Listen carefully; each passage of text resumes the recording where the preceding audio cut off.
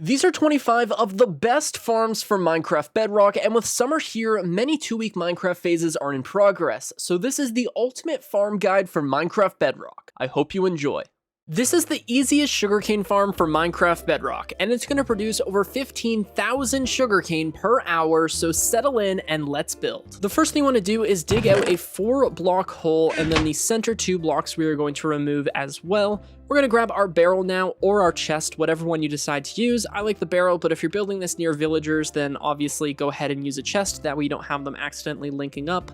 From there, we're going to grab our hopper now and run the hopper into that barrel. That is extremely important. Don't place it down on the ground. If you place it like this, then it is not going to pick up any of the sugarcane. Make sure that it is connected to the barrel or the chest. We're then going to grab our stair and we're going to point the stair away from the side we're going to place our clock on. So the left side should have the top part of the stair. We're then going to place down our mud block over top of the hopper. We're going to go ahead and waterlog this stair block now, so that way we can place down our sugarcane. And then we're going to place down a stair going above our barrel or our chest. That way you can still open it, and it kind of looks a little bit like it's just peeping out. If you're enjoying this video, consider subscribing and checking out the other tutorials on my channel. Back to the video. The next thing we're going to do is remove these 3 blocks next to the farm, and we're going to replace this center block with a block of your choice. I'm using cobblestone, however you can use whatever building block you would like. And then we're also going to replace these 3 blocks with cobblestone as well, because we are going to see these blocks, and it just looks a little bit more aesthetic if you choose a nice building block. We're then going to place down a redstone torch on this block right here, a redstone dust behind that block, place down a block on top of that redstone torch, place down a block on top of that redstone dust, and then we're going to grab a repeater, point it into this block, and it should create a clock like this. We're going to set this repeater to 3 ticks, just like so, and then we're going to place down a lever on the front so we can go ahead and turn it on, and then that is going to stop the clock, which is going to stop the farm from working. We're then going to place down a dispenser right next to your sugarcane, pointing into the sugarcane, place down a piston on top of the dispenser, place down a redstone torch next to the piston, and if we go ahead and turn on the farm, you are going to see that the piston is going to fire, and the dispenser is also firing, but I play without sound. We're then going to turn the clock back off, and we're going to run a hopper into that dispenser, which I do not seem to have in my inventory. And then we're going to place down our hopper running into that dispenser. Again, that's super important. Place it running into the dispenser. Place down a barrel on top of this hopper in whatever direction you would like. Go ahead and grab your glass now, and we're going to fill in the front here with our glass. Now, this is purely aesthetic. You can use whatever you would like as this block. If you want to use regular blocks and not be able to see the sugarcane, go right ahead. I personally think that glass will look a lot nicer, though. We're then going to grab our blocks and place down blocks on top of that repeater, and going all the way up to the same level as the glass. Finish it off like this. And then all we have to do is place a nice little slab roof on top of here to make sure none of the sugarcane pops out of the roof. Because if you have a sugarcane sitting on the ledge right here, it is actually going to just start collecting all of the sugarcane up here, which then none of it is going to fall down there. So it is important that this roof is here, and slabs are just so that it doesn't look as tall. Wow, you just kind of popped in here. And the last thing we have to do is go ahead and fill this up with bone meal. And after filling your barrel with bone meal, we are ready to use the farm. If you're wondering for ways to get easy bone meal, I would recommend creating a skeleton grinder. However, if you don't have a skeleton farm near you and you don't want to build a general mob farm, because this is supposed to be a rather easy farm to build, then simply going out and hunting some fish is another great way to get some bone meal. And if you want to go one step farther, you could build a bone meal fish farm, which is honestly my favorite bone meal farm that exists in the game.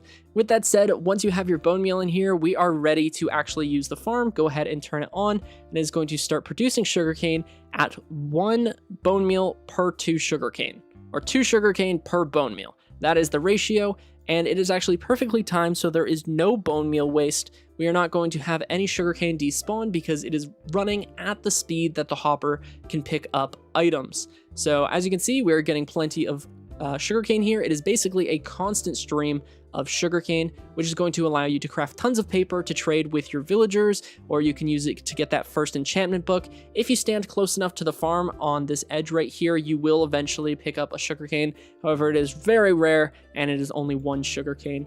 But yeah, that is the entire farm done. I hope you guys enjoyed this video. If you did, then be sure to subscribe and leave a like. My name is OneUpMC, and I'll catch you guys in the next one. This is the ultimate creeper farm for Minecraft Bedrock, and it's going to produce over 12 stacks of gunpowder every single hour, so settle in and let's build. The first thing we're going to do is build 72 blocks into the air, and if you have coordinates enabled, you're just going to take that coordinate in the middle, so 64 plus 72 is 136. So we're going to place scaffolding all the way to Y level 136. And after building your scaffolding tower, we're going to take our blocks now and build a rim going around this top scaffolding here. Then we're going to extend this out on this side, bring it to a 4x3 platform. We're then going to build out by 4 more blocks, just like so. Then we're going to connect this up so that our total platform space is going to be 4 blocks wide by 7 blocks long. We're going to leave this 3x2 square here empty. And we're going to place down a double chest, in this front spot right here, and then run our hoppers into the back of that chest, just like so. Make sure that all of these hoppers are running into one another, that way you're not having any gunpowder get stuck in any one of these hoppers. I'm then going to grab our mud and place down 4 blocks of mud on top of those hoppers. We're going to grab our blocks again and place down a rim of blocks going around the mud here, just like so. We're then going to grab our pistons now, and we're going to place down pistons in an alternating pattern. So let's place down a temporary block here, place down our piston, remove this block, and then we're going to continue the pattern just like so. We're then going to grab our observers, and actually first we're going to do our redstone torches. Place down redstone torches on the sides of the pistons in the corner of the trident killer, just like this. Place down observers running into all of those redstone torches, so that way the observer face is looking at the torch. And again, we're just going to do this for all of them. And after placing down all of your observers, we're going to grab our lever now, place it down on this piston right here, and if we go ahead and turn this on, you should see that it will fire once, and if we go ahead and turn it off again, it is going to start a piston clock, and this is going to be how we move the trident around. Next, we're going to place down a stair next to the scaffolding and next to that lever right here, and this is where we're going to AFK when we're using the farm. We're going to grab our blocks now and create a rim of blocks going around the trident killer here, leaving that 1 block open where we are going to AFK. In this spot, we're going to place down a slab, and then we're going to continue this up for 18 more blocks for a total of 20 blocks from the mud, so that we drop the creepers down so that they are at half a heart. So again, we're going to build up 20 blocks. And after building your drop chute, it should look something like this. We're going to take our blocks now, and we're going to extend this out by 8 blocks in every direction. So 1, 2, 3, 4, 5, 6, 7, 8. 1, 2, 3, 4, 5, 6, 7, 8. Same thing over here. We're going to do 1, 2, 3, 4, 5, 6, 7, 8. 1, 2, 3, 4, 5, 6, 7, 8. From here, we're just going to connect up these 2 squares, and that is going to be our entire platform, which should end up being, I believe, 20 by 20 blocks. And after finishing this platform, we're going to take our blocks and create a rim going around the entire thing. Now, if you've built any of my farms that look similar to this should be a very similar process, because basically every single one of these mob farms or creeper farms, I use the same collection platform just because it works extremely well. And it's really easy to build. So we're going to place down that ring of blocks, and then we're going to place down a ring of stairs going all the way around here as well. But this is where things are going to get different, because this is actually going to be where the collection chamber stops. We're not going to completely encase this with blocks. Instead, we're going to build a roof over it, because this is going to be so tall. We're then going to take our water buckets and just waterlog every single one of these stairs, and just make an infinite water source up here. That way you don't have to constantly go back to the ocean to collect more water. And then once we're done filling this in, we are actually ready to start working on our spawn platforms.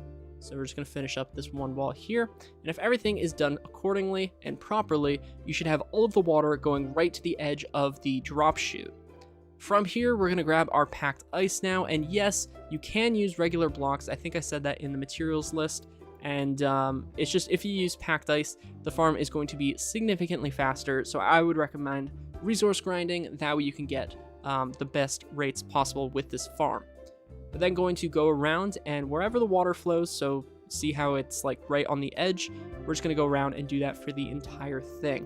Now, I'm assuming if you have all this packed ice, you also have silk touch. That is an important tip as well. Because we're working with packed ice, If you don't use a Silk Touch pickaxe, it is just going to end up breaking, and then you're going to be wasting materials. So we're going to line it up. You can run around on this edge here. Oh, that was really close. I mean, I'm in creative mode, but that still gave me a little bit of anxiety.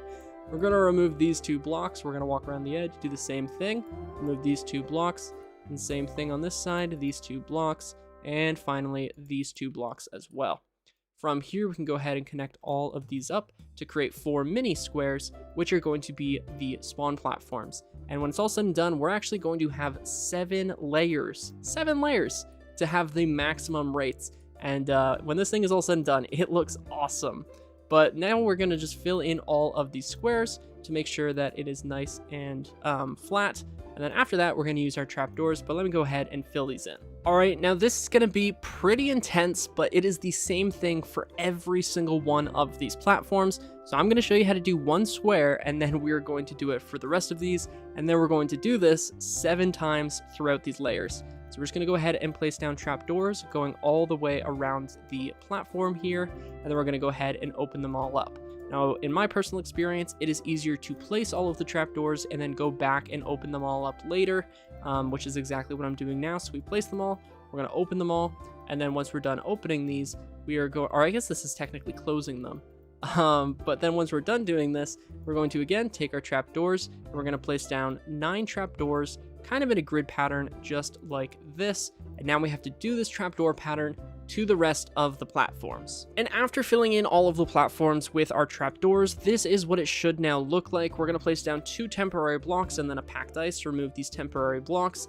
Then we can create another one of these 7x7 platforms. Now I'm just going to show you how to do one of them, and then you can go ahead and do this to the rest. We're just going to fill in another platform, and this is actually going to be the spawn platform for the next level in the farm. So just keep that in mind.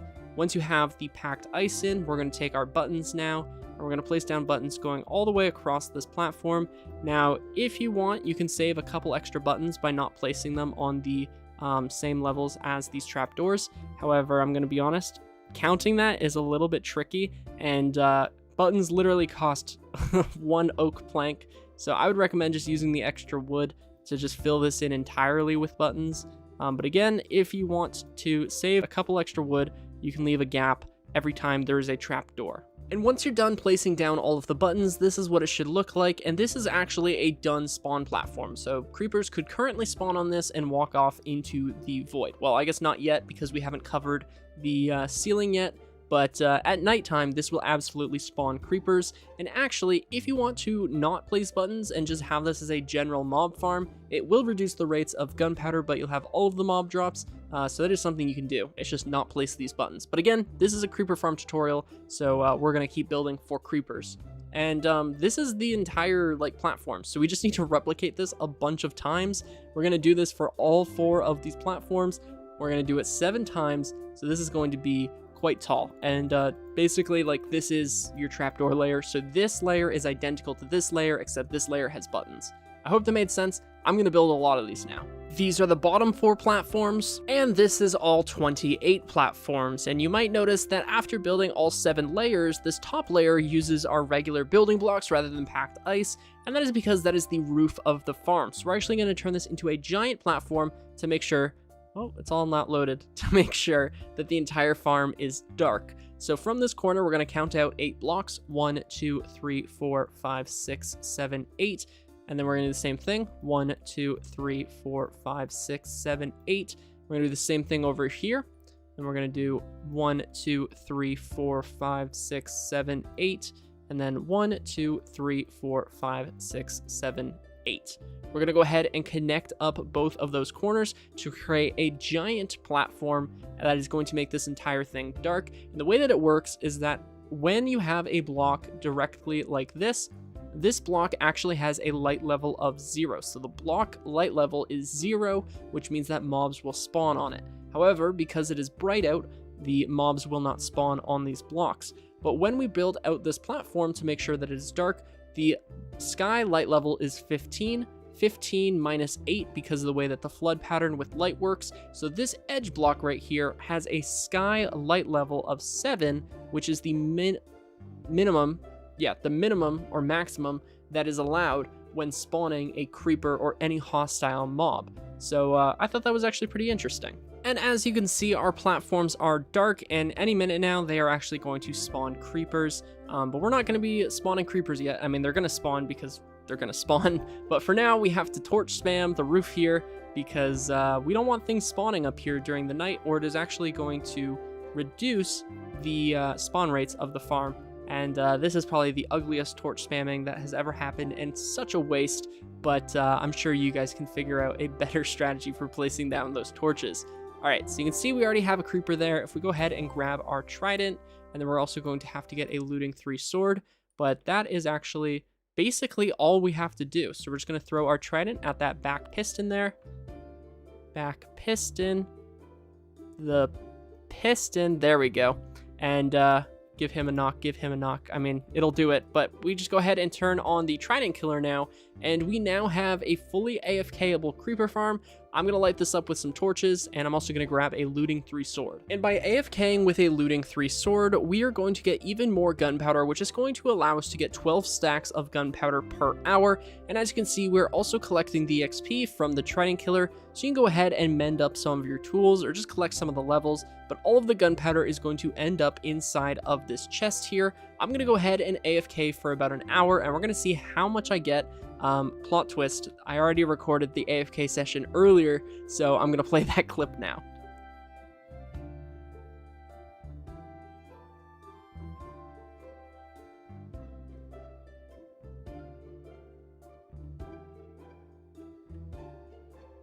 Alright, that is going to do it for today's video. I hope you guys enjoyed this one. If you did, then be sure to subscribe and leave a like. My name is 1UpMC, and we'll catch you guys in the next one. This is the easiest cow farm for Minecraft Bedrock, and it's going to get you steak, leather, and XP, so settle in and let's build. The first thing you want to do is find an area that you're comfortable building the farm in, because this thing is going to be loud.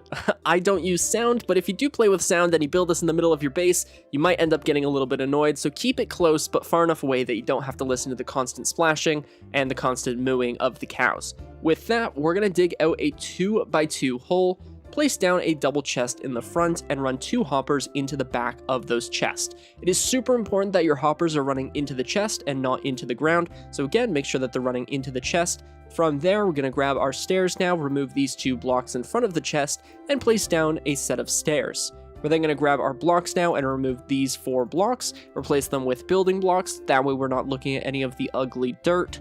We're then going to place down 3 blocks on this side, 3 blocks on this side, 2 blocks across the back, and we're going to do the same thing on this, except we're going to leave this block empty, place down a block right here, grab your dispenser, place down the dispenser in this hole, and then we're going to go ahead and place down a lava bucket inside here, and that is actually going to be how we kill the adult cows once they grow up from babies in this bottom chamber. Next, we want to grab our signs, and we're going to place down a sign right here and a sign right here. We're then going to grab our blocks again, and we're going to build up 3 blocks here, 3 blocks here, and then we're going to place down 2 temporary blocks just above those signs. From here, we are going to extend this out to be 2 blocks wider. We're going to extend this to create a hole, creating a 2x2 platform here.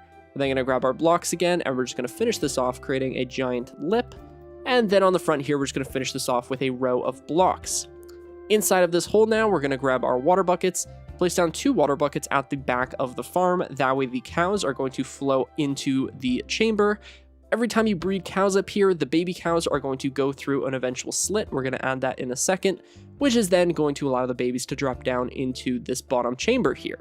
So the next thing we're going to do is we're going to grab our glass, and we're going to fill in the front with our glass blocks. These don't have to necessarily be glass, but if you do want to see the farm in all of its glory, I do recommend using glass. Additionally, if you want to kill the cows with a looting 3 sword rather than using lava, simply remove these 2 bottom glass and replace it with 2 half slabs, which is going to allow you to kill off the cows down here. I would recommend using the lava though, because you get cooked steak, but if you want to trade the raw beef with villagers, you can absolutely do that. But for the sake of this tutorial, I'm just going to go ahead and replace that with normal glass. We're then going to grab our stairs. We're going to place down a stair right here, a stair right here, and just create a staircase going all the way up. Now this part is optional, but I do just think it looks a lot better if we go ahead and fill all of this in. It makes it look like a sturdy build rather than just kind of thrown together. So just fill in that wall, and we already put our lava bucket in here, absolutely, so let's go ahead and cover that as well. And the last thing we have to do is go ahead and place down an oak button here, and when we go ahead and press it, it's going to dispense the lava, wait for it to get to the other side, and then click it again, and it's going to retract the lava. That is the killing mechanism, but now we have to get our cows in here, so that way we can breed them. So I'm going to go ahead and get 2 cows up into this chamber. And doing that really couldn't be any easier. I've gone ahead and grabbed my wheat. I'm going to go up the staircase. They're going to go ahead and follow me. Come over to this platform here, and then just simply nudge your cows into the reservoir. And we already have a baby cow, but I mean, it's going to eventually grow up. Oh, I just fell down. Let's head back up here, and then let's just go across. And this process, well, that guy just walked right in. So perfect. Once you have 2 cows in here, at least 2 cows in here, we're going to grab our fence posts and place down 4 fence over top of the cows, remove that fence post, and now they're going to bob a little less, which is going to make it easier to breed them. But now all we have to do is go ahead and breed the adult cows so that we get more cows. And once we have about 50 cows in this upper reservoir, or however many you deem fit for your device, because lower end devices are going to have a lower mob cap, meaning that the more mobs you have, the laggier your world. So keep that in mind if you are on a low end device. But again, the more cows you have up here, the more steak and the more leather you're going to get from the farm. So we're just going to breed these guys up until we have quite a few, and then we're going to have to, well, we'll get there. And after breeding up your cows, it should look something like this. And again, I don't play with sound, but if you do, this is a very noisy farm.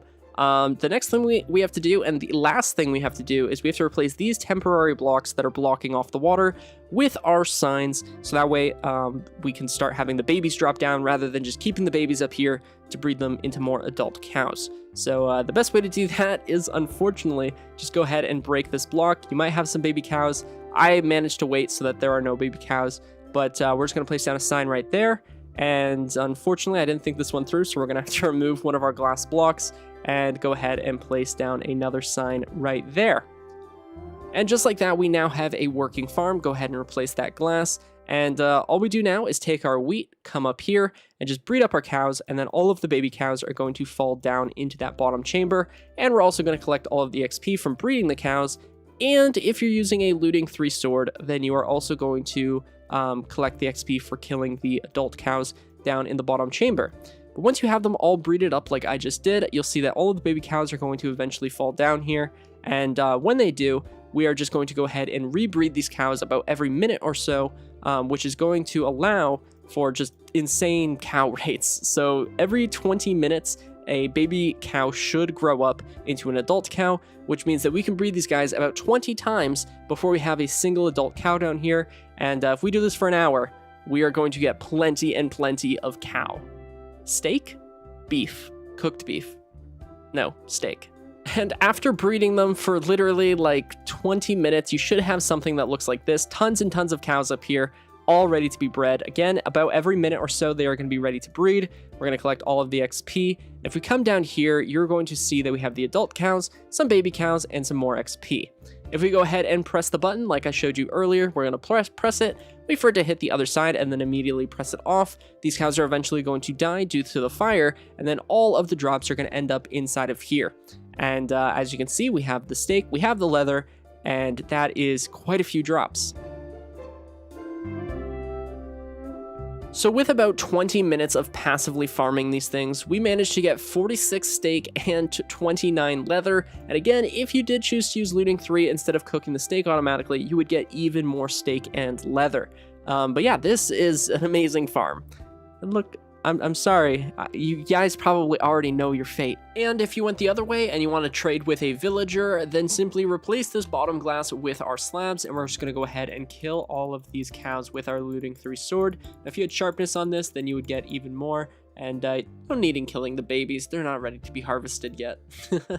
But as you can see, I guess this is an addition to what we got, but I mean, there were way fewer cows and we got 32 raw beef. We can go ahead and take that, go to our butcher, and just trade that up for some emeralds and some XP. So if you're looking for emeralds, then this is also a pretty easy way to get those. And to get your villager in here, just have a torch, have a smoker, and make sure that there's a bed nearby. Alright, that is going to do it for today's video. I hope you guys enjoyed this one. If you did, then be sure to subscribe and leave a like. I hope you guys like this little shorter tutorial style where I'm doing I'm going to try and do all the farms, and I'm doing double uploads during the summer. So yeah, my name is OneUpMC. Consider subscribing and leaving a like, and I will catch you guys in the next one.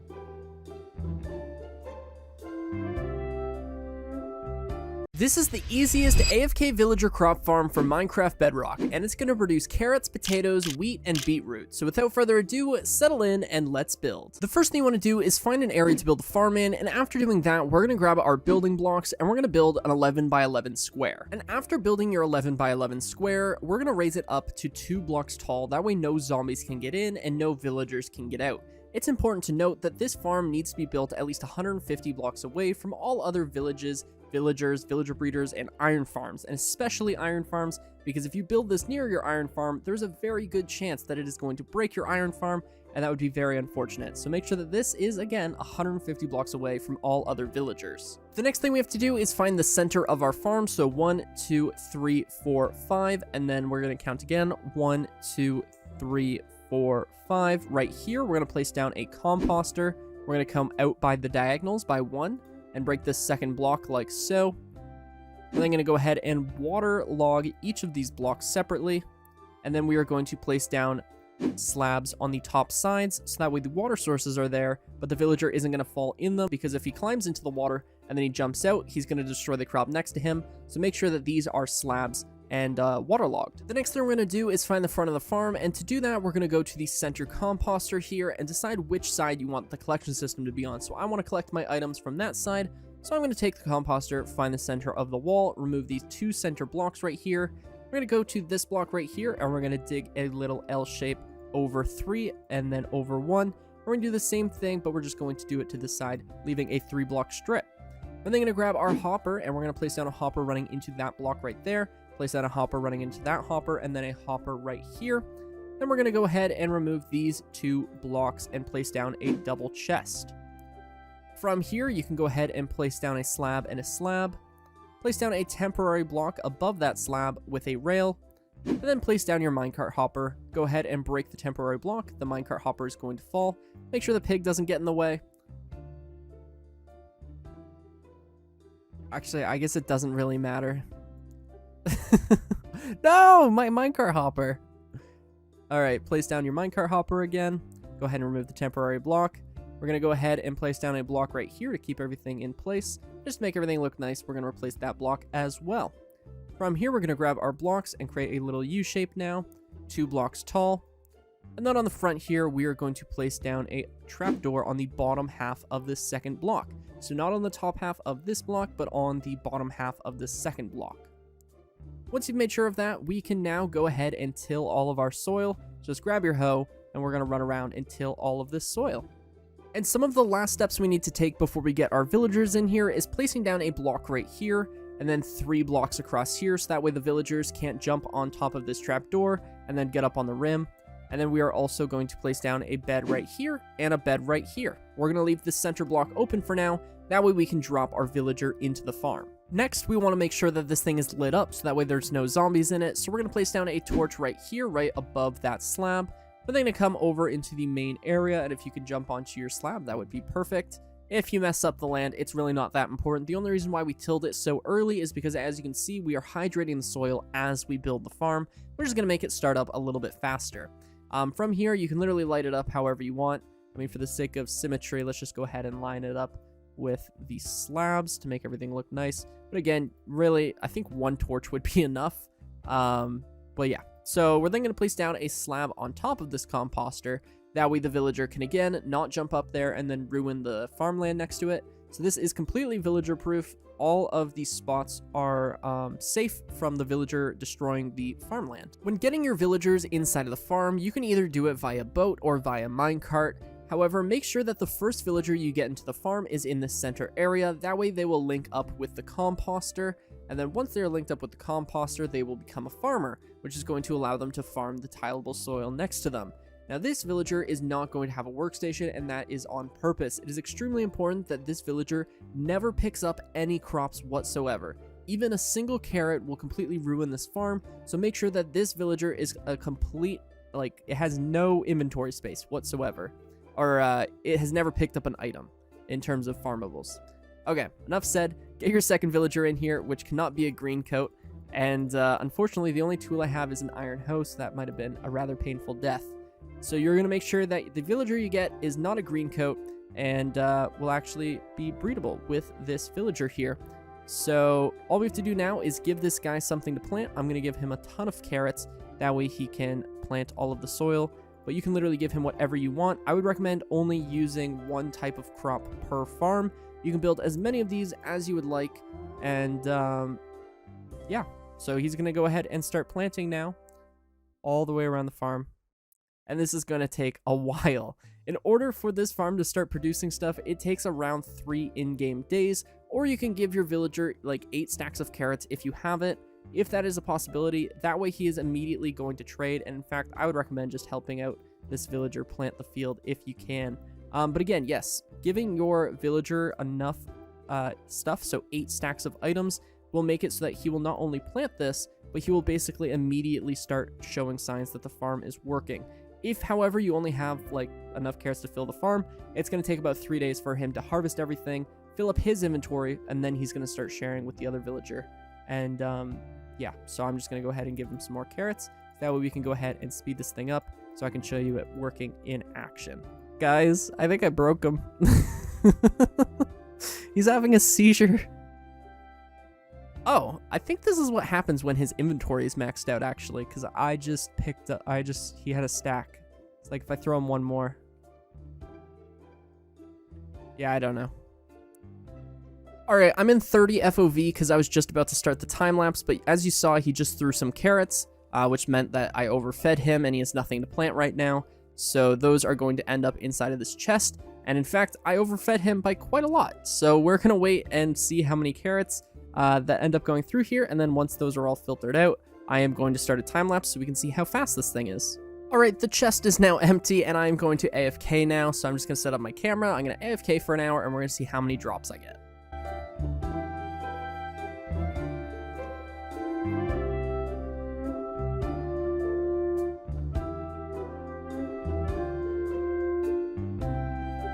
It has now been just over an hour, but keep in mind for the first 30 minutes or so, there was very little activity going on because none of the carrots were like even remotely grown, and then he started actually harvesting them. So within that latter half of the hour, we were able to get just about 5 stacks of carrots, and if we multiply that by 2, because again, it was about 30 minutes with nothing going on, that would be 10 stacks of carrots every single hour, which is absolutely awesome. That is a lot of carrots. Alright, that's going to do it for today's video. I hope you guys enjoyed this one. If you did, then be sure to subscribe and leave a like. My name is 1UpMC. This world is available for download on my website, so if you want to download it, go ahead and check it out.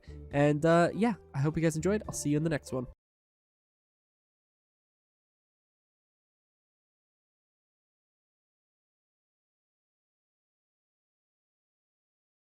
This is the ultimate iron farm for Minecraft Bedrock, and it's going to produce around 320 to 380 iron per hour, so with that, settle in and let's build. First thing you want to do is find a nice area to build your farm in, and dig an 11 by 11 hole.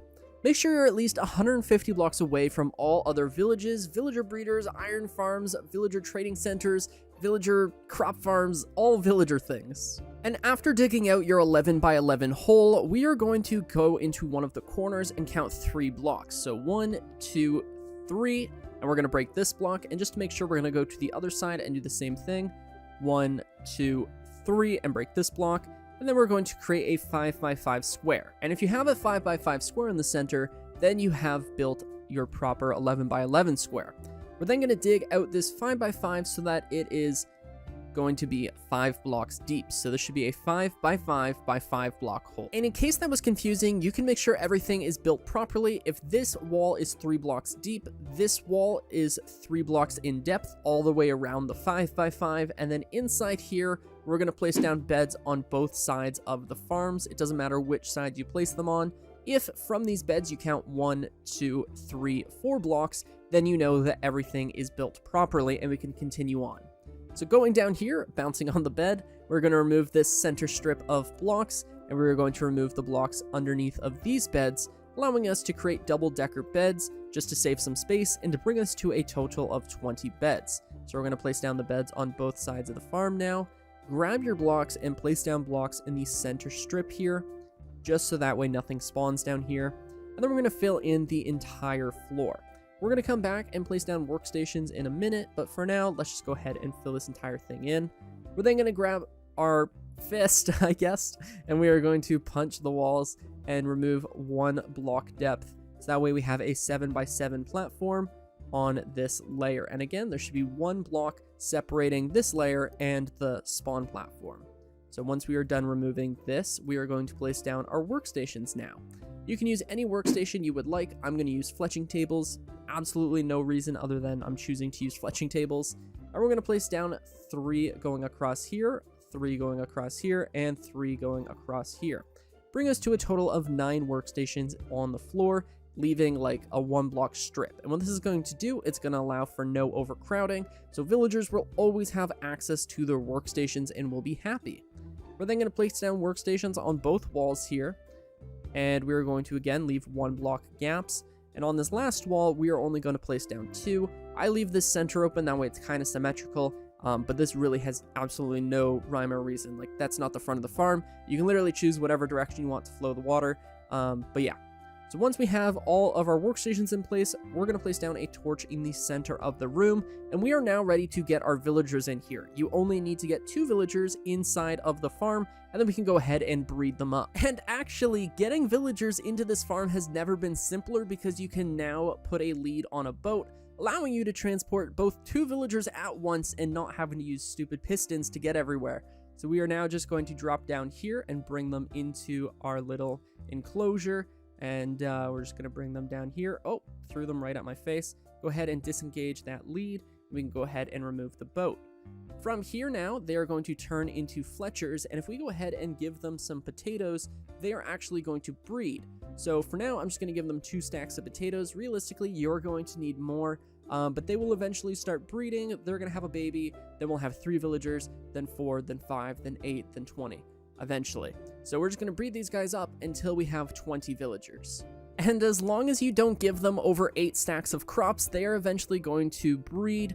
And if you give them some space, things tend to work out, because I do believe they genuinely do get distracted if you are nearby. But as you can see, they both agree, and now we have a baby villager running around. So I'm going to get 20 villagers in here. But honestly, you can just let them breed while you continue building the farm. And truthfully, I'm just going to let them keep breeding and continue working on the farm, because if there are less than 20 villagers in the farm, that means that iron golems won't spawn, and that is going to make building a little bit easier. So the next thing we're going to do is pick the front of the farm and place down 2 hoppers like this. I've chosen to take a look at my trailer and my garden, so I think this is going to be the front of my farm. From here, I'm going to grab glass and create a giant glass wall that is going to be 3 blocks tall for now. And then I'm going to grab my leaves, and I am going to place down leaves going all the way around, leaving a 1 block gap in between the glass and the leaves. That is a whole ass family.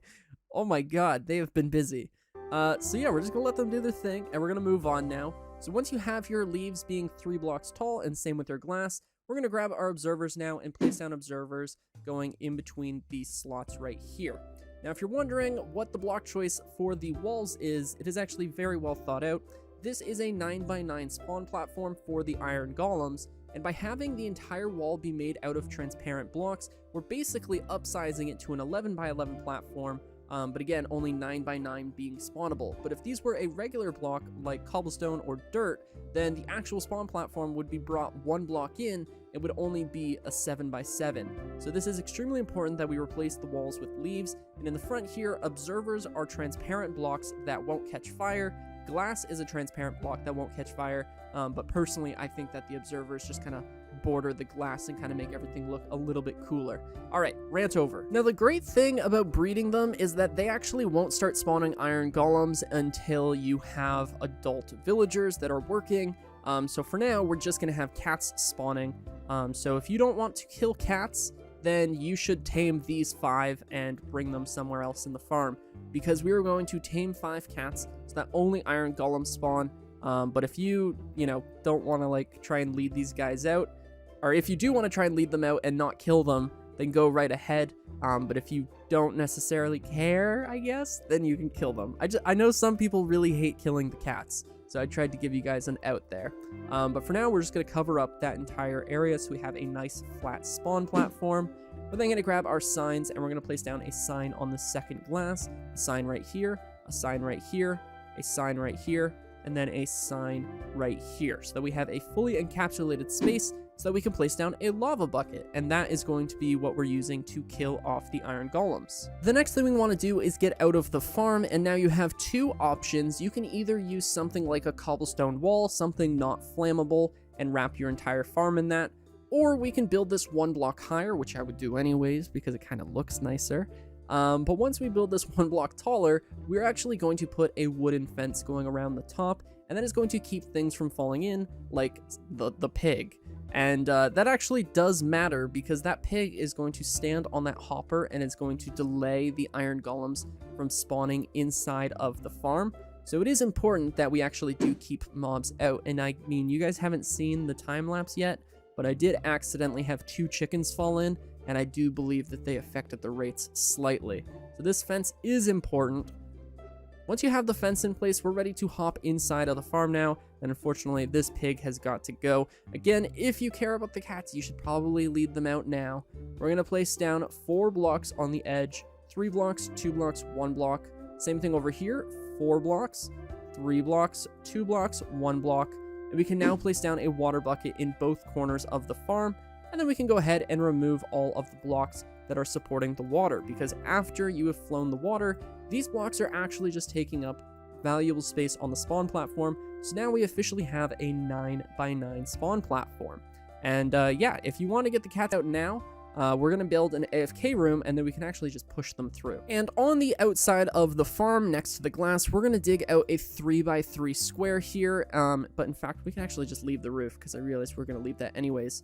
So we're going to leave a 2-block gap in line with the lava, and then we're going to dig down 3 blocks. So we can have a 2-block roof here, and then dig over. That's going to be our chest, and then we're going to dig out this area here, so that we can see the iron golems dying, and just make our AFK room a little bit more fancy. It's very important that this room is no taller than 2 blocks, or 2.5 blocks, so you could replace the ceiling with slabs if you wanted, but as soon as it becomes 3 blocks tall, you are then allowing iron golems to spawn inside this room with you. We're going to place down a chest right there, and let's just get rid of this while we're down here and make it a little bit nicer with a cobblestone floor. I say nicer, but then I use cobblestone. That's a bit of an oxymoron, but I actually kind of like the way that cobblestone looks. And then the last thing we have to do is throw a ladder and a trapdoor, which I guess were the only things I didn't grab for the farm. So we're going to place down 2 ladders, and on the top here, we're going to place down a trapdoor, so that way you're nice and safe when you go ahead and AFK and collect all of your iron. So you are now welcome to go ahead and remove this glass and free the little cats, or you can lead them with a cod, but there you go, so that way you don't have to kill those guys, and we were actually going to tame them. So let's go ahead and grab our cod now, and with the cod, we are going to tame both the cats, and these are going to take up the cat cap for the farm, which is very important. It is very important that you have 5 cats inside of this farm, so I'm going to tame 3 more, and we are going to be good to go. I feel like, I haven't watched Star Wars in forever, but I feel like Anakin when he goes to the Jedi Academy. And once you have 20 adult villagers, they are all going to be working. They cannot be green coats. They need to be able to have a job. And once you've made sure of that, you're going to see the iron golems start spawning almost immediately.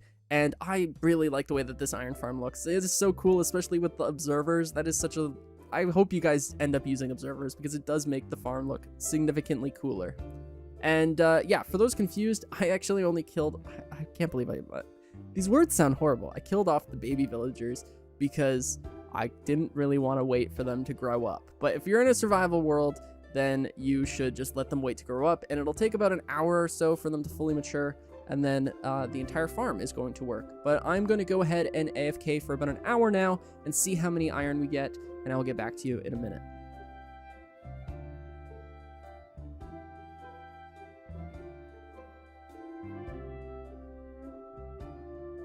Alright, it has been about an hour worth of AFK. This iron farm will produce over 350 iron per hour. It works in Minecraft Bedrock and couldn't be any easier to build.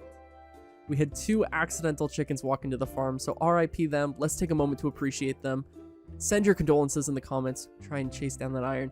So we managed to get 5 stacks and then 12. So 5 times 64 is 320, plus 12 is 332 iron per hour. And we already have another one burning up. So this is definitely one of the faster designs I have made. Theoretically, I believe this farm is capable of making about 384 iron per hour, but even at 332, this thing is absolutely incredible. And yeah, also, I just want to say a huge thank you to Arch Thunder for leaving this massive comment on my last design. This design literally would not exist without him. Just a massive thank you. You can read this if you want, but yeah. Alright, I guess I'm a ghost for this outro. I hope you guys enjoyed this video. If you did, then be sure to subscribe and leave a like. My name is 1UpMC. This world is available for download on my website, along with all of my other tutorials. Go ahead and check those out on my channel, and I will see you in the next one. This is the ultimate gold XP farm for Minecraft Bedrock, and it's going to get you over 1,000 gold and 100 levels every single hour, so settle in and let's build. First thing we want to do is find a nice open area to build a farm in, preferably far away from any mountains, and if you want to build over an ocean, you absolutely can, but this is a nice area, so I'm going to go ahead and build here. The first thing we're going to do is we're going to build 72 blocks into the air using our scaffolding, and an easier way of doing that is by taking our Y coordinate, which is 64 blocks, and then adding 72 blocks to that, which would give us a total of 136. So we're going to place scaffolding all the way to Y level 136. And I feel like this goes without saying, but depending on where you built your farm, it is not going to be Y level 136 unless your bottom coordinate is 64. So you're going to have to do the math for yourself. We're going to go ahead and grab our blocks now, and at the top of the scaffolding post, we're going to create a giant rim.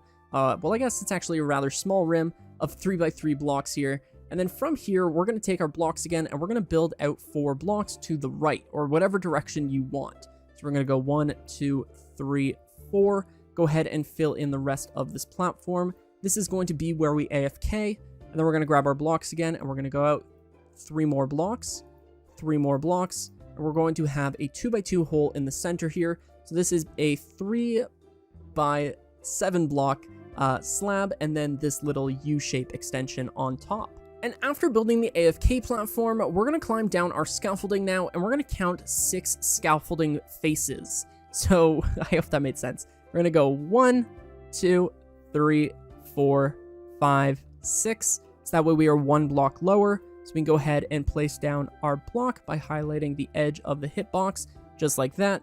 Go ahead and climb up our scaffolding now. You'll see that we are on Y level 130. We're going to create a 3x3 rim going around the scaffolding. And just to double check, we have 1, 2, 3, 4, 5 scaffolding in between our 2 platforms. So that's going to be our AFK platform where we collect the XP. And down here is going to be the collection platform where all of the items are stored. We're going to extend this out to be 5 blocks wide. And then we want this to be 16 blocks long. So that's 3, 4, 5, 6, 7, 8, 9, 10, 11, 12, 13, 14, 15, 16 blocks. Again, 2, 3, 4, 5. Go ahead and connect this up to create a giant platform where, again, our collection system is going to be. And we're actually going to be smelting the gold swords as well to get a little bit extra gold by smelting them into gold nuggets. Once you have your platform laid out like this, we can go ahead and grab our chests. We're going to come over to the edge of the platform here, leave a 1 block gap from the edge, place down a double chest, leave a 1 block gap. We're going to place down our double chest right here, give us a little bit more space, sorry about that. And then we are going to extend this out 1 more block by leaving a 1 block gap. Go ahead and finish it off, and this is what our chests should look like. We're now going to double up these double chests so that they are 2 chests tall, so that way we have a little bit extra storage. And if you want to extend these down, you absolutely can. You could literally extend this all the way down to bedrock and just use this for literal days. All right, there are 2 minor mistakes we need to fix. First off, I misspoke. This chest should be 1 block ahead of this smelting chest here. So go ahead and make that change. And then up here, we want to make sure that there is a 2 block gap here. And I accidentally extended the platform out 1 block too many at the beginning. So once you have made those 2 minor adjustments, we are ready to go ahead and move on. Again, I do apologize. One last way to make sure everything is set up properly is your last sorting chest should be directly under your AFK platform on the last block. Now that we have all of that set up, we are going to grab our blocks again, and we're going to create pillars 3 blocks tall in between each of the chests. We're then going to go around to the front and grab our stairs now. Make sure that these stairs are upside down, that way we can still open up the chests on the top here. We're then going to come around back and grab our packed ice, and on these 3rd blocks here, we're going to place down our packed ice, And then we are going to grab our hoppers now, and we're going to run our hoppers into the backs of all of these chests and all of these stairs. So we're just going to go ahead and finish this off. We now want to grab our blast furnaces, and we're going to come around here, place down 2 hoppers running into this bottom chest here. We're then going to grab our blast furnaces and place down 2 blast furnaces on top of those hoppers, 2 hoppers into those blast furnaces in the front, and then 2 hoppers running down into those blast furnaces. We can then go ahead and set down a chest right here, which is going to be our fuel chest. And if you have leftover gold swords, which you probably will if you use this farm for a long time, you can easily build as many of these little smelteries as you would like. I'd rather just have the gold swords despawn, but if you really are hell-bent on smelting every single gold sword, then you can easily just extend this to have another super smelter right beside it. Okay, I hope that made sense. We're now going to grab our stairs, remove these 2 blocks and these 2 blocks as well, come around back and place down our pillars offset now, just like this. This is a little design change for you. And we're going to flip our 2 stairs upside down, so that way we can place down our levers to lock and unlock the hoppers, so that way you can collect the XP inside of the blast furnace. Right, and with those levers now, we are ready to go ahead and move on to the back. We have to put the redstone in, but first we want to come over here and place down a 2x2 of mud in our AFK chamber. We're then going to grab our hoppers, and this is going to be one of the weirdest collection systems you will ever see. We're going to place down a hopper pointing into this block right here. So we want to have a temporary block and then a hopper. Then we want to have a ice block right here, temporary blocks on both sides here, or actually those are going to be permanent blocks. We're then going to grab our droppers, and we're going to place down a dropper right here and a dropper right here. We can then go ahead and remove this temporary block, run a hopper into that dispenser, and then run a hopper into that hopper.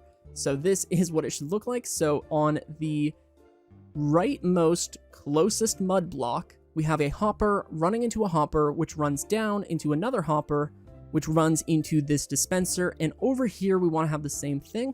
So we're going to have a hopper pointing directly down and then a hopper pointing into the other dropper. So we have 2 droppers, which are going to be collecting the items and spinning them out into our sorting system. We're going to come around back here now and place down a 3x3 platform. We're going to grab our observers now and place down an observer right here and then an observer right here. We're going to do the same thing. I am the king of symmetry, so I choose to have 2 observer clocks. However, if you would like to just have 1 observer clock, you are more than welcome to do that. Now what we want to do is we want to place down our blocks here. So we're going to place down a block right here. And then we want to make sure that this is fully encased in a U shape. So this is what it should look like from the front now. That was pretty confusing. And after letting the cogs cool down for a little bit, we're ready to move on. So we're going to grab our blocks now, and we're going to place down 3 blocks going across this second layer of hoppers, just like so. We're then going to extend this out to have 2 3x3 platforms, and we're going to go underneath of these platforms with a single strip of blocks. Now again, if you want to extend this platform out so you're not, hovering like I am, that's probably a good call. I would make this platform a little bit bigger to whatever you feel comfortable with. We now want to grab our redstone torches, and we're going to place down redstone torches on the sides of these blocks closest to the hoppers so that they are locked. We're then going to come over here, place down a temporary block beneath that block, and then a block right there. Go ahead and remove that temporary block to kind of create this shape. I don't even know what you would call that, kind of like a backwards J. We're then going to extend this out, going all the way across. Remove the center block right there, so we are left with 2 of these shapes. We're then going to grab our repeaters, place down repeaters going into each of those blocks, which are powering those torches. Grab our blocks again, place down blocks going across here, and we're going to remove that center block again, or you can leave them, it's really up to you. Now what we want to do is grab our comparators. We're going to place down comparators coming out of these hoppers right here, so 3 and 3. And yes, we are doing dual sorters here because I would like to have our storage accessible from the front. However, if you would like to have infinite storage just going across your entire thing and only doing one section of this, you absolutely can. And if that was too complicated and you didn't understand what I said, then honestly, this design is perfect for you. Now what we're going to do is grab our redstone. That was not meant to be an insult, by the way. Now we're going to grab our redstone dust and we are going to create redstone dust platforms, just covering the rest of this. And now we are ready to fill in our item sorters. But first, let's grab our blocks and we're going to place down blocks going up these pillars again. And then we are going to extend this to the other side. So we're going to create a 3-block strip on the end there. So that way our gold swords are going to get stuck on this last hopper. And again, if you want to smelt more of the gold swords instead of letting them despawn, then just add another super smelter right next to it. Now we are going to cover in the backside so that we don't accidentally flood our comparators in our redstone. And on the front here, this is completely optional. And of course, that's not in my inventory, but I like to use glass on the front. That way we can see our items going through the sorter. Again, we're just going to keep it going all the way to the last chest here. And that is the collection system done. If you want to throw a roof on this, you can. That is not the collection system done. We have to fill in our item sorters. So I'm going to grab the items and we're going to get going. Now to fill in these item sorters, instead of having to rename an item, I'm actually starting to recommend that we just use an item that we know will never ever go through the item sorter. In this case, I highly doubt bees nests are going to be dropping from a piglin farm. So we're going to grab our golden nuggets. We're going to place down 5 golden nuggets in the leftmost slot. Then we're going to grab our bees nests or whatever filler item you want to use. Of course, bees nests probably aren't very achievable in survival mode, but any block will work here that isn't going to go through the farm. Now, if you want to stick with just renaming an item, you absolutely can as well. And this is what every single one of these sorters is going to look like. So if I go ahead and throw in another gold nugget, you'll see it gets sorted out and goes into the chest. Now I got to do this for the rest of these. We're going to do golden nuggets, golden bars, rotten flesh, and we're going to do the same thing. Golden nuggets, golden bars, rotten flesh. Okay, and with each of these having the items already sorted like they are here, this is what they should all look like. Again, use whatever filler item you want, and on the super smelters, they are just regular super smelters. No need to sort anything because all of the items that will go through the farm get sorted, so only gold swords will end up in these last 2 hoppers.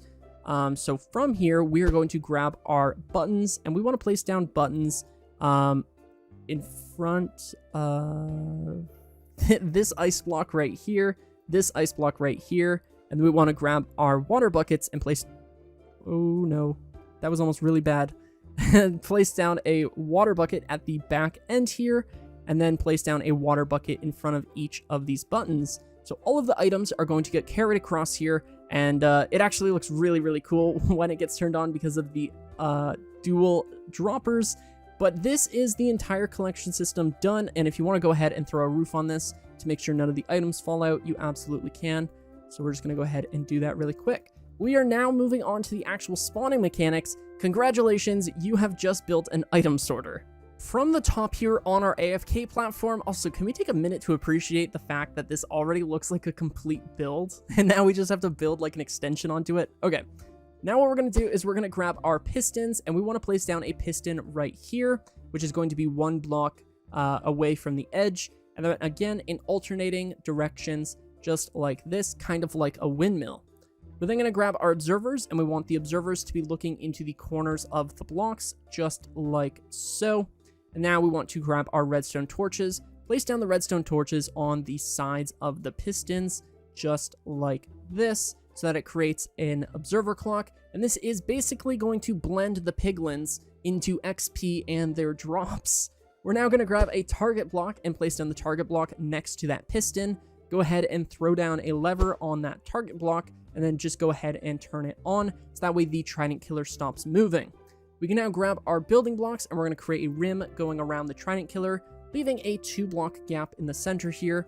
And then again, we're just going to create another rim, this time covering that gap, so that we have a giant tube. And then we are just going to extend this so that it's 20 blocks tall, so we already have 3 blocks. So from here, we need to add 17 more blocks to the height. And after building your giant tube, we want to place down 2 slabs at the bottom of the chamber here. That way none of the baby pigmen can come out of the farm. Now we want to go over to our target block here and grab our redstone torches. Place down a redstone torch on top of the target block, and then place down a block on top of that redstone torch. And we're going to do this all the way up the farm until we get to the very top. Now, in survival mode, I know that this is annoying, but it is going to make the entire farm powered with a single lever, which makes it super convenient, and also you have a giant torch tower, which looks really cool. And once we get to the top of our torch tower, again, a 1 block gap so that we can still build our platform. We're going to come 3 blocks down on this block, place down 2 blocks right here, and then 8 blocks. So 1, 2, 3, 4, 5, 6, 7, 8. Go ahead and place down a temporary block and then a block right there. Go ahead and set down a redstone torch and then a block, and then grab your redstone dust and run redstone dust going all the way across here. Now we want to grab our cobblestone and we are going to build a 20 by 20 platform, and we're going to build 8 blocks in every direction. There we go. 1, 2, 3, 4, 5, 6, 7, 8. Same thing. 1, 2, 3, 4, 5, 6, 7, 8. Over here, we're going to do 1, 2, 3, 4, 5, 6, 7, 8. 1, 2, 3, 4, 5, 6, 7, 8. From here, we can connect up these 2 corners and create a 20 by 20 platform with our 2 by 2 hole for the drop chute in the middle. And with our 20 by 20 platform built here, we want to grab our blocks and create a giant rim going all the way around the farm. And we're going to do this with both regular blocks, and then we're also going to do it with stairs. And after placing down your rim of blocks and then your rim of stairs, this is what it should look like, but we're going to hold off on placing our water buckets for right now just to make the building process a little bit simpler. So we're going to place down a block of obsidian right above our torch tower, count over 4 blocks, and place down another obsidian. Another way to check that everything's lined up properly is it should be centered around the center of your farm here. I don't know if you guys can hear it, but my cat is clawing at my door. He misses me so much. Then we're going to place down another block of obsidian, leaving a 4 block gap, and we're going to do the same thing over here, 4 block gap and a block of obsidian. So this is what it should look like now, and from here, we're going to create giant obsidian strips going across the farm to create giant 20 by 20 portals, which is going to give us lots of pigmen. So I'm going to build the giant portals. Again, these are 20 by 20 portals, so yeah. And after building all 4 of your portals, your farm should be looking rather impressive, all things considered. What we want to do now is grab our flint and steel, or if you're fancy, you can use a fire charge, and we're going to go ahead and light these portals to see which side of the portal our piglin spawns on. So they're going to spawn on the left side of the portal, which means we're going to build our lighting thingies on the right side of the portal. Such a technical name. So depending on the orientation of the farm, it could be different for you, so make sure that you know which side it is going to spawn on. Then we're going to go to this side, and we are going to place down 3 blocks. Go ahead and just remove that portal so that we don't accidentally walk in. And we want to make sure that it is 5 blocks wide. Now we're going to make this platform for every single one of these portals on the same side of the portal. And after placing down all 4 of your platforms, we're going to grab our dispensers. That's very important. Make sure that this is a dispenser and not a dropper. And we're going to place down our dispensers in the corners of each of these platforms. Now I'm just going to show you how to build one of these platforms, and then you can do it for the rest of these. But we want to grab our blocks now, and we're going to place down a block right here. Blocks going all the way across to this platform, and blocks going all the way across to the other side of the platform. We're then going to connect these up here, just like so that each of these dispensers are connected to this redstone line here. We're going to place down a redstone torch above this redstone torch, and then again, we're just going to connect everything up with redstone dust, so that way everything is powered and the farm is currently off. So that means that these portals will not be lighting and unlighting, so that is off, and then down here, the Trident Killer is also off, and we're going to have to go ahead and light that up in a little bit. Now we're going to grab our blocks, and we're going to fill in these blocks here, just so that everything is nice and neat. And in fact, we're going to do this for the rest of the farm. So we're going to make sure that there is 2 blocks going above each of these stairs. And when it's all said and done, this is what it should look like. Again, I'm just going to show you how to build one of these, and then we're going to replicate it 4 more times on each of these platforms. From here, we want to grab our blocks, and we're going to place down blocks going all the way across our platform, leaving a 3 block strip in the center here. We then want to grab our observers and place down an observer looking into the hole here, so that when we flip around, we see the face. Go ahead and place down 2 more observers here, so that way they are powering this dispenser. Go ahead and throw your snow bucket in here, and yes, that does unfortunately have to be a powdered snow bucket. I know it's a bit of a journey to find a mountain, but it is well worth the journey. We're then going to go ahead and place down a rim of blocks going around here, leaving a 2x3 platform with the observers in the front. Go ahead and grab your trapdoors, open up all of your trapdoors, just like so, and then place down your lava above these observers, which is eventually going to light our portal. We are now going to grab our blocks and place down blocks going all the way across here, and make sure that these 3 blocks are left open, so that way the lava is exposed to the air. So as you can see, our portal is lit, and now we just have to do this 3 more times on each of these platforms. And I am just now finishing up the final fire starter thingy, again, very official name, and just making sure that these are all the same, which they are, and we now have all 4 portals lit. From here, if we come down, we can go ahead and turn this on or off. Actually, don't do that yet. Don't do that yet. We do not have our water in place, so this thing is going to get overflowed very quickly. And in fact, there already probably are quite a few. Yep. Okay. Now what we need to do is we need to grab our water buckets and just make a infinite water source right here. So just place down a quick 2x2 of blocks and then go ahead and waterlog these so that you have an infinite water source, that way you can just grab your water, go ahead and waterlog a stair. And we're going to do this for the entire farm. And I'm pretty sure that these guys actually shouldn't even be aggroed at you because they are not the regular pigmen. But if they are, just go ahead and wear gold armor and all should be well. And after placing down all of your water blocks, they should all be flowing down into the center now, and we can go ahead and grab our trident and go down to the AFK layer here. Go ahead and kill off any pigmen that are already in here, and they should all be 1 tap. And then just go ahead and throw in your trident. You can throw 2 if you want it to be a little bit faster. Just like so. I guess it wants me to only have 1. Okay, so throw in your trident and go ahead and turn on the farm. The trident is going to fall down. It's going to start killing things, and if we've come up here, you're going to see that our portals are flicking on and off, and all of the pigmen are going down into the farm. This thing is... there are so many of them. Okay, now what we need to do is we need to load up this thing with our fuel, so let's just go ahead and grab some coal really quick. Where do they even keep coal? I'm just going to search for it. Coal. Go ahead and grab a couple stacks, and then throw it inside of this chest right here. So that way it is going to load up, and all of the gold swords are going to get smelted here. If we come over here, you're going to see that they're all getting killed, and all of the drops are getting picked up and sorted through the sorting system here. You know, sometimes things that seem convenient actually end up causing headaches later on. I created these 2 commands to just kill items and kill sheep. That way I didn't have them eating all of my grass. But that is currently making the farm unusable. So let's just go ahead and get rid of those. And if we come up here, we should see that the farm is now working. After we slowly fly up and go ahead and turn it back on, you will see that the items... and turn it back on. You will see that the items are now getting sorted into the item sorter, getting thrown across, and then getting sorted into the various chests. The gold swords are getting over into the super smelter here, which are then getting smelted down into gold nuggets. And if we check here, you're going to see our gold nuggets are getting sorted. Our gold bars haven't dropped yet. Our rotten flesh is getting sorted out over here. More gold nuggets. So let's go ahead and AFK for about an hour and see how many drops we get and how many levels we get.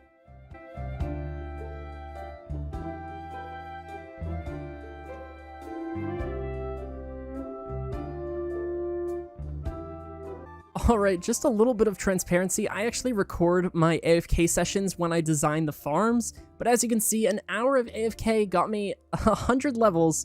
Exactly, this was a little bit more than an hour, but in that AFK session, I ended up getting about 95 levels, and all of these golden nuggets, all of these golden ingots, all of this rotten flesh, which could be traded with a villager, a cleric, all of these golden nuggets that accidentally skipped through the item sorter because I think that the droppers are too close to this first chest. But oh well, it gets sorted out over here. And then all of the golden nuggets from smelting down those swords. And again, look at all of the swords that you could smelt if you wanted to build another super smelter. And if you want to collect the XP inside of these blast furnaces, it's super simple. Just press down on the levers here, which are going to lock those bottom hoppers. Once you have the golden sword there, it is going to smelt down into golden nuggets. I have no clue how a golden nugget got there, but as you can see, the golden nuggets are getting smelted and they get stuck in the blast furnace. You can then go ahead and grab your golden nuggets, and I'm a very high level, but trust me, you got the XP. If we go ahead and unlock them, we can go ahead and grab this one as well. Same thing, there's a golden nugget in there. If we go ahead and grab the golden nugget here, you'll see I also gain some levels. Again, microscopic levels because I have so many, but levels nonetheless. And again, all of our golden nuggets here. So overall, this thing produced about 1,000 golden ingots and over 100 levels in just about an hour. This thing is absolutely insane. I hope you guys enjoyed this video as much as I enjoyed making it. My name is 1UpMC. Please consider subscribing and leaving a like. My name is 1UpMC again, and I will see you in the next one. This was a hard video to make. A little transparency again. I am very sick and have been for like the last week, and I'm just getting through it. And I thought, you know what? I could record a video today. And I guess the comment section will determine if this video was good or not. This is the best mob XP farm for Minecraft Bedrock, and it's going to get you from level 0 all the way to level 50 in just about an hour. And on top of that, it's going to generate 3 double chests worth of items every single hour. This farm is absolutely insane, so settle in and let's build. Alright, the first thing you want to do is you want to find an area to build a farm in, preferably farther away from mountains if possible. And if you want to build it over an ocean, that's even better.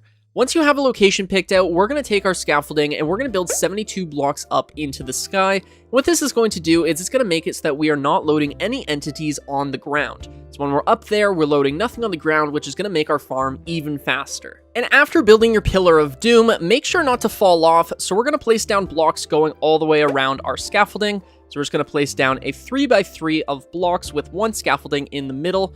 From here, pick any direction because direction is kind of meaningless when you're this high up, and we're just going to extend it out. I'm going to go this way, so we're going to place down blocks going over here, so that way we have a 3x4. From here, pick a direction, either this side or this side. I'm going to pick this side, and we're going to build out 4 blocks. So 1, 2, 3, and 4. And then we're going to finish this off to finish the platform, and then we're going to fill this in, leaving this 2x2 hole here because this is going to be where our Trident Killer goes. From here, we're going to go to our scaffolding, and we're going to climb down the scaffolding. We're going to go down 4 blocks. Once you're down 4 blocks, I do believe this is 4 blocks, we're going to place down a cobblestone, or any building block for that matter, and we're just going to make sure. So 1, 2, 3, 4. Perfect. From here, we can go ahead and wrap our cobblestone around just to make another platform, and this is going to be where our auto sorter goes. So all of the drops in this farm are going to be automatically sorted into the different types of items. We're going to have 1 chest for rotten flesh, 1 for bones, 1 for gunpowder, and 1 for arrows. And then of course we're going to have some overflow chests, but this is going to make the system so much cleaner. And honestly, I would much rather build this farm over a gunpowder farm. So if you're considering building this and a gunpowder farm, this thing is going to produce basically just as much gunpowder along with all of the other drops. That's why I thought it would be awesome to include an item sorter. That way it kind of feels like you have 4 farms in one. It's insane. If you already built my design that I released 3 weeks ago, then this is a really easy change. And from this point forward, these are the changes that you're going to want to apply to the farm that you currently have. And I will let you know when we are done making changes and your farm is completely updated. So we're going to continue. And continue we shall. We're going to take our building blocks now and build out 4 blocks. And then we're going to continue this out to the edge of our platform. So we're just going to connect this up just like so. Go ahead and fill this in. And this is just going to be a nice little safety net for when we are building our automatic sorter. That way we're not falling off. And I'm going to say not falling off is probably a good thing. So when it's all said and done, you should be left with this sized platform, which is a 9 block by 7 block platform. From here, we're going to grab our chests now, and we're going to place down a double chest right here, and then we're going to place down 5 more, bringing us to a total of 6 double chests. And as you saw, we extended the platform out by 1 block wide. So this is what it should look like. You should have 1 block on the edge. And again, this is the platform that I'm recommending you build, but obviously if you want to make a larger platform, you absolutely can. And if you want to add fences around here, you also very well can. In fact, I would highly recommend that because I can very much see a scenario where you're checking your chests and walk off the edge like I just did there. Now that you have your double chests in place, we're going to place down another row of chests now, bringing the total to 2 stacks of chests. And again, we're just going to shift onto those. If you're playing on console and you're wondering why you can't place your chests on top of one another, all you have to do is shift or crouch to place down your chest, just like I am here. So that would be pressing down on your joystick that you use to move. Once you have your 3 stacks of chests here, we're going to grab our hoppers now, and we're going to place hoppers running into the backs of each of these chests. From here, we're going to place down some temporary blocks above these chests. Actually, scratch that. We're going to grab our blocks and we're going to place down blocks going up the sides of the chest over here. And then we're going to grab our stairs, which are in my inventory, and we're going to place upside down stairs going over top of these chests. That way we can open it, and also it just kind of makes the farm, or the farm look a little bit better. From the back now, what we need to do is we need to run hoppers going into these stairs. So we're going to run these hoppers going into the stairs. These are our item filter hoppers, so this is going to be where things are getting sorted out. And then what we have to do is we have to come up one block higher. Sorry, I got really confused there for a second. We are going to grab our blocks now, and we are going to add blocks to this layer right here. And then we're going to remove this block next to this hopper, break this block, and place down our hoppers going all the way across. So we're going to place down a block at the edge of these hoppers, then run our hoppers going across just like so, all the way over to this hopper right here. This hopper right here. There we go. Oh my god. It was hurting my head so much. Okay. Now that we have this hopper here, this thing is ready to be auto sorted when we get to that. But we're going to build the Trident Killer first. So we're going to grab our mud and place down the mud over top of those hoppers. And then we're going to grab our blocks and we're going to create a rim of blocks going all the way around the mud. From here, we're going to grab our pistons now, and we're going to place down a piston right here, and then every block in an alternating fashion, so you kind of have like a windmill of sorts. We're now going to grab our observers, and the observers are going to look into the corners of the farm, like so, and we're going to place down all of those. The reason we're using mud, by the way, is because mud will allow the mob drops to be picked up by those hoppers, which is a really cool thing, so you can use this in tons of farms. Mud is amazing. We are now going to grab our redstone torches, and we're going to place down redstone torches on the sides of these pistons so that the observers are looking at them. So let's go ahead and do that for all of these pistons now, just like so. From there, it's going to create a clock, and these pistons are just going to continuously be firing. We can now go ahead and set down 4 blocks right here so we can get up here, and we're going to go ahead and place down blocks going around these pistons, the Trident Killer, leaving this front section open where we have the blocks around this piston, as this is going to be where we stand when we want to collect the XP. Once we are done finishing off this row, we are basically done with the Trident Killer. All we need now is a slab inside of this hole. So let's grab our slab, place down the slab, and just like that, we are now safe. So this is basically the entire bottom bit. We just need to do the redstone and then build the spawning part. But we're done with the Trident Killer. Alright, heading around back now to the hoppers, we're going to grab our blocks and place down 4 blocks on the first 4 sets of chests. Then we're going to grab our comparators, and we're going to place down comparators coming out of all of these hoppers. So if you have to break a block like I just did, absolutely no worries. We got to get our comparators in there. Once you have your comparators in place, we can go ahead and grab our blocks, extend this out by 2 blocks right here. We're going to place down a temporary block and then a block down here. Extend this out so that it continues to the edge of our section here. And then we are going to grab our redstone repeaters, place down redstone repeaters facing towards the chests along these blocks that we've just placed. Take our blocks and we're going to place down blocks right next to the repeaters so that the repeaters are running into the blocks. And then we're going to grab our redstone torches and place down redstone torches on the backs of those blocks so that the redstone repeaters are going into the blocks, which are then going to deactivate the redstone torch. We're now going to grab our cobblestone, place down cobblestone going around back here, and we're going to grab our redstone and fill this in with all of our dust. And the awesome thing about this is it is completely tileable. It is going to have overflow, so these last 6 double chests are going to be full of armor and stuff like that. And then what we're going to have is we're going to have all of our items sorted into rotten flesh, gunpowder, or however you want to sort it. So we're going to do our item filters now, which is how this is actually going to work. Usually when I design an item sorter, I would recommend renaming your items for a filter item, but seeing as only drops from the farm are going to end up inside of the system, and hopefully you're not throwing stuff in here, I feel pretty confident in using something like a sticky piston as a filter block. Now you could use something like dirt, but I think sticky pistons just look cool for the sake of the tutorial. But again, you can just use dirt or any block that you don't think is going to end up inside of the farm. But make sure that your filter item is never going to go through here. What we're going to do now is we're going to grab our items, and let's say rotten flesh is going to be first. So we're going to place down 5 rotten flesh, and then we're going to take our sticky pistons, or again, whatever filter item you want, and we're going to place down 10 filter items in every slot. Now you might be inclined to think, oh, well, why don't we just place 11 filter items and 1 filter item that we want to sort? The issue with that is that if this system gets overflowed, it could eventually take that last rotten flesh, which would then make the system get a little bit confused, which would result in items that we don't want being sorted into the rotten flesh chest being sorted. So make sure that you have 5 and then 4 stacks of 10. We're gonna do the same thing for this. So we're gonna, and I'll just show you. So we're gonna do 6, or we'll do like 7, and we're gonna take our sticky pistons again, 10 sticky pistons, and you will see that all of the gunpowder is going to flow through until we have 5 items.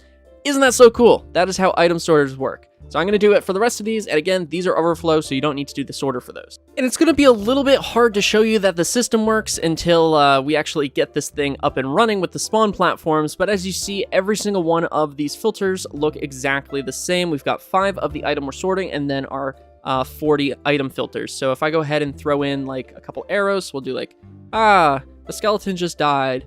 Now, all of the skeleton drops are going to go in, and I think this is our arrow chest. So yeah, you'll see that there are 2 arrows there. This is our gunpowder chest. If I go ahead and throw in like 3 gunpowder, or none, because it's not going to go in. If I go ahead and throw in 3 gunpowder or 2 gunpowder, and I check in here, 3 gunpowder, I guess, then it's going to end up inside of there. So this is super cool. If you made the easiest design, this is where that ends, and you've made all of the changes. So yay! Look at your upgraded design now. How much better is it? Isn't it awesome? For those of you who aren't upgrading your design though, and are just building this from brand new, we are going to grab our blocks now, come over to this platform here, and actually, you know what? Let's go ahead and throw that lever on front of this piston, just like that. That way this thing isn't constantly turning. And we're gonna grab our blocks, and we're gonna build 18 blocks up, so that way there is a 20 block drop, which is going to damage our mobs that we're dropping down here. So again, 18 blocks up. And after building your drop chute, this is what it should look like. I really, really love walls of chests. They look so industrial and cool. They make everything look better. Once you have your drop chute though, we're going to come up here and we're going to extend this platform out by 8 blocks in every direction. So 1, 2, 3, 4, 5, 6, 7, 8. 1, 2, 3, 4, 5, 6, 7, 8. Same thing over here. 1, 2, 3, 4, 5, 6, 7, 8. 1, 2, 3, 4, 5, 6, 7, 8. Now, only do 2, because if you do all 4, it's going to look like a certain symbol. But we're now going to connect up all of these to create a giant square, which is going to be a 20 by 20 square, which is going to be the basis of our spawn platforms. And after connecting everything up, this is what you should be left with. And of course, now you would go ahead and fill it in. But if you're in creative mode like me for some reason, you can go ahead and fill in your command that you forgot to edit. So we're going to go ahead and get rid of that D, and now everything is nice and full. So we're gonna go ahead and remove this center bit here. Damn, I was really good at that. Okay, now that we have this center bit mined out, we are ready to go over to the rim of our farm, and we're going to create a rim going all the way around this spawn platform. So we're going to build a 20 by 20 rim. It is going to be 1 block tall, and then it is going to have a rim of stairs going on top of this rim of blocks. So we're going to finish this off and then grab our stairs. Once we are done with that rim, we're going to grab our stairs now. Place down your stairs. Oh my god, if I fly, it's so much faster. We're going to place down our stairs going all the way around here. And then once we're done placing down our stairs, we're going to grab our blocks. We're going to place down blocks going all the way around these stairs. And what this is going to do is it's going to make sure that no light is being let in through the stairs, because stairs are a transparent block. So you need to block them off with solid blocks, or nothing is going to spawn inside of your farm. So this is a very important step, and it's a lot easier to do it now than when you have giant walls preventing you from getting to the outside of your farm. Once you have this, it is starting to look a bit like a gladiator ring almost. We're going to create an infinite water source now, and we're going to place down just a simple little square with a 2x2 hole. Place in our 2 water buckets so you have an infinite water source. And of course, I mean, I have a water bucket, but if you use an empty bucket, you'll be able to grab a water source. Go ahead and fill in your stair. Water bucket, stair, water bucket, stair, water bucket, stair. I think you guys get where I'm going with this. We got to do the entire farm. And if you've done everything correctly and everything is measured correctly, this water should go directly over to this rim so that all of the water is just on the very edge of this 2x2. And after waterlogging your stairs, you're going to want to place down these torches here, and you don't have to have them as organized as I do. I just wanted to make it look a little bit prettier for you guys than usual. And what these lights are doing, or these torches, is they're preventing mobs from spawning on this rim of blocks, which is going to speed up the rates of the farm, because these mobs that would spawn on the rim are no longer going to be taking up part of the mob cap, so these torches are relatively important, so I'd recommend placing them now while you still have the chance and it's easy to do so. We're now going to grab our blocks again and create another rim over top of these stairs, and what this is going to do is it is going to, again, just move the farm up. I'm just trying to fill the void with some words here. We're going to go ahead and fill in the rest of this rim, just like that. And once you have this rim done, we're going to grab our blocks again. We're going to place down a temporary block and then a block, remove this block. And in fact, this is not going to be a block. This is going to be a packed ice. So we're going to replace it with a packed ice. We're going to go ahead and fill in all of this. Now, you could use regular building blocks instead of packed ice if you want. However, using packed ice is going to make the farm slightly more efficient, so I would recommend using it if you have a Silk Touch pickaxe. But again, if you don't, you can use regular blocks. But since I am the one doing the tutorial, I thought it would be best if I gave you the best rates possible using packed ice. We're going to go ahead and line this up with the center of the farm, removing these 2 blocks. What this is going to do is it is going to create 4 miniature spawn platforms, which are each going to be 7x7 squares. So we're going to take each of these and continue them into a 7x7 square, which we can then fill in to make each one of our layers. Now, you can build 1 to 4 layers with this farm. I would recommend building 4 if you want maximum efficiency, but to be honest, you will have good rates even if you just do 1 layer. Having more layers is not going to double the amount that you generate. It is going to increase the amount, but unfortunately, it is not going to double it because there is a mob cap of 8 mobs that are able to spawn in the dark. So at any given moment, this farm maxes out at 8 mobs at a time, which unfortunately is just a limitation of Bedrock, because again, this is a Bedrock farm. Once you have filled in all of these platforms, we are ready to grab our trapdoors. Now, these trapdoors are going to be the same for each one of the spawn platforms, not just this layer, but if you're building 4 layers, you're going to have to do this 16 times. So we're going to grab our trapdoors now and place down trapdoors going all the way around the spawn platform. Once you've placed down trapdoors going all the way around the spawn platform, you can go ahead and open them up. But to be honest, it's probably quicker if you do these all at the same time. So like you did this one, and like you placed down all the trapdoors, then went ahead and closed them all. But I'm just going to show you how to do one of them. So we're going to place down a trapdoor in the center of, well, not the center. We're going to leave a 1 block gap. And we're basically going to create a grid pattern using trapdoors, and we're going to have a 3x3 grid like this. We can now go ahead and shut these trapdoors, and once you've done this to all of your spawn platforms, that layer is done. So imagine that I've got this on all of them, then that would be layer 1, and in fact, with the editing of magic, we should have that right now. After building all 4 of your spawn platforms, this is what it should look like. It looks really cool. I like to call it the waffle. Right now, it's looking a bit like a UFO almost. Kind of is like a UFO. I like it. We're going to grab our blocks now, and we're going to build up 2 blocks, and we're going to continue this rim so that it is 2 blocks taller. And what this is going to do is it's going to create a really easy system for me to structure block to create more layers, but it also makes the tutorial really easy to follow because we are literally building exactly what we just built, but on top of this layer. Unless, of course, you want to finish off the farm with 1 layer. If that's the case, we're just going to throw a roof on top. But we won't do that until the very end. I'm going to quickly show you guys how to use a structure block, actually, since you guys have stuck around this far, and it'll be extremely, extremely quick. All you need to do is once we finish this layer, you want to grab your structure block. Of course, you guys probably wouldn't be structure blocking this. We're going to go over to the corner here, and we're going to pick the bottom corner. Place down your structure block now, and we're going to set the coordinates. So as you can see, we've got the little diagram here. We're going to set this to 0 because we don't want to pick the bottom block up, so we want it to be nice and level with our spawn platform. It is 3 blocks tall, so we're going to set the Y to be 3. And do you guys remember how big the spawn platform was? It was 20 blocks by 20 blocks. Now that we have our area completely inside of the spawn platform, or inside of the structure block, we can go ahead and give it a name. We'll just name it Spawn Plat. We can go ahead and save it, saved in memory, switch it to load, and now I'm just going to pick block it. We're going to place it on top, go ahead and load it in, and just like that, we now have layers. Is that not so cool? I love structure blocks. They make my life so much easier. And now, hopefully, if you guys ever want to build something super big, you guys can use structure blocks, and it makes a little more sense.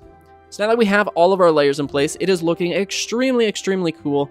And this is basically all we need to do. So we're going to throw a roof on top of the farm. Again, fill this in, 20 by 20 platform. Or if you're like me, we can just go ahead and place down the tildes. And we're going to go ahead and fill this with cobblestone. So once we have the roof filled in, we're going to go ahead and place down torches on the roof, which is going to allow us to not have mobs spawning on the roof, because again, that is going to take up from the mob cap cobblestone. There we go. And yeah, so now that we have this filled in, we can go ahead and grab our torches. We're going to place down torches on the top. I'm going to be honest, I don't have the energy to make it look nice like I did for the rim. So we're just going to torch spam it. And now that it's nice and safe and no mobs are going to spawn on top of it, this thing is basically done. All we have to do now is go back down here and go ahead and throw our trident into the farm. If you're AFKing at this thing, since phantoms exist, I would probably recommend building yourself a nice little enclosure so that you aren't being attacked by phantoms. I'm pretty sure the materials list only calls for 1 trident, but I much prefer using 2 just because it makes it a little bit faster. Go ahead and turn on your trident killer now. This is, again, your sorting system, so everything is going to end up down here. And we are ready to just sit and wait. The farm might take a minute to start up. I'm actually going to go ahead and check on it. And yeah. All right, it takes a minute to start, but once it does start, it is started. So as you can see, I've got 6 levels already. All of the items are ending up inside of the chest. In fact, let me just go quickly show you that. So if we go ahead and check in here, you'll see rotten flesh, some gunpowder. Farm hasn't been on very long, but it is really cool how everything is getting sorted. Oh my god, I love item sorters. Okay, we're going to come back up here now, and we're going to AFK for about an hour to see how much XP we get, and also check to see how many items we get. But this thing is absolutely incredible. Make sure that you're holding a looting 3 sword if you want the most drops possible, because, again, looting 3 is going to maximize the rates of this farm.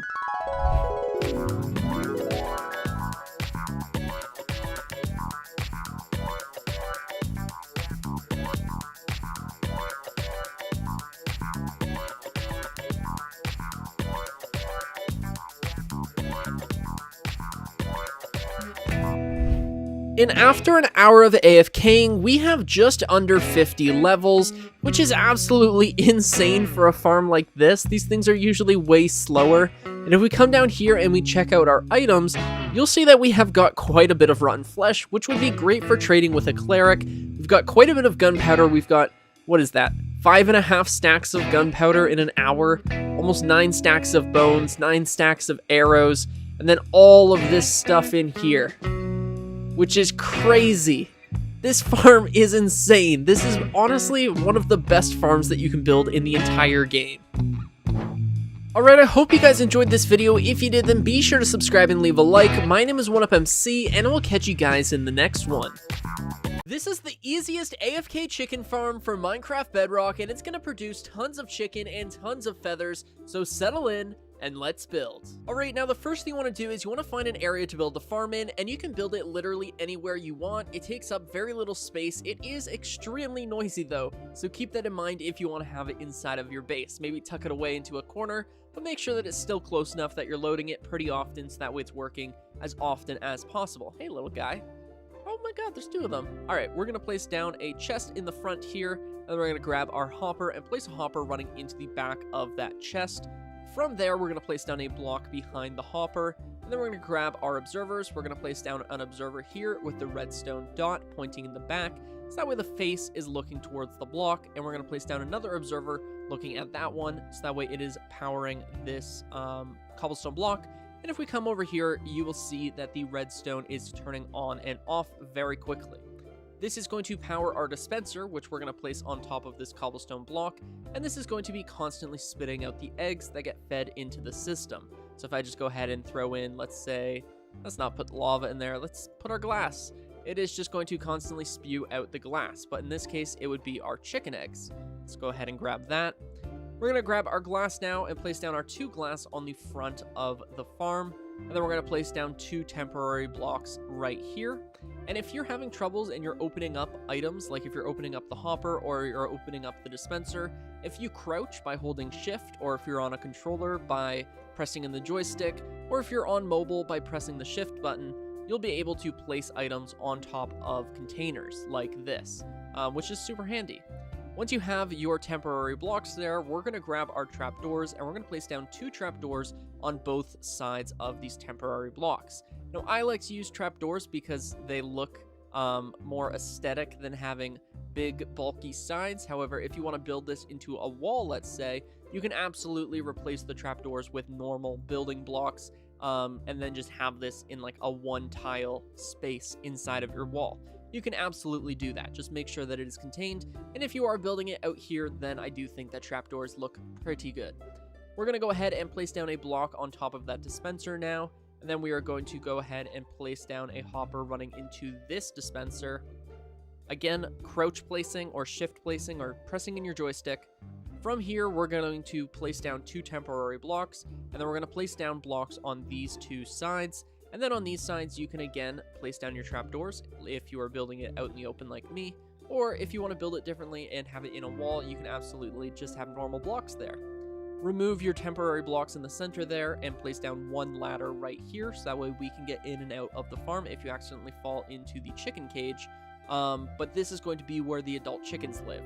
For now, we're actually going to come down here and we're going to remove this cobblestone block, which is going to make it so that all of the eggs that are going to be laid by your adult chickens are going to collect inside of this dispenser, which is going to allow you to use those eggs to repopulate the farm, so that way you can have more adult chickens in the farm, making it faster. This is significantly more efficient than just trying to breed them, and that is the only method of reproduction. If you use the eggs and you breed them, you are going to get way faster egg production up here, which is going to result in more chickens down here.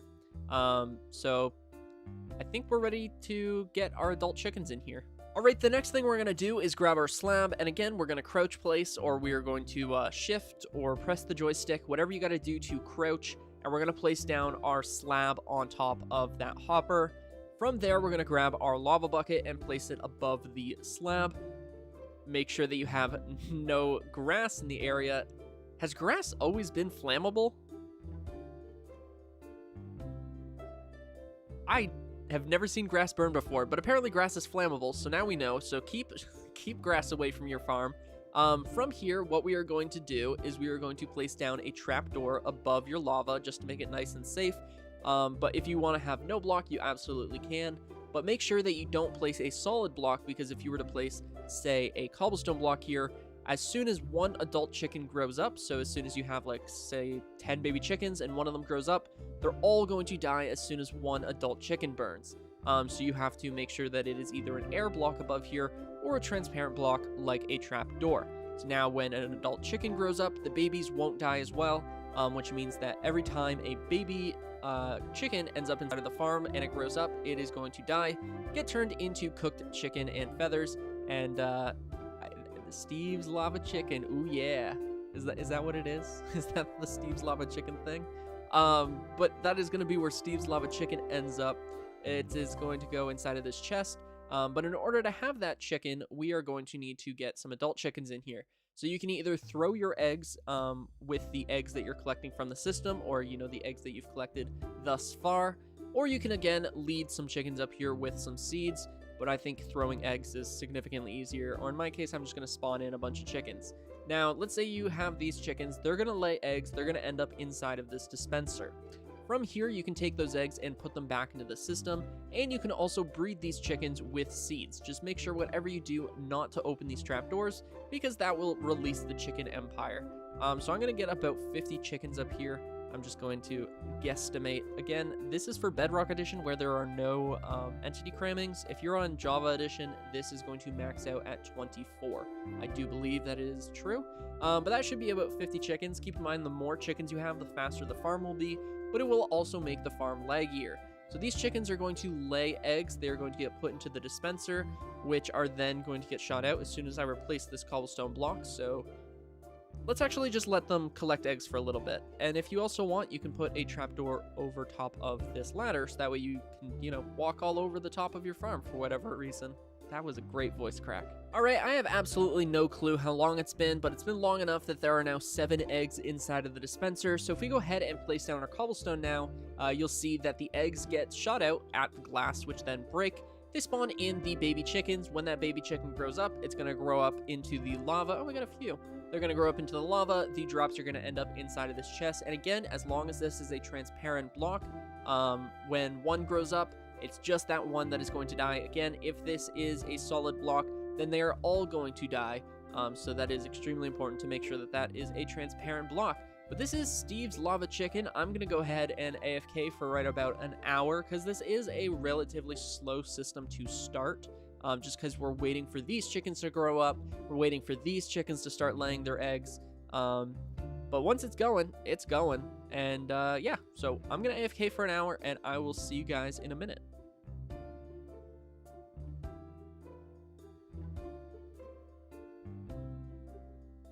Alright, it has been about an hour now, and as you can see, we have just about 40 cooked chicken, which makes sense because, again, we have about 50 chicken up here. And for the sake of simplicity, we're going to say this is about 50, because I did all of the math off screen, and you were going to get about 1 cooked chicken per chicken laying eggs every single hour. So if you have 50 chickens, you're going to get 50 chicken per hour. If you have 10 chickens, you're going to get 10 chicken per hour. So the more chickens you have, the faster the farm is. And yeah, I mean, for having it be completely AFKable and it's so cheap to just have this tucked away inside of a corner of your base, I think it is a pretty good farm to have. Because, I mean, if you're playing for 12 hours a day, let's say, you've got a really nice grind going on the weekend, that is 12 stacks of cooked chicken that you could potentially have if you had it in. This is a good farm. Alright, that is going to do it for today's video. I hope you guys enjoyed. If you did, then please be sure to subscribe and leave a like. My name is 1UpMC, and I will catch you guys in the next one. This is the best XP farm for Minecraft Bedrock, and it's going to bring you from level 0 all the way to level 60 in just 3 minutes, so settle in and let's build. Alright, the first thing we're going to do is we're going to find a nice open area to build the farm in, preferably a nice flat area like this. However, you can really build it anywhere you would like. The first thing we're going to do is dig out a 3x3 hole. And then once we have this 3x3 dug out, we're going to dig down 2 more blocks, bringing us to a total of a 3x3x3 cube. I think that was enough 3s, but yeah. We're going to remove this many blocks, and you should be left with something like this. We're then going to remove this center block, and we're going to place down a sand, and then a cactus, and then on top of the cactus, we're going to place down a composter. An important thing to note is to make sure that there are absolutely no stone blocks in the surrounding area or any of these silverfish infested blocks, so that would include things like stone bricks. I'm actually just going to set up a thing really quick. So you want to make sure that none of these blocks are in the surrounding areas. These are infested stones, and if they are in the area, then every time you use the farm, these are going to deconstruct and turn into silverfish, and it's going to become an absolute nightmare. So make sure that none of these are in the surrounding area, and once you've made sure of that, we're ready to move on. We're going to dig out a hole right here, and it's going to be 2 blocks deep. We're then going to grab our water bucket, which isn't in my inventory, and we are going to put it in this back corner right here, which is going to push everything over into that hole. From here, we're going to come up top, and we're going to dig down so we can see the water. We're going to place down our lightning rod now, and this is going to be where the trident killer is. So this is going to be where the silverfish are going to die, the silverfish are going to get stuck on the lightning rod, and then the tridents are going to move really quick, and they're going to kill all of the silverfish. So once you have your lightning rod in place, we're going to take our trapdoor, we're going to place it so that it opens towards the wall away from the farm, like that. Once you have that done, we're going to come over here, and we're going to dig down 2 blocks, just like so, and we're going to place down a trapdoor right there. This is going to be where we get our zombie. Don't worry, we don't have to get him just quite yet, but we will have to get a zombie in that hole in a second. Which is easier said than done, but for now, we're going to remove these 2 blocks along with these 2 blocks, so that way we can make room for our observer clock. We're also going to remove these 2 and these 2, so I guess that is a 4-block strip that's 2 blocks deep. Once you have that dug out, we're going to take our observers, we're going to place them so that way the red dots are both pointing on the outsides, so that the faces are looking at one another, and if you've set it up correctly, then the texture should be switching on and off with this lit texture. From here, we can now fill in this side with blocks. However, firstly, you might have noticed in the materials list, I said that there is an optional sticky piston and lever, and honestly, I don't even know if I should have said if it was optional, because it makes the farm so much more convenient. We're going to put an upside down sticky piston right here, so that way we can push and pull this observer to stop the clock. What this is going to allow us to do is, 1, it's going to allow us to turn off the observer clock, so that way the trapdoor won't be clicking with all of the sounds. So let's go ahead and fill in these blocks because you do not need those. So this is what the farm is going to look like, and if you use this piston, you're going to see that this is what it is when it is on, and when you turn it off, it looks like this. There's another use for this piston, which is that every time you relog from the game, you are unfortunately going to have to reset your trident, so you're going to have to pick up the tridents and rethrow them. Without this to stop the farm, it is going to make it infinitely harder to recast those tridents, because you will see that the trapdoor goes a little bit berserk. So it is very convenient to be able to turn on and off the trident killer. The next thing we're going to do is grab our blocks, and we're going to pillar up above the trapdoor by 4 blocks and remove these bottom 3. And this is going to make it so that if you are above the ground, if there's sunlight, if you can see the sun, you need this block because this is going to prevent zombies from burning in daytime. If you're underground, I guess you don't really need that block. That is simply to prevent the zombie from spawning. Speaking of which, it is now that time. I'm going to wait for it to be night, and I am going to get a zombie inside of this hole. And once it's turned night, it is time to go zombie hunting, or in my case, I'm just going to spawn one in and then run away from it because it's going to start chasing me. You're going to go ahead and open the trapdoor, and you're going to really hope that he just walks into the hole, which of course he's not going to do, so you're going to have to punch him until he gets in there. You could probably make this a little bit easier by placing down some walls on the edges, but I managed to get pretty lucky. We're then going to take our name tag, go ahead and name him, shut the trapdoor, and he can no longer hurt us. And he's also not going to despawn because he's named. It also gives this cool little thing where like the head occasionally pops through the trapdoor, which I kind of like. It's kind of like a cute little texture. Very, very niche. Okay. And now that you have the zombie in here, we can now sleep and wait for it to be daytime again. Or in my case, I'm going to set it back to day. All right, the next thing we need to do is set up a breeding chamber with 2 armadillos, and we're going to breed them together using spider eyes. So we're going to feed them both spider eyes. They're going to breed, and then we're going to have 3 armadillos inside of this chamber. An important thing to note is you want to make it far enough away from the zombie that they're not coiling up like they are here. I made it on the edge, for example, but what this is going to do is it's going to make it so that you can't actually breed your armadillos. You can't actually feed them when they're inside of their shells. And you're going to want to have between 1 and 5 armadillos, depending on the device you're playing on. The more armadillos you have, the more silverfish that are going to spawn, the laggier your game is going to be. So I'm going to use 5 armadillos for the sake of this tutorial. I'm just going to go ahead and throw them all in there. And basically now we need to do the hard part, which is transporting these guys inside of the composter. And in order to get them inside of the composter, we're going to need to remove this grass block right here, and then place down a temporary block between it and the composter. From here, we can grab our rails, and we can create a rail system going towards the composter. Grab our blocks, place down blocks going around the edges, just like so, and we're going to place down more temporary blocks just so that there's no chance of the armadillos escaping. Once we've made sure of that, we are ready to now get them inside of the composter, so we are simply just going to remove this block. And in fact, they might just push themselves inside, which would be honestly kind of useful. My minecart is not in the right spot, so we're going to put them inside the minecarts. If they're not pushing themselves, we're going to push them as far as we possibly can and then break it. They're going to end up inside of the composter like this, inside of a ball, and this is actually just going to send them into an infinite spiral of pain. That was really utterly sad. All right, we're going to do the rest of these guys now, and we're just going to, again, push them as far over as possible, break the minecart. Minecart, go get the mans, push them over, push them as far as you can, break the minecart, same thing. Over here. Let's just get rid of that block. It'll make it a lot easier. Push him over. Break the minecart. Go get our minecart. Go get the baby armor. Oh, he'll eventually grow. His entire life is just pain and suffering. That's all he will ever know. Okay. Once you have all of that done, we're going to remove those rails. We're going to take our grass. We're going to place this back and remove all of our temporary scaffolding. So we're just going to remove all of these blocks. And once you've done that, we are getting extremely close to being ready to actually use the farm and absorb all of that sweet XP. This thing is incredible for mending your tools. Again, it is going to bring you from level 0 to level 60 in 3 minutes, which is insane to me. Like, this has got to be one of the fastest XP farms, like, ever. But once you, I don't think I even said, yeah, place down a ring of leaves around the farm. And just like that, we are now ready to go ahead and actually use the thing. I'm so excited. There is only one more block we need to place, and we're going to place the final block in survival mode. So we're going to place down a fence post right above the trapdoor. That way you can't accidentally fall in here. And more importantly, other things can't fall in there, like a chicken, because if anything falls inside of this hole from the top, it's going to knock the trident, and then the trident killer is going to be all messed up.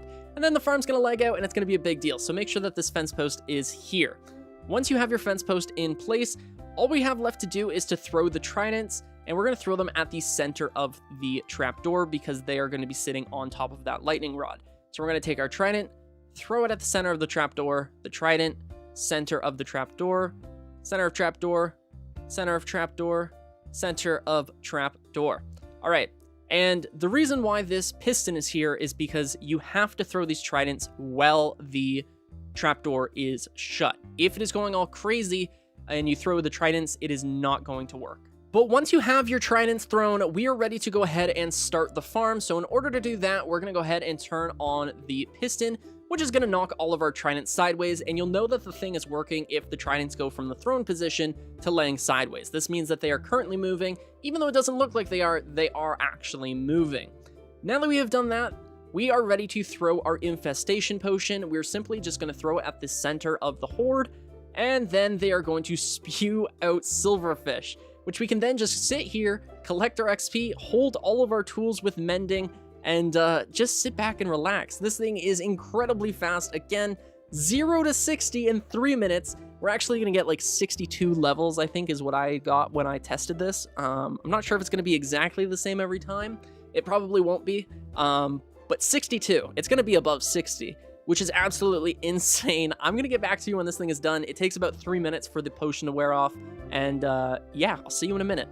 As the farm slowly dies down, I have come to a very unfortunate realization in that the reason why I only got 55 levels instead of 62 is because one of these guys is a baby, which means I don't think it's giving me XP. That is horribly sad. The poor baby. But yeah, 55 levels from one potion is absolutely insane, and I've gotten 62 levels. I'm sure you can get even higher, and I think this confirms my theory that it is completely random, but it definitely generates you lots of experience points. The last thing I have to show you is how to reset the farm after relogging, and this is probably one of the more important parts of the video, so pay attention. What we're going to do is we're going to have to pick up these tridents because every time you relog, they're going to glitch through the trapdoor and end up on the lightning rod, and unfortunately, there isn't really a way to fix that, so that's why this piston comes in handy. We're going to stop the farm, we're going to remove this one block right here, which would mean that we can pick up the pistons, so I guess we got to pick up this one as well. Once we have those blocks removed, there's the dirt. We can go ahead and place back our dirt. We can then grab our tridents and we're going to rethrow them at that center trap door. Once we've done that, we can go ahead and start the farm again, throw our potion, and all will be well. I don't have a potion on me right now though, so let me grab one. Alright, as you can see, our tridents are set up. We've just thrown them, and in fact, I'm just going to wait to turn on the trident killer. We're going to go ahead and throw the potion at the center like we did before. The silverfish are going to spew out, and then we can go ahead and flick this lever, which is going to start the trident killer. And as you can see, it did it again. They fell on their sides, and you can see that they're moving around, killing all of those silverfish. We're collecting the experience points, and all is well. I hope you guys enjoyed this video. If you did, then be sure to subscribe and leave a like. My name is 1UpMC. If you want to download this world, it'll be on my website, which is linked in the description. Please consider subscribing, leave a like, and I will catch you guys in the next one. These are the easiest AFK fish farms for Minecraft Bedrock. Whether you're playing on console, PC, or mobile, these designs are going to work for you. The first design we're building is extremely simple. This is the PC version. It's going to require an auto clicker, and it is going to work extremely well. The first thing we want to do is mine out a 4-block strip like so. We're going to grab our chest now, place down a double chest at the end, and run a hopper into that chest. Place down a fence post on top of the hopper, a pressure plate on top of that fence post. We're going to place down a note block right here, a block on top of that note block, and then an iron trap door on that block, so that way when we walk into the pressure plate, the iron trap door opens upwards. We're then going to grab our water bucket, and we're going to finish this off by waterlogging this fence post, and just like that, we have a working AFK Fish Farm. All we got to do now is open up and set up our auto clicker. In order to get your auto clicker working, make sure you're playing Minecraft in a bordered window. If you're full screened and you're working with your auto clicker, you might accidentally close Minecraft and get logged out of your server or your world or whatever. But yeah, inside of your auto clicker, make sure that you have it set to 800 milliseconds. And if this doesn't work, like if you're playing on a realm and it's a lag here, then try 1200 to 1600 milliseconds just to account for some of that realm lag. Then we're going to set the mouse button to right click. Your hotkey can be whatever you would like. I have it bound to F6 because I just have nothing connected to my F6 key. We're going to get a little bit closer to the water. We want to get as close as we can to the water source without actually stepping into the water. And we want to be nice and centered on the chest. We're then going to look in the center of that pressure plate and trapdoor, just like so. We then take our hand off of the mouse and nice and gently. If you're like me and you have sweaty hands, it might take you a couple tries. I got lucky and got that first try. We can then go ahead and start our auto clicker with our hotkey. And just like that, we now have a working AFK Fish Farm.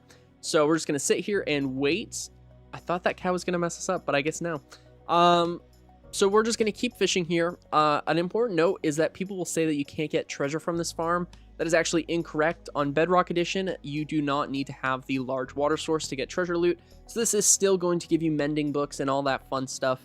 Another thing to note is that you need to be at least 5 blocks away from all other water sources, or else those little bubbles that we just saw for the fish are going to end up inside of a different water source, and then you're not going to be able to catch the fish. But as you saw, we did just catch a fish there, so let's go ahead and just turn off our auto clicker, and of course it would have kept fishing if we had left it. We have our raw cod inside of this chest. We have the XP. This is a great little farm. You can just leave this going on your PC. PC players really are lucky to have a fully AFK-able farm like this one. Alright, the next design that we're building is going to work on mobile and console. It is also going to work on PC, but if you're playing on PC, you might as well just build this fish farm because it is significantly better because you can use an auto clicker. But this farm is still good. It is going to make it so that you never miss another fish again, which means those pesky mending books aren't going to accidentally slip away or have, you know, that looming fear that, oh man, I forgot to reel that one in. It could have been a mending book. But yeah, let's build this one. And just like that last one, this farm is incredibly easy to build. Not 45 seconds quick, but it is still relatively easy. We're going to go ahead and set down a chest at the front here. Dig out a 3-wide hole.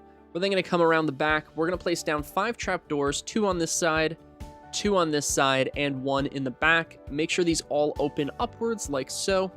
We can then go ahead and throw a banner on the front of this chest. This is going to be where we're fishing, and you can use any color or any designed banner you want. I'm just going with blue though.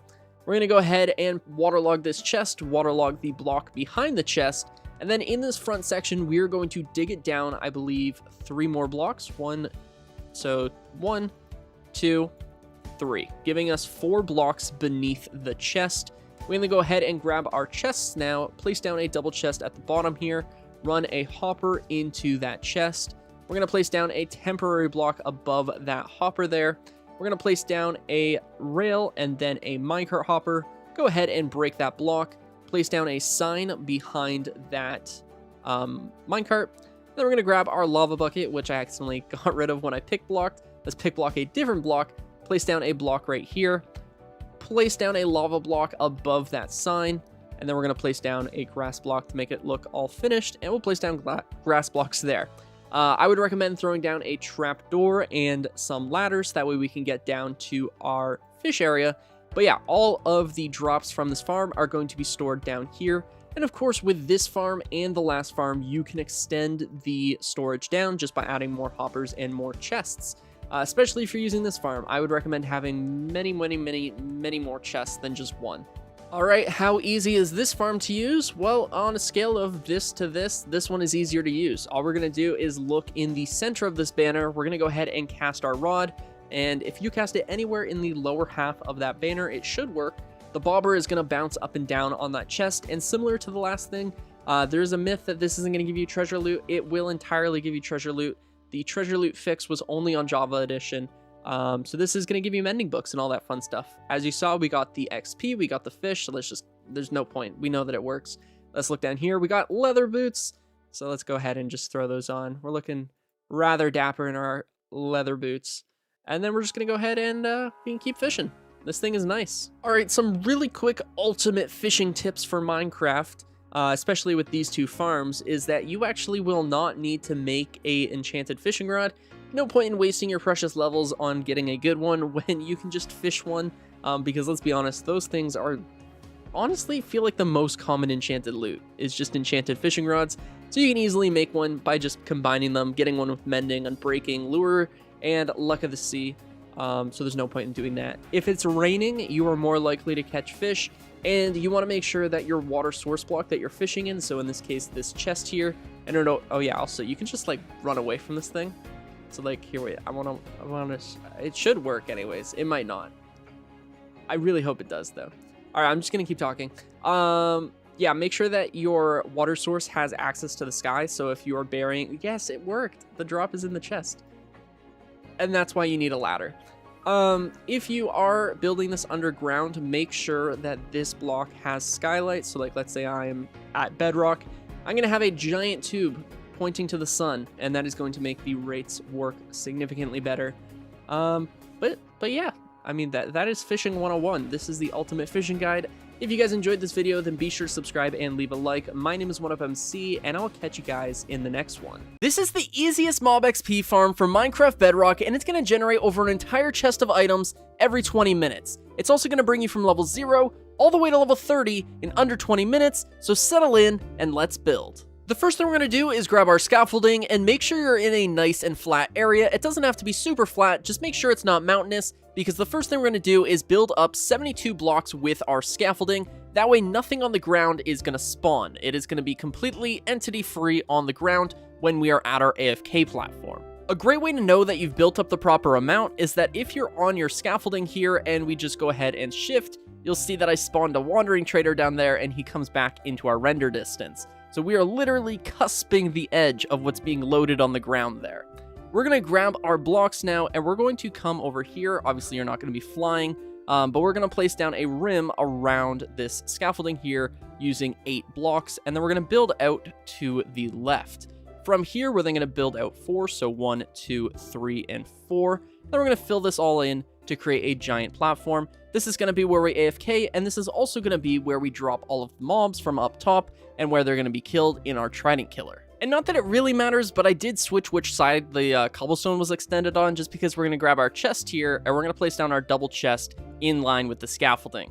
If you didn't switch it, so you still had the scaffolding right here, then you would of course still place your chest here. It's just they would be misaligned, and that is why I moved the cobblestone. I didn't move the scaffolding, just the cobblestone. All right, now that we've gotten through that and we have our chest here, we're going to grab our hoppers now and place down 4 hoppers running into one another. Then we're going to grab our blocks and we're going to go around and just place blocks all the way around these hoppers. We're then going to go ahead and grab our pistons now and place down a piston above the chest, and then in an alternating pattern like this, so none of the pistons are looking at one another. We're then going to grab our redstone torches. We're going to place down redstone torches on the sides of each of these pistons on these corner blocks, just like so. Then we're going to grab our observers, and we're going to place down our observers looking at each of those redstone torches and or looking into the corners of the trident killer. And then once we have gone through all of this, we can go ahead and throw a lever on the front here and turn it on. And when we do this, it is going to start the trident killer like you just saw there. When we turn it off, it is going to continue creating the clock that is powering this thing. So this is going to push our trident around, which is going to grind all of the mobs and allow you to AFK here. So we're going to grab our blocks now, and we're going to place down blocks going up here, and all the way around. We're going to do a 2-block rim, and we're going to leave the section above that piston empty for now. Once you have filled in this 2-block rim, we're going to go ahead and extend it 17 blocks upwards so that we have a giant drop chute, which is 20 blocks tall. After building the drop chute, your farm should look something like this. We're going to come down to the AFK area now and grab our tridents, and we're going to throw our tridents at any one of those pistons. We're just going to throw them in there. Let's go ahead and throw in 2, just to make things a little bit quicker, but you really do only need 1. And we're going to go ahead and throw a slab on there. That way we cannot get in and baby zombies cannot get out. We can go ahead and turn off the trident killer now, but we're going to be working up there, and eventually we're going to have mobs spawning, so we might as well just leave it on. Once you have thrown your trident though, we can go up here and we are ready to start working on the bulk of the farm.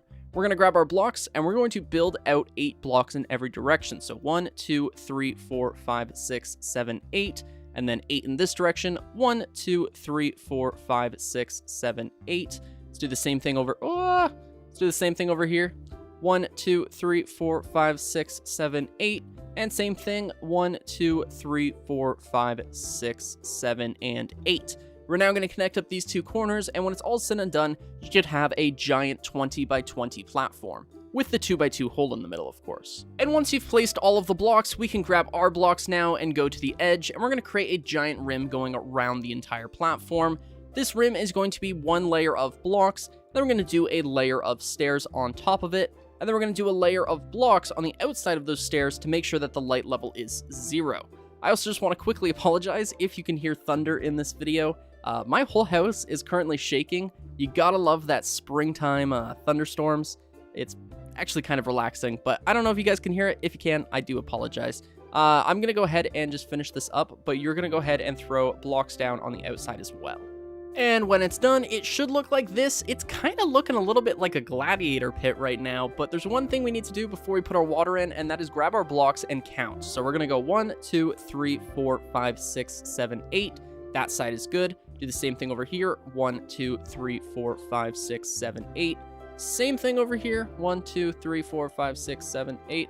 You don't really have to place the blocks. I just think that it is an easier way to count. 1, 2, 3, 4, 5, 6, 7, 8.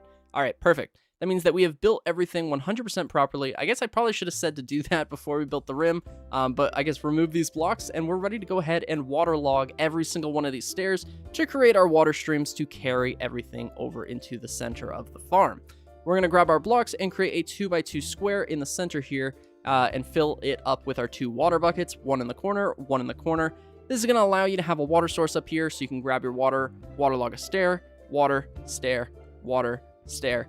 Instead of, like, you know, going down and grabbing it or filling your inventory with buckets, this is a way easier method, and you're just gonna waterlog all of the stairs. And after waterlogging all of the blocks, and of course removing your water source, this is what it's gonna look like, and it is already looking extremely cool. Just do not fall down that hole. You will most likely die, especially if you're not wearing any armor. We're gonna grab our blocks, and we're gonna create a rim of blocks. Holy shit. Did you guys hear that thunder? Oh my god. We're gonna grab our blocks, and we're gonna place blocks going all the way around these stairs, just like so.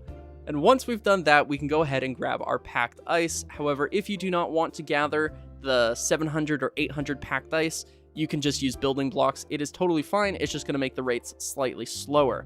So we're gonna grab our packed ice now, and we are going to build up 3 blocks. Remove the bottom 2, and then we're going to grab it and just completely go around the entire structure. And then we're going to go ahead and make smaller squares within this larger square. There's just a nice and easy way to make sure everything is properly counted, and it also makes it so that you don't have to like constantly build scaffolding. From here, we're going to count out 7 blocks. 1, 2, 3, 4, 5, 6, 7. Place down a temporary block. Well, I guess it's a permanent block, but a marker block. Remove these 2. Place down 1 right here. We're going to do the same thing over here. 1, 2, 3, 4, 5, 6, 7. A marker block. Remove these 2 blocks. Marker block. And same thing. 1, 2, 3, 4, 5, 6, 7. Marker block. Remove these 2. Marker block. And finally, this side. 1, 2, 3, 4, 5, 6, 7. Marker block. Remove these 2 and a marker block. What we now have is that looks cool too. We now have the blocks ready for our squares, so we're just going to fill in the rest of these squares to create platforms for the mobs to spawn on. Now we're going to fill in these platforms with packed ice, so I will meet you once that is done. Once you have placed your ice platforms, we can now grab our trapdoors and place trapdoors going all the way around the edges of these platforms. We're going to do this for all 4 of these squares, and in fact, every single one of these squares is going to be the exact same, so I'm just going to do this one. So we're going to place down trapdoors going all the way around, and then we're going to continue this trapdoor theme by placing down trapdoors in the center of these blocks. So we're going to place down a 3x3 grid within our 7x7 square, kind of like this, and then just, of course, go ahead and close up all of these trapdoors. This is going to trick the mob AI into thinking that there's a block here, and because they are on ice, it's going to be extra slippery, making it extra fast, and they are going to slide off the edge. And they're also not going to get stuck on this trapdoor because they're just going to slide and then fall off. So once you have your trapdoors here, we are ready to go ahead. Obviously, you would do your trapdoor. I'm going to do the trapdoors for the other 3. And after placing all of your trapdoors, this is what it is going to look like. We can now grab our blocks, and we are going to place down a 3-block rim going all the way around the farm on this strip right here. So not on this outer strip. This is just to keep the light out from leaking through the stairs. We're going to build the 3-block rim around this rim. And after building your 3-block rim, you now have the option to either cap off the farm and throw a roof over this and call it a day, or you can continue and build 3 more layers. Now for the sake of the tutorial, I'm going to build 3 layers off camera, and I'm going to show you how to get started. We're going to go 1, 2, 3, break these 2 blocks, and just like that, you can literally repeat from this corner block exactly what we did for these layers. But now that we also have everything in place, you don't really have to do the big square. You could probably follow this much easier, and you're just going to create layers going over top of all of these. And if you want to end the farm, you're just going to throw over a cobblestone roof, and I'm going to do that once I have 4 more layers. So let me build 4 layers and then come back. After building all 4 layers, it is looking rather cool and rather efficient, mind you. Every one of these layers is basically going to double the rates well, I guess not double, because I mean, every one of these is worth making. Like, having 4 layers is going to be 4 times faster. Having 3 layers is going to be 3 times faster. 2 layers, you know what I mean? So once you have all of your layers in place, though, we can go ahead and build off our final layer. So we're going to do 1 more block around the rim, and then we are going to fill in this entire thing, again, a 20 by 20 platform with blocks, and make sure everything is nice and dark. So we're just going to go ahead and fill it in. And I apologize. I feel like my brain has kind of turned into butter. I messed up that last clip, but basically all I said was we should torch spam it because we don't want mob spawning. So make sure you place down torches on the rim, on the roof, and on the floor, as well as where you're going to be AFKing. And in fact, if you're going to be AFKing here and you have phantoms enabled, you might want to make this platform a little bit safer. But as you can see, we are already having plenty of mobs spawn and plenty of mobs drop in here. That is awesome. I'm going to AFK here until we have about a full chest worth of items. I'm going to guess this probably going to take about 30 minutes because this thing is rather fast. So I'm going to AFK, see how long that takes, and I will be back.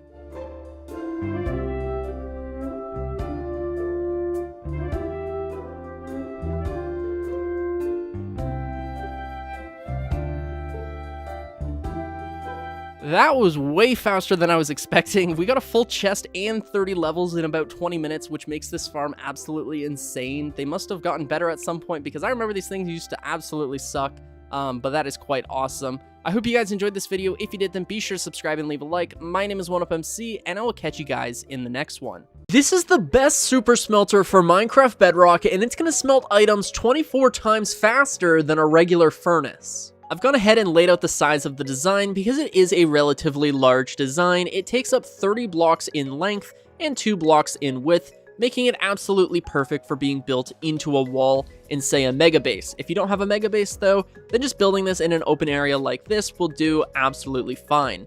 We're going to place down a block on the edge here, and then we're going to grab our chest and place down a double chest. This is going to be our storage for all of these smelted items. We're then going to grab our hoppers, and we're going to place down 24 hoppers in a row. But again, if you've already cleared out your 30 by 2 space, then you know that you only have to go until there are 3 blocks left, meaning that we don't have to count these hoppers. But again, placing down hoppers is a slow process because you got to be crouched. All right, so there we go. We now have our 24 hoppers in place, so we can grab our furnaces and place down our furnaces now. And I guess I can fly now. So we're going to place our furnaces, and that is going to bring us to a total of 24 furnaces. Now, if you want to smelt 25 items, we can do that. Whoops, we're just going to place down another hopper and a furnace. This is the maximum number of furnaces that you can use for this hopper chain, because any more furnaces than this, and suddenly you are smelting things faster than you're carrying the items to the storage. So I would recommend having 24, because 24 just kind of works nicer with Minecraft's numbers, 24, 8, 64, things like that. And I just think that that's nicer than doing 25. But again, if you do want to have 25 items smelted, you very well can just add in your extra furnace. But do not do 26, because then it will be smelting items faster than it's carrying them to the storage. All right, I feel like I've cleared that up. We're going to grab our hoppers now, and we're going to place hoppers on the backs of these furnaces. And this is going to be how we fuel these furnaces. So this is going to be where our coal comes in, or your lava, or whatever you end up using. We're now going to grab our blocks, and we're just going to place down 3 blocks right here, or 2 blocks right here, 2 blocks right here, block right here, and then we're going to flip over and place down 2 upside down stairs, so that way we can open this chest and still make it look relatively nice. We can now grab our redstone lamp and place it right here. This is a completely optional thing. If you would rather just have it be a block, you very well can. I much prefer having a lamp because then you can tell when it is on and off. But I do suppose that having the minecarts going back and forth would be a good indicator of if it is on or off. We're then going to place down a block right here next to these furnaces.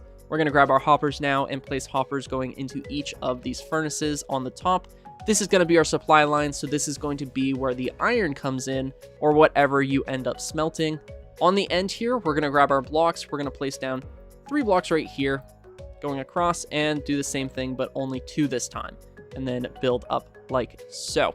We're going to leave this block open for now, and we're actually going to come back to this side and build up the other side so that it is 3 blocks, and place down a block right there.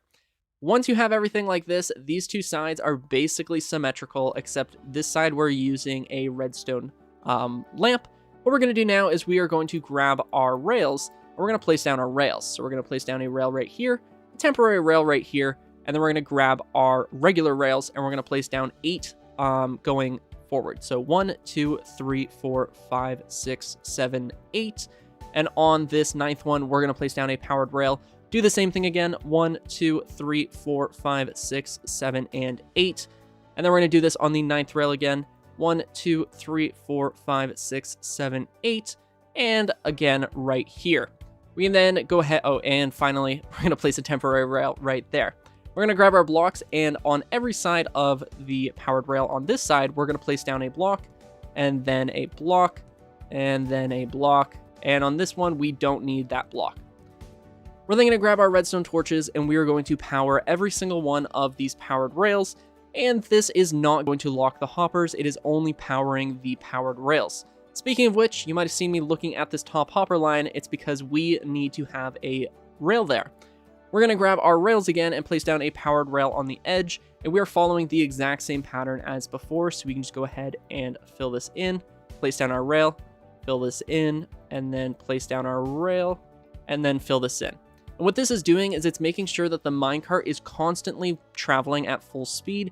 That's why we have 8 spaces between the powered rails. That is how long it takes for the speed of a minecart to dissipate. So it's going to keep going at full speed, making sure that all of these furnaces are adequately fueled and adequately supplied with things to smelt.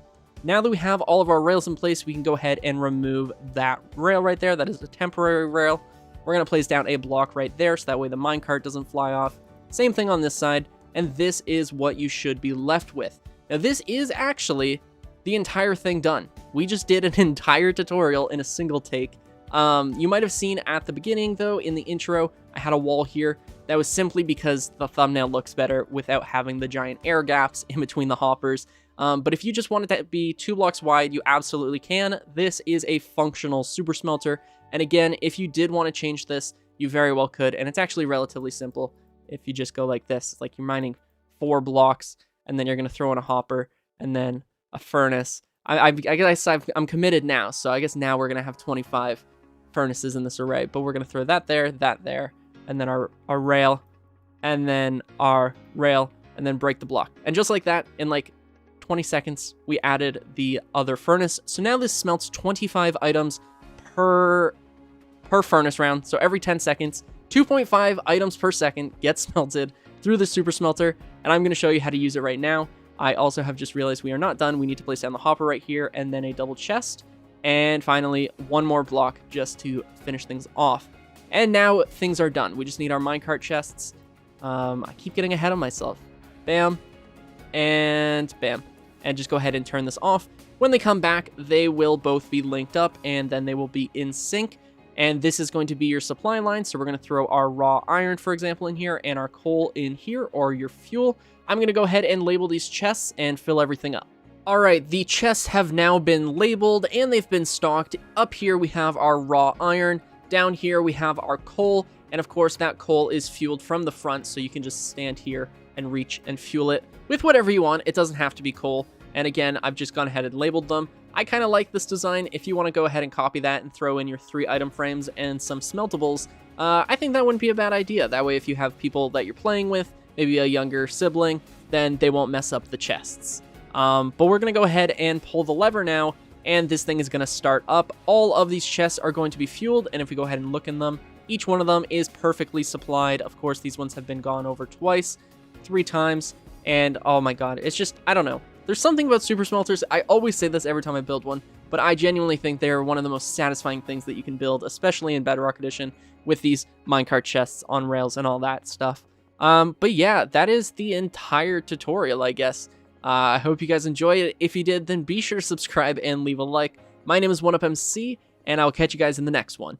Also, by the way, I'm sure many of you guys know this, but my channel was actually hacked on March 9th, and I have since regained access, but that was a whole headache. I'm glad it's over, but I just want to let everyone know that Brad G, that whole crypto thing, was not me, and I apologize to all of you guys for having to, share that on the channel. But unfortunately, that was out of my control. Really unfortunate situation. But again, everything is better now. I love you guys. I hope you guys enjoy it. And this was helpful. See ya. This is the easiest item sorter for Minecraft Bedrock. And as always, there'll be a world download in the description. This item sorter is 15 blocks long and 9 blocks wide. However, for every 3 items you want to add to this sorter, you have to extend it by 4 blocks. So if I wanted to sort out 3 more items, then I would go over here, 3 more items here, 3 more items, and so on. So really, it all depends on the amount of items you want to sort. For today's tutorial, we're only going to be sorting out 5 items, with our last slot being allotted to miscellaneous items.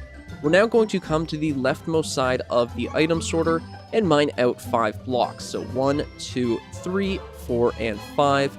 We're then going to go to this 3rd block in the line, place down a dropper facing upwards, and then we're going to grab 2 hoppers and run them into each other, going towards the front of the sorter. We're going to place down a chest on this hopper right here, and then grab our blocks, and we're going to place down 3 blocks going across here and 2 blocks right here. We're then going to grab our observers now, and we're going to place down an observer facing in this direction, there we go, and then another observer facing in the opposite direction. Just like that. There we go. Perfect. And we can then grab our blocks and place down 3 more blocks right here. We're going to grab our glass now, and we're going to place down 6 layers of glass on top of this tube, and this is going to be our item elevator, with the last layer having a bend so that way we can flow items with a water stream. Guys, I'm scared. I haven't been in the new update. I don't know if this is the new update, but why do wolves look like this? And once you've built your tube, it should look like this. You should have a U at the top, so that way we can flow our items over all of the sorters we're going to build.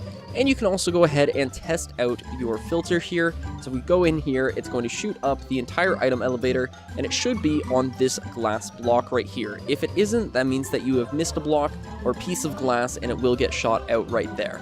Now we are going to place down the chests that we're going to be using, but right now is a perfect time to place down the flooring, so that way we aren't mining chests later on. So we're just going to go ahead and replace all of these right now while it is still easy, and we're also going to place down blocks right here.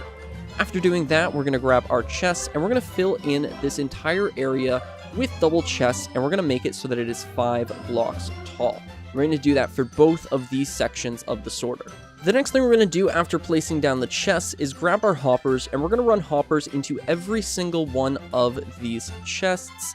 And we're also going to place down temporary blocks across the top here, so that way we can run hoppers into those temporary blocks, because that is going to be our filter hopper. So everything is going to get sorted through this hopper, and all of the items are going to get crossed over it. We can then go onto this side, and since we have these temporary blocks here, we're going to place down 3 upside down stairs over top of each of the chest segments, and then we can grab our blocks and fill in the gaps in between all of the chests, and we can also replace that center temporary block with a block as well. We're going to do it on this side as well, just like so, and that is going to be our front display, or whatever you want to call it. So we're going to place down the rest of the hoppers, and then we can actually get into some of the redstone. After placing down all of your hoppers, we're going to grab our building blocks now, and we're going to place down a row of blocks on this second layer of hoppers. Then we're going to build out by 1 more block, and then we're going to build underneath of this second layer, just like so. place down a row of temporary blocks right here, and then another set of building blocks across this row. We're going to grab our redstone repeaters and place down redstone repeaters on all of these blocks. Come to the backside now, and we're going to place down redstone torches on this layer of blocks, just like this. Go ahead and break your temporary blocks now, and we're going to come up here, place down another set of temporary blocks. So we'll place down a temporary block there. These are going to be building blocks, so we're going to run those across, break this center block, then we're going to place down blocks over top, and we're going to place down our comparators coming out of those hoppers, and then grab your redstone dust and place redstone dust on every single one of these blocks, just like that. I actually just did this wrong. This row doesn't need one. So on your last section, you actually want to have no filter. That way, all of the items that go through here are going to end up in a chest. If you don't have this and you're trying to sort every item, a lot of your items are going to despawn. So I highly recommend having a miscellaneous chest. Alright, this is more of a personal preference. However, I really like covering this tube. That way you can't see stuff behind your sorter.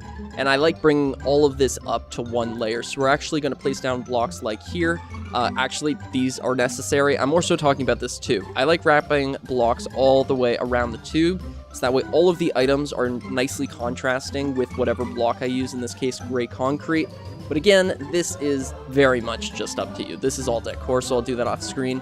Up here, though, these blocks are necessary because this is going to be where we actually run the items. So go ahead and break these glass blocks now. We don't need these. And we're going to place down glass right here. And that is going to keep all of the items inside of the chamber. We're going to grab our building blocks now and do the same thing on this side, just run blocks all the way across. And we're going to place down blocks right here. Again, I really like filling this area in, so I highly recommend doing it. And we're going to place down one block right there, so that way we can still run water, and we're going to place down a packed ice in this hole. Alright, place down your packed ice in the center here, and then place down a button on that ice. We're then going to grab our water bucket and place the water bucket in this corner. That's going to flow across, and then we're going to place down another water bucket on the other side of this button. So any item that goes in here, I guess it's going to go into the first slot, but if we go ahead and throw in like a red concrete, it is going to go up our tube, and then it's going to get pushed across and picked up by that first hopper, which should put it in here. Actually, nope, it is going to be in here because of the item sorter. Perfect. So now what we need to do is we need to put in our filters so that way we can actually sort out items. But I'm really quick just going to make this look a lot prettier because it's looking a little unfinished right now. And the only thing we have left to do is label the chests and actually make it so it sorts stuff. Alright, the next thing we need to do is get our named items, and these are going to be our filter items. So I just saw Armadillo Scoot, and I haven't seen it before, so this is the item we're going to be using. You can name it whatever you would like. Of course, I'm a YouTuber, I'm going to go with subscribe, and we're going to name 3 stacks. That should be more than enough. Each filter is going to use 40 filter items, and then we need to rename this one as well. Subscribe. Scrubby. Nope. Subscribe. There we go. Did I? Okay, good. They're all the same. Okay, what we're going to do is I have sorted these out to diamond, gold, emerald, amethyst, and quartz. So we're going to go into the first one here. This is diamonds. We're going to go ahead and drop in 10 of our filter items in these last 4 slots, just like this. One more. There we go. And then grab our diamonds and go 1, 2, 3, 4, and 5. If I go ahead and put in 6, you'll see that 1 gets taken out, and that is either going to be in that hopper or it's going to be in our chest. It's in our chest. Absolutely amazing. So now we need to do this for the rest of these chests, so gold, emerald, amethyst, and quartz. And then once I am done that, I will show you this entire thing in action, and it is quite awesome. And now that I've filled the filters, we are absolutely done with these filter items. Go dig yourself a hole and drop these in here, because the last thing you want to do is put them inside of your sorter, because that would destroy the entire thing. So please never ever use those items again. And I guess we can finish it off and fill in the roof. And just like that, we now have a completed item sorter. If I go ahead and drop in all of our items, we should have 59 of each of the items that we're sorting. And I'm also going to throw in a stack of redstone torches. So when it's all said and done, we should have 59 of every item and then 64 torches in the remaining chest. So I'm not going to sit here and watch all the items flow, but as you can see, the item filter is really cool, or the item elevator is really cool. Yeah, I will cut to when it is all sorted. Sorry, I'm eating a candy. It's almost done, though. So these torches are flowing through. If I go and check in the diamonds, you'll see 59, gold, 51. Oh, what? Oh. No, that makes so much sense. The items were flowing into the dropper faster than they were getting sorted. Okay, I don't even know if this thing... Oh, there we go. Okay, I'm gonna take a deep breath. It worked exactly as it should. The items were getting sorted. The items were going into the dropper faster than they were getting spit out, so they were not coming out in order. There we go. That is the final thought. Here we go. 59 diamonds, 59 gold, 59 emeralds, 59 amethyst, 59 quartz, and 64 redstone torches. Alright, that is everything done. That is the entire item sorter. And I hope you guys enjoyed this video. It was actually kind of weird to make. I'm kind of all over the place. I don't know if this is a good thing or not, but it was kind of fun to make. And yeah. This is the item sorter. I hope you guys enjoyed. World download will be on my Discord. And please consider subscribing and leaving a like. My name is 1UpMC, and I'll catch you guys in the next one. This is the easiest Kelp XP farm for Minecraft Bedrock, and as always, there will be a world download in the description. Alright, the first thing we need to do is find out where our chunk border is, because this farm needs to be built inside of a single chunk or it won't work. So in order to do that, you need to find a set of coordinates that are divisible by 16. So right here, -384 and -80 are both divisible by 16, meaning that this is the corner of a chunk, or a chunk border. We're then going to go ahead and place down a sunflower here, and because sunflowers always point east, we're able to know that the chunk goes in this direction and in this direction, so to the front of the sunflower and to the right of the sunflower. After finding out where your chunk border is, we're going to build 8 blocks over from this block, so 1, 2, 3, 4, 5, 6, 7, and 8, and then 2 blocks up, 1 and 2. Go ahead and place down a block here, then we're going to grab a redstone repeater and point it away from the edge of the chunk. We're then going to place down a redstone torch on this side of the block, a block on top of that redstone torch, a redstone dust, and then another block right here. And that's going to create a redstone clock, and this is actually how we're going to be powering the farm. We're then going to go ahead and place down a lever on this block right here, or the front of the farm. Go ahead and turn it on, that way the clock stops, that way it's not constantly ticking while we're building the farm. Next, you want to expand this redstone trail, so we're going to place down 2 redstone dust and then 4 blocks right here. Place down 4 redstone dust on top of those blocks, then we're going to come around and place down 4 sticky pistons on all of those redstone dust, just like this, leaving a 1 block gap underneath of those pistons. We're then going to grab our blocks and place down 4 blocks, 1 block in front of the piston face. Then we're going to go ahead and place down 4 sand blocks on top of those cobblestone and 4 sand blocks on top of those pistons. We're then going to go ahead and mine out these 4 blocks that is 1 block away from the cobblestone, and then we're going to go ahead and mine out these 2 blocks as well. Go ahead and place down a double chest right here, and then run 4 hoppers into that chest. Then we're going to place down our smokers on top of those hoppers, and then we're going to run hoppers into the backs of these smokers now, just like this, going across. We're going to do the same thing on top of the smokers, just like so. We're going to place down 2 double chests going across this bottom set of hoppers like this. Then we're going to go ahead and place down 4 double chests going across each and every one of these top hoppers, and then run hoppers into each of these chests. Now I'm going to quickly explain what this is doing. These hoppers are going to collect the kelp, put them inside of these double chests, which is going to feed it into the smokers. These double chests are actually for your fuel, and then this chest is going to spit out all of the dried kelp. The next thing you want to do is place down 2 blocks on top of each of these pistons, and then we're going to place down 4 pistons in a line with the piston faces pointing towards the sand. We're then going to grab our blocks, and we're going to build over 4 blocks from this sticky piston, so 1, 2, 3, and 4. And we're just going to go all the way up to the same level as this piston up here. We're going to do the same thing on this side, 1, 2, 3, 4, and do the same thing, just build all the way up to that piston layer. And when it's all said and done, we're going to thread down another layer of blocks going all the way around on the top. So it should look like this when you're done. we're going to come around back to the farm, and we're going to place down 2 blocks right here, and then a redstone torch. Place down a block, a redstone torch, block, redstone torch, and then place down 5 redstone dust. 1, 2, 3, 4, and 5. So that goes all the way over to this last block. If you've done everything correctly, then your pistons should not be on right now, but if we went ahead and turned on this lever, you'll see that both the sand is glitching and also those pistons are activating. The next thing we're going to do is place down a 2x4 of glass on this first block of the chest, and then we're going to place down 4 blocks on top of that glass layer and fill in the area above the hoppers. We're then going to grab our trapdoors and place down 4 trapdoors on these blocks with the redstone dust, just like that. Go ahead and open them all up and then waterlog each and every one of those trapdoors.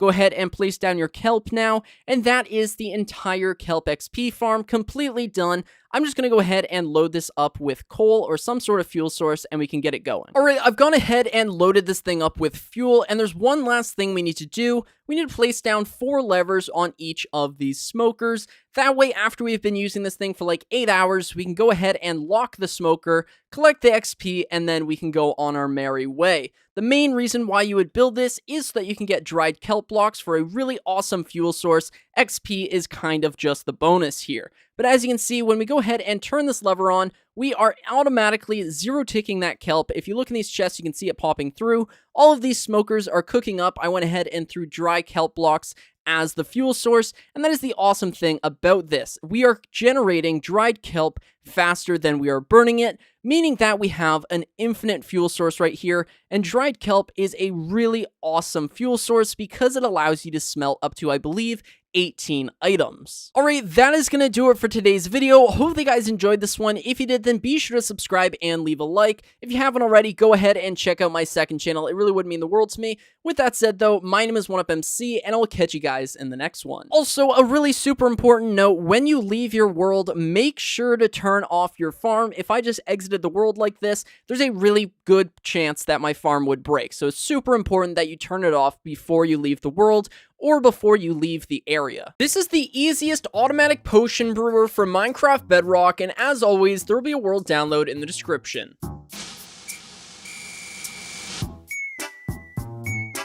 The first thing you want to do is find a 3x3 area to build the farm in, and then we're going to place down a barrel here, run a hopper into the back of the barrel, and then place a brewing stand on top of the hopper.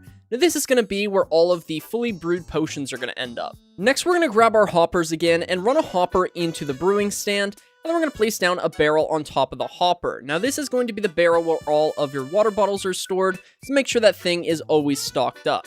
We're going to grab our hoppers again and run a hopper into that brewing stand, and then a hopper running into that hopper, just like so. Grab your sticky piston now, and we're going to place down a sticky piston next to the barrel, pointing in the same direction as the brewing stand, and then place down a redstone block in front of that sticky piston. Place down a temporary block right here, and then a sticky piston. Go ahead and break your temporary block now, and place down another redstone block. We're going to come up here now with our droppers. We're going to place down a dropper on top of that redstone block so that's pointing into the hopper, and do the same thing right here so you have 2 droppers both pointing towards these 2 hoppers. We're going to place down a temporary block right here and grab a dropper and point it upwards into that hopper, break the block, and finally come on this side and place down a temporary block right here, and then place down a dropper on that block, again pointing into the hopper. Break the temporary block now, place down a block on top of the sticky piston, and then a button. And that is the entire farm built. Now I'm going to show you how to stock this thing up and how to use it. Alright, I'm going to show you how to make a full strength invisibility potion, but this is going to be a guide for making any potion, so let's get into it. First things first, this is your water bottle barrel, so this is going to be where we empty out all of our water bottles. Just fill this thing up. Make sure that everything inside of this device is fully stocked, that way you have no weird hiccups. Next, we're going to go to this dropper next to the button. This is going to be your nether wart dropper, and it's always going to be your nether wart dropper. This is the first dropper that goes off. We're going to come over here now, and this dropper on the edge on the side, this is going to be the first ingredient that you want going into your potion. So we're making an invisibility potion, so the first thing that goes into it is a golden carrot.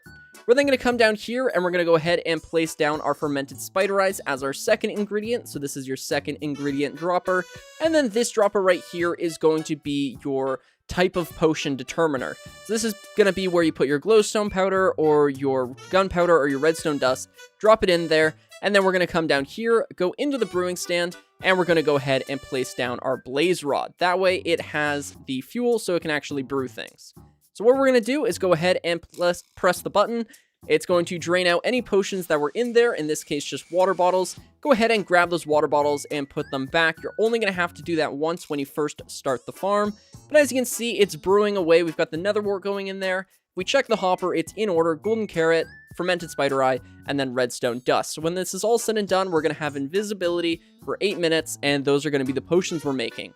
And then once the potions are made, we can go ahead and press the button again. It's going to drain them out, and then it's going to try and make another potion. So I'll just wait for that to happen. And just like that, the potion system is done. We've got our invisibility potions inside of the brewing stand. But this is the glorious part about it. Let's say that you have a fighting arena, and you just want to be able to grab some potions on the go. All you're going to do is go ahead and press this button. It's going to automatically empty out all of the potions, and it's going to start making new ones. So it's going to refill itself. So here we have our invisibility potions, and as you can see, it's going right back to work so that way we have more potions, because of course you're going to be using these ones. So whenever you take potions from here, make sure to press the button, go out, and when you come back, you're going to have more potions ready for you in the brewing stand. Press the button, grab your potions, leave, have more potions. It really is a nice little system, and again, the best use cases for this is, in my opinion, say you're going on a mining journey and you want to have night vision potions. Having a bunch of these set up would be super useful, or again, if you had like a fighting arena, it would also be super useful in that context too. But that is going to do it for today's video. Again, this world will be available for download. I'll go ahead and label all of the dispensers as well. So hopefully you guys enjoyed this one. If you did, then be sure to subscribe and leave a like. My name is 1UpMC, and we'll catch you guys in the next one. This is the easiest Raid XP farm for Minecraft Bedrock, and as always, there'll be a world download in the description. The first thing you want to do is locate a pillager outpost, and then we're going to go ahead and kill off all of the pillagers in the area, so that way you're not constantly getting attacked. After that, we're going to go ahead and flatten out the floor, so we're just going to fill this in, and we're going to get rid of this chest, and then we're going to grab our glass panes, and we're going to fill in all of this area. It's a little tricky because the hitbox is small, but we're going to fill in this area in between these logs so we can find out where the spawning spot is. And after filling in this area with glass panes, all we're going to do is leave the area now so that way a pillager can spawn. And as you can see, we had one spawn really nice and quick. If nothing is spawning, just go ahead and run away and come back until something spawns. And eventually, you'll know where to find the pillager. We're going to go ahead and break all of these glass panes now. And once we've done that, we should have 4 glass panes left, trapping the pillager, and then we can mark out that spot. This is getting really messy. Okay, there we go. We're going to go ahead and kill this guy off now, collect his drops, and for the sake of it looking nice, we're going to replace those blocks. We're then going to grab our packed ice, and we're going to remove these 2 blocks right here. I do apologize for the clip, but I actually built the farm wrong in my previous recording, so I had to go back and fix the mistake. You might have noticed that the entire roof is gone, and that's because we're going to remove the roof all the way down to the layer of the floor. With our spawn spot marked out, we are going to build out to either this direction or this direction. You might notice that the spawn spot isn't centered, and we are going to make it so that we are going to extend it to 3 blocks long in one of the directions closer to the edge. I hope that makes sense. We're then going to grab our blocks now, and we're going to place down blocks going all the way around our ice, and an extra layer of blocks right here. Go ahead and remove those blocks, and we're going to place down soul sand in those locations. So let's quickly grab our soul sand, place down our soul sand now, grab our scaffolding, place down 6 scaffolding over top of the ice, and then with our blocks, we're going to make 2 more layers worth of blocks here, just to keep the water and the pillagers contained inside of the farm. And then finally, we're going to top it off with a layer of leaves going across these 3 blocks, and then on this side, we're going to create a square using glass and leave these 2 blocks open because this is going to be our water chute, which is going to bring the pillagers up to our AFK platform. That way you are able to get the ominous bottles from the top of the farm. We're then going to we're going to place down 2 water sources right here, grab our fence gates, and we're going to place down our gates right here. Go ahead and open those up. So anything that spawns in here is going to get pushed across, and then the AI is going to walk itself into the bubble column. We are then going to grab our scaffolding and we're going to come over to this block right here. I prefer building on the right, and it's probably easier if you just follow me. So we're going to go to this block right here, and we're going to place down a scaffolding, and we're going to place down 24 more scaffolding. So 1, 2, 3, 4, 5, 6, 7, 8, 9, 10, 11, 12, 13, 14, 15, 16, 17, 18, 19, 20, 21, 22, 23, 24 scaffolding. From here, we're going to grab our leaves and we're going to place down leaves going all the way around this top scaffolding to create a nice little platform for you to stand on. And we're going to extend it to the left because we built on the right side of the farm. And you'll see we already have pillagers spawning inside of the farm. We're then going to take our leaves and we're going to build over 3 more blocks, extend this by 3 blocks, extend this by 3 blocks, and then place down 2 blocks at the back. So this hole should be centered with that water chamber down there, and this is going to be where our hoppers go. The next thing we're going to do is come down to a layer. However many chests you want, just bring it down to that layer so it's nice and easy. I'm going to build 3 chests just for the sake of, simplicity, and we're going to build over another 2 blocks. We're then going to build over to the edge of this layer, which is going to be right here, and then extend it over 1 block. Then we can go ahead and grab our chests now, and we're going to place down a double chest here, run a hopper into that chest, and then grab another chest, place down a chest, and then place down a hopper, and then place down a chest going over top of that hopper. So we have 3 chests, and that's going to be the storage. Realistically, you are going to want to have more than 3 chests because this farm is fast. We're then going to run hoppers into one another, and this one is going to run down into this chest right here. And then what we're going to do is grab our pistons, place down a piston right here, here, here, and here, so they are all in an alternating pattern. We're going to be building a trident killer, but I prefer to call it the meat grinder. We're then going to grab our observers, and we're going to make the observers look at these air blocks. So the observer is going to be running into the piston and looking at the corner right here. And oh my god, this is hurting my head. There we go. We're going to grab our redstone torches now and place them on the edge of these pistons, just like this. And if you've set everything up correctly, you should have a clock like this. And then all we're going to do is go ahead and place down a lever, turn it on, and that's going to power this piston, which is going to stop the clock. The next thing we want to do is come down to where our pillagers are here, and we're going to grab our glass, and we're going to run this glass all the way up to this area up here. We're going to build up 2 blocks extra on this side, so that way we can actually funnel them in. And we're going to do this for the entire chamber. So you can leave the corners though, because that obviously doesn't affect keeping them contained in the bubble column, and it also doesn't do anything for keeping the water contained. And then we're going to finish off this one, and then finally we do these 2. We'll be crazy and we'll do them at the same time. I actually think it's faster to do them one at a time. But once we build all the way up here, we're going to simply throw down some fence gates, so that way we can funnel them into the same trident killer. So all of the ominous bottles are going to end up inside of your storage. We're then going to place down glass blocks going across like this, and we're going to go all the way around the farm, except for this block. And you know what? We'll even do the corners. I'm feeling rich today. And finish it off like this. Place down a final piece of glass there, and then a slab, so that way we can collect the XP and stuff. We're then going to go ahead and grab our fence gates, place down fence gates going across like this, go ahead and open them up the same as we did down there. And then we can go ahead and place down 2 more glass just on top of here. We're going to grab our leaves now, and we're going to place down leaves going all the way across the glass now, just like so, and leaves right there. Place down leaves going right there, and then we're going to grab our blocks, and we're going to build 10 blocks from this leaf layer. So 1, 2, 3, 4, 5, 6, 7, 8, 9, 10. And we're going to do that for these blocks. We don't have to do the corners again because, of course, they are not going to keep anything contained. At the top, however, it is a little bit easier if you do fill in the corners. So this is going to be our drop chute where all of the pillagers and raid stuff is going to fall down. From here, we're going to build out 8 blocks in both directions. So 1, 2, 3, 4, 5, 6, 7, 8. Do the same thing over here, 1, 2, 3, 4, 5, 6, 7, 8, and then go ahead and connect this up so you have a giant spawn platform for everything to spawn in, and go ahead and fill in this area. And once you have the spawn platform built, we're now going to build a giant rim going all the way around the farm, And we're going to build this so that it is 6 blocks tall with building blocks and then 1 block tall with leaves. So that's going to look like 1, 2, 3, 4, 5, 6, and then a leaf layer. And once you have all of those layers complete, you should have a giant box, which is looking rather nice in my opinion. We're going to grab our blocks now, place down a block in the corner over top of this hole, place down a leaf block over top of that block, and then we're going to place down signs. So we're going to place down 1, 2, 3 signs, 1, 2, 3 signs, and then a sign right here.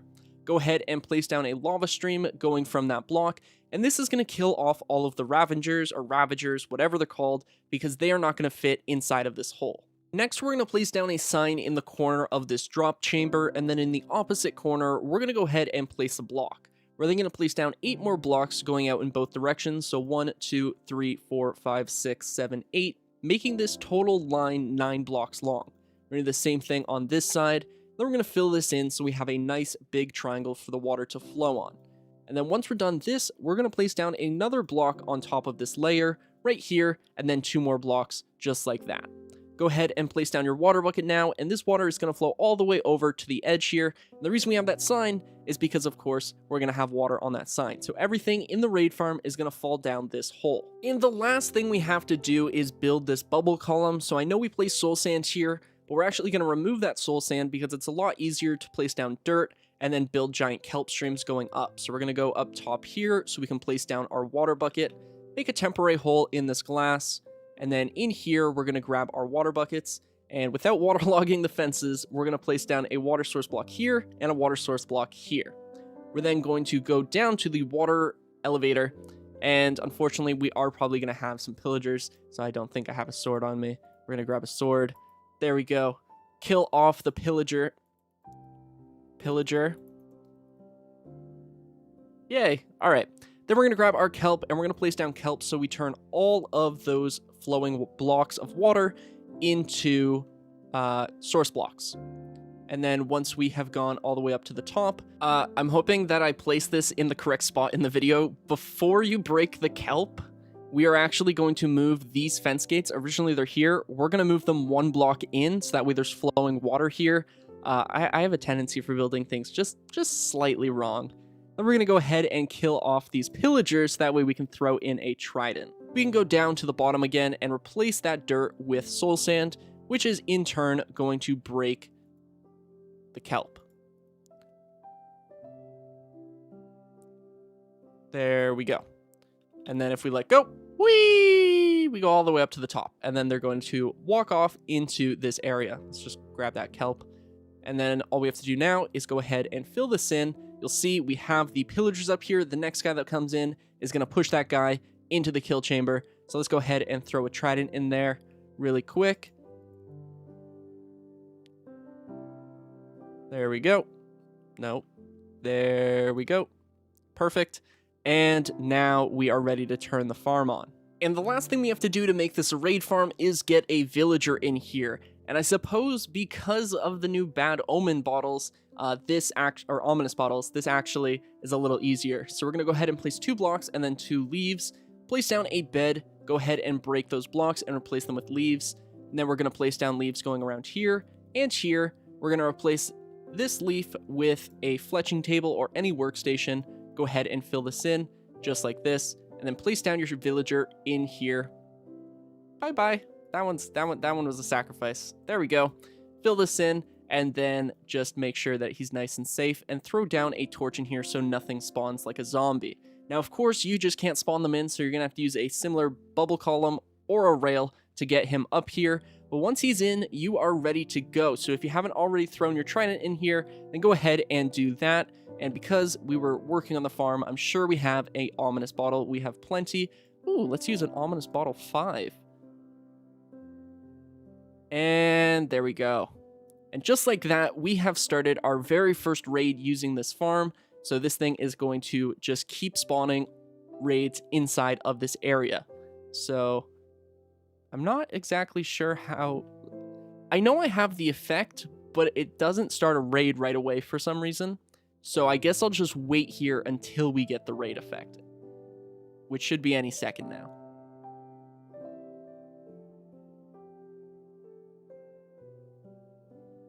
And there we go. We now have a raid going. So this thing is going to start up. It's going to spawn its first wave. And because it is an Ominous Bottle 5 or Bad Omen 5, I'm pretty sure this is a level 5 raid, which is the best raid that you want to use for this farm.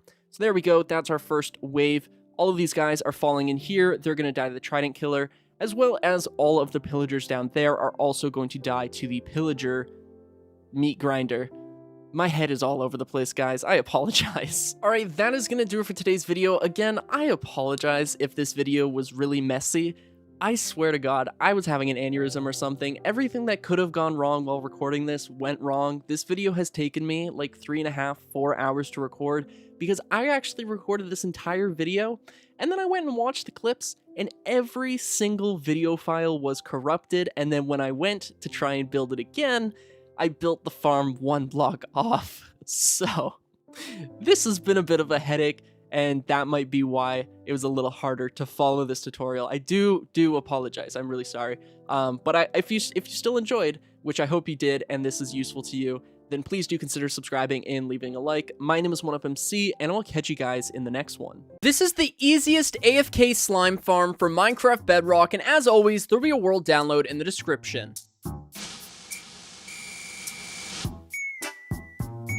Alright, the first thing we're going to do is head on over to chunkbase.com to find out where our slime chunks are. So each of these green dots is a slime chunk. If you're playing on Bedrock Edition, then the slime chunks are the same for every seed. But if you're on Java Edition, then just type your seed up here and it'll show you where the slime chunks are. Alright, so I've gone ahead and lined myself up with a chunk border here, -368, -128. This is a slime chunk. So if you look at the Y value, we are on Y level 78. We're going to mine all the way down to Y level 39. After you have mined down to Y level 39, we need to clear out the chunk. So we need to add 15 to both of our Z and X coordinates. So as you can see, if we mine in this direction, the number grows. And if we mine in this direction, the number grows as well, which means that this is our chunk right here. So we're going to mine this out so that it is a 16 by 16 by 3 wide hole. Alright, after clearing out the chunk, this is what it should look like. It's just a 16 by 16 hole right now, so not much to look at. But we're going to come across from our ladder hole here, and we're going to place down a torch on this second layer on this block, again across from the ladder. We're then going to count over 5 blocks from the torch, so 1, 2, 3, 4, and 5. Place down a torch, and we're going to do that for this wall and this wall. And once you're done, this is what it should look like. Don't worry about the dark spots. Mobs only spawn in a light level of 0, so this is completely okay. And don't place down a torch on the ladder hole because we're about to place down our ladder. So we're going to place down our ladders going up, and we're going to go all the way to the surface. After building the ladder, we're going to come over to the wall again, and we're going to count over 8 blocks. So 1, 2, 3, 4, 5, 6, 7, and 8. We're going to go ahead and punch out these 2 blocks and the blocks to the right of it, so we have a 2x2 hole on the floor here. We're then going to clear out these other 2 blocks, along with these 2 blocks temporarily. We're going to place down a fence in the front. Grab your snow, place down 2 snow right here, and then a carved pumpkin on top. Go ahead and fill in this hole now, just like that, and cover up these 2 blocks with upside down half slabs. So that is going to be how we agitate the slimes to come over into the kill chamber. After building this, we're going to mine out these 3 blocks right here, and these 3 blocks right here, and then finish the rest of the hole. So that way all of the slimes are going to fall down to the bottom where the kill chamber will be. And speaking of that kill chamber, that is exactly what we're going to build after you have built all of the layers that you want. So the exact same thing we did up here, except as many times as you want. So in my case, I did it 3 times. I think 3 layers is the perfect amount. So we're going to go ahead and build the kill chamber now. At the bottom of your farm, you should already have this 1 deep hole mined out. So what we're going to do is we're going to mine down 3 blocks, 1, 2, and 3, and then clear out the rest of the hole to be 3 blocks deep. After we have mined this out, we're going to make our rail system for the collection system so that we can have all of the items be picked up by a minecart hopper. So what you want to do is against the wall with all of your snow golems, we're going to mine out these 2 blocks right here, and then across from it in this corner, we're going to mine this block and place down a lever. Go ahead and activate that lever, and then grab your rails, place down 2 rails right here, and then we're going to continue this into a swivel pattern. Once they connect up like this, or if they connect up like this, go ahead and break this rail and this rail, and then just continue with your pattern. Go ahead and replace that rail now, and you should be left with this. we're going to place down a powered rail right here, which is already powered by this lever, and then over here is going to be our AFK room. The next thing you want to do is you want to come over to these 2 blocks right here, and we're going to place down a marker block, so basically any block that isn't going to blend into stone. So I'm going to replace this block with a magma block, and then we're going to come over to our ladder here, mine down by 5 blocks. 1, 2, 3, 4, and 5. Then we're going to mine over 2 blocks, 1 and 2. Then we're going to mine in this direction, so the direction of our farm, and we're going to mine over until we find that marker block, which should be any minute now, and here it is. So this is going to be where our double chest goes, so we're going to break our marker block and this block, place down a double chest, and then mine over 1 block as well. We're then going to clear out this area, so we're going to mine over by 2, and just clear out 5 blocks in this direction, so we have a nice little AFK room, just like that. Next, we're going to break this block right here, and this block. Go ahead and place down a lever on that block and turn it on. Place down your powered rail now, so that way the minecart can bounce back and forth between those 2 powered rails. We're going to replace the block right here just to cover up that lever, and we're going to break these 2 blocks temporarily. We're going to jump up here, remove these 2 rails and these 2 blocks, and run 2 hoppers into that chest. We're going to grab our rails again and place down 2 rails going over top of those hoppers. Then we can go ahead and grab our magma blocks and cover in this area with magma blocks again, leaving our temporary hole open so we can fill this in. So we should have 12 magma blocks here, and then we're going to place the block back here, and we're going to place down 2 upside down stairs above the chest. That way we can access it. And one of the last things we need to do is light up our AFK area. So I'm going to place down a torch in the center of the room, and I'm going to be honest with you guys, the only reason this is a 5x3 is so that that torch looks good in the center of the room. You can make this place look like however you want, but we're going to place down a torch in this corner right here as well, and we're going to connect up our ladders, that way we can get in and out of the farm. Now you might be wondering, where are all of the slimes? I've spent all this time mining it out. Well, the slimes aren't going to spawn unless you get far enough away. So what we're going to do is we're going to mine 24 blocks over away from the chunk, so that way slimes can spawn. So this chest counts as 1 block, so 1, 2, 3, and 4. So from this wall, we're going to mine over 24 blocks, or 20 blocks, 20 blocks from this wall. And once you're done, this is what it should look like. I always like adding a little 3x3 at the end here. If you want to throw in a chest to empty your inventory and maybe a door so you feel safer, go right ahead. That's probably a good idea.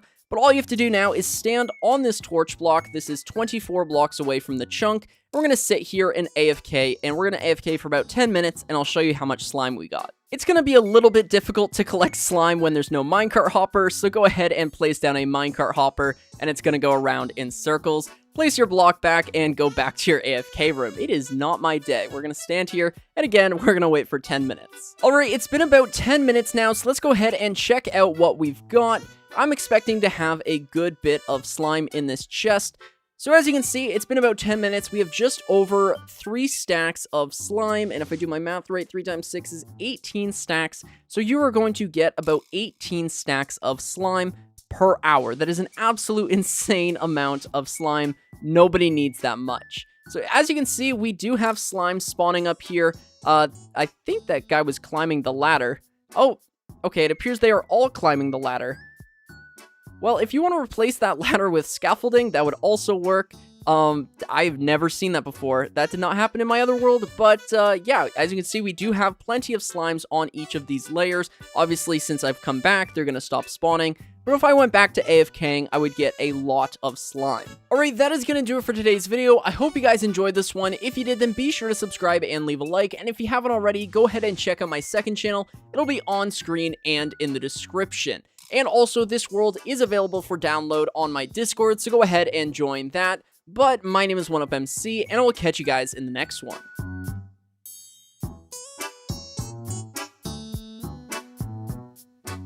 This is the easiest villager breeder for Minecraft Bedrock, and as always, there will be a world download in the description. Alright, the first thing we're going to do is find a place to build the villager breeder and make sure it's at least 150 blocks away from all other villagers and villages, and especially iron farms. Make sure it's at least 150 blocks away from iron farms, that way you don't accidentally break your iron farm. After finding a place to build the villager breeder, we're going to dig out a 3x3 hole and then dig down another layer so that we're left with a 3x3x2 deep hole.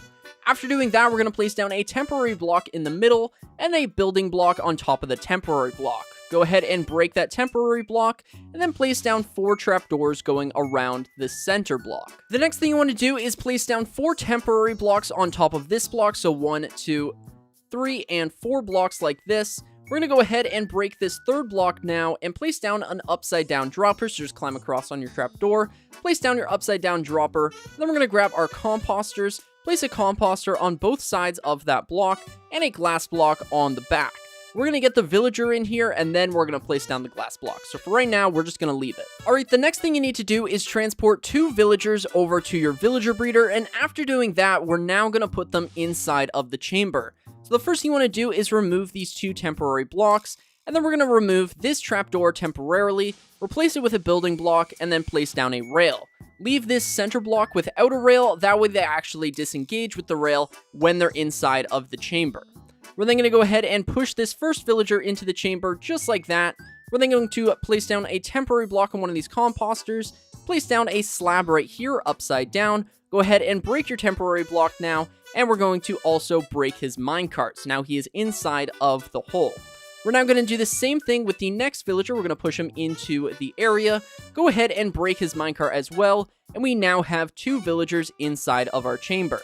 Now we're going to break this rail and the temporary block, replace the trapdoor that we placed down earlier, and now we can go ahead and open all of these up. And just clean up your area and get rid of any rails that you use to get the villagers inside of the chamber. Alright, after your villagers are inside of the villager breeder, we're then going to place down a temporary block above this trapdoor, and we're going to break this block and replace it with a piece of glass. Go ahead and break that temporary block, and if you haven't already, throw down a torch on the block the villagers are standing on. I actually can't break the torch because the villagers are in the way, so yeah, place down a torch on this block right here. We're then going to fly up here or climb up here and wrap a bunch of blocks around the dispenser to create a 3x3 platform. Go ahead and break your temporary block here and place down 4 beds in a circle just like this. You can see that they linked up to those beds, so now they are ready to breed, and the 2 extra beds are so that they actually have room to grow the village.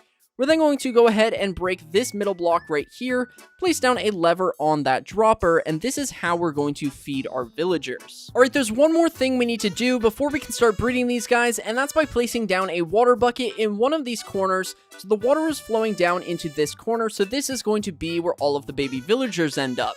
Now you have a couple options from here. You can either send your baby villagers away in a minecart, or you can send them through another portal, or you can just create a giant water stream. It's really up to you, but it's super important that you get the baby villagers out of here, that way they aren't linked to these beds. And in order to breed villagers, you need to give them food, so we're going to go ahead and throw in 9 stacks of bread into this dropper. That way we can just flick the lever, and then they will get the food, and then they will breed. Now, an important note is I went ahead and put bread in here, and there's a very good reason for that. In order for villagers to breed, they need to have 12 points of food, and bread is worth 4, whereas everything else is only worth 1. So carrots, beetroot, or potatoes will only give you 1 point of food, whereas bread will give you 4. So bread is the superior breeding food, but if you don't have that, that is perfectly okay. You're just going to need to give them more food. So all you need to do is go ahead and flick this lever repeatedly, that way they collect the food, and if you wanted to automate this with some sort of like redstone clock, you very well could, but as you can see, they are now trading the bread, and in a minute you're going to see the love particles, which means that they're breeding, and then we'll have a little baby villager pop out. He's going to walk off the trapdoor, and then we can go ahead and send him away. Alright, as you can see, they are now breeding, so any minute now we are going to have a baby villager pop out. You're going to see him spawn at their feet, and then he's going to walk off relatively quickly, and there we go, he actually just got shot right out. So we have got a baby villager here, and if they still have enough food, they're going to breed again because there's still an empty bed, so that way we can have 2 villagers, and yeah, as you can see, I gave them enough food. They're going to make a second baby villager, and then this is going to be maxed out. So that is the limit for baby villagers or villagers that you can have inside of this villager breeder. So in order to have more villagers spawn, we're going to need to go ahead and get these guys out of here. And the easiest way to do that is just doing a little of this, and don't run away. It's fine, I promise. We're going to go ahead and kill that guy off too. And as you can see, they are breeding again, so in an ideal world, you wouldn't be killing your villagers, because that's kind of meaningless, but you would be transporting them away to somewhere far away where they unlink from the beds. Alright, that is going to do it for today's video. Hopefully you guys enjoyed this one. If you did, then be sure to subscribe and leave a like, and if you haven't already, go ahead and check out my second channel. It'll be on screen and in the description. With that said though, my name is 1UpMC, and I will catch you guys in the next one. Iron farms. By far the most brutal farm in Minecraft. This is the best iron farm in Minecraft Bedrock, and if you haven't already grabbed your anniversary cape, don't forget to do that. Now, the first thing we need to do is find a place to build the farm, and I recommend building it over an ocean. However, if you want to build it anywhere flat like this, that will absolutely work. Just make sure you're at least 150 blocks away from any villages, villagers, other iron farms, and all of that stuff. Next, we're going to build a giant tower going at least 48 blocks in the sky, and then we can go ahead and remove the tower and continue building. And from this block, we're going to build a 7x7 platform. Now, you can do this in any way you want. I like building out like this just because it makes my brain happy. So we're going to make a little plus sign and then connect up the corners and make a 7x7 square. And after building your platform, we're going to grab our blocks again and create a rim all the way around the platform here. And then we're also going to create a double block gap right here. That's not the right words, but we're going to do it. So we're going to place down blocks right here and on this side as well. And then we're going to grab our beds and place down 10 beds on these blocks. And then we're going to go ahead and break the blocks underneath of these beds so that we can place down more beds. So we're going to have a total of 20 beds inside of this chamber. And you can think of this as like bunk beds. This is actually a really cool building tip. If you didn't know, you can break blocks so that you can have stacked beds like this. We're then going to grab our blocks again and create a strip in the middle here. And we're going to create another rim going around the beds. After doing this, we're going to create 3 more layers, I believe, and that is going to be where we hold the villagers. So we're going to do 1, 2, and 3. Yep, 3 more blocks, and we're going to create a rim.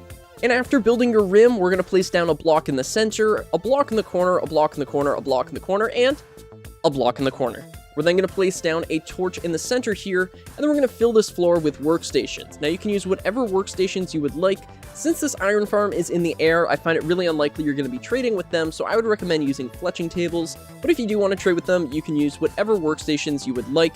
Keep in mind though that librarians and farmers will not work in the rain, meaning that if it's raining, your farm will not spawn iron golems. And after placing down your 20 workstations, we need to get 20 villagers in here. Now because this is in the air, it's pretty difficult to get villagers inside of this pod. So what I would recommend is just bringing 2 villagers over here and then giving them carrots, beetroot, bread, or potatoes. So that way they trade back and forth, they'll breed, and then we'll have some baby villagers. And over time, I would say about 30 minutes worth of them breeding, we will eventually have 20 villagers. Now you need to have non-nitwit villagers, so that way they can pick up a profession. So if you have any green coats, just get rid of them. Just get rid of them. And after we have all 20 villagers in here linked up to their workstations, we're going to cap this off, create a rim, and we're just going to place blocks going all the way around them. So that way nothing can get in there, and make sure that you have that torch. I'm just going to put some emphasis on that. That torch is going to make it so zombies don't spawn in there,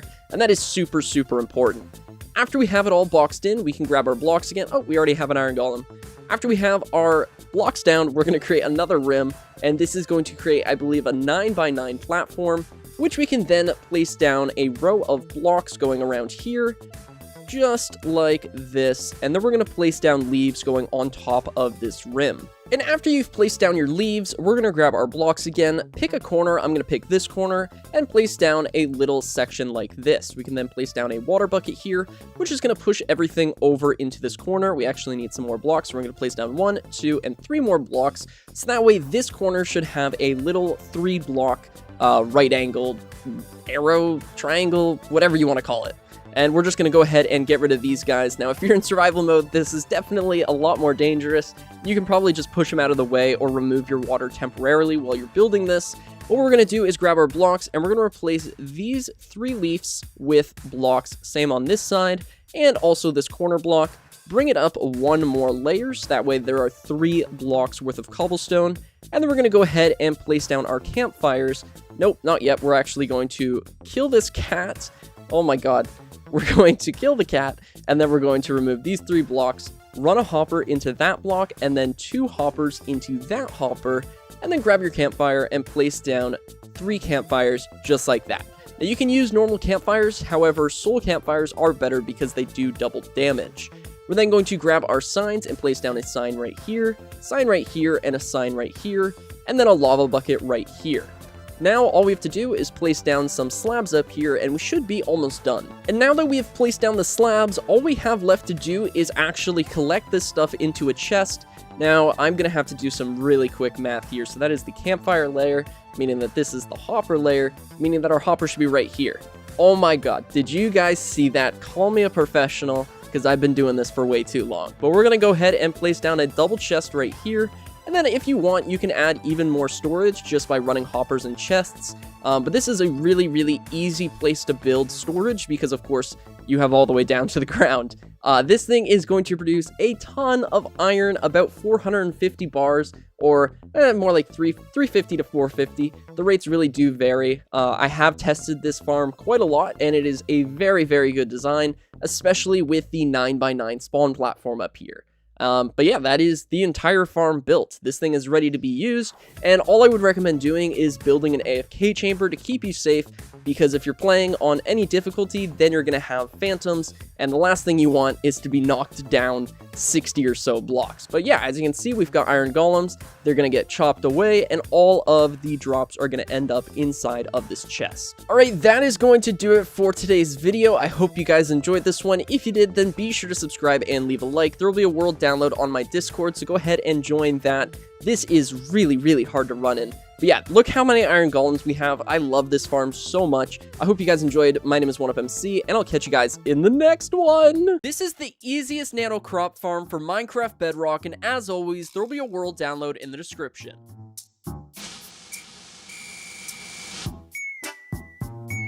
Alright, the first thing we're going to do is grab a sticky piston and place it facing upwards, and then we're going to set down a lever on the front of the piston, and this is going to be the front of the farm right here.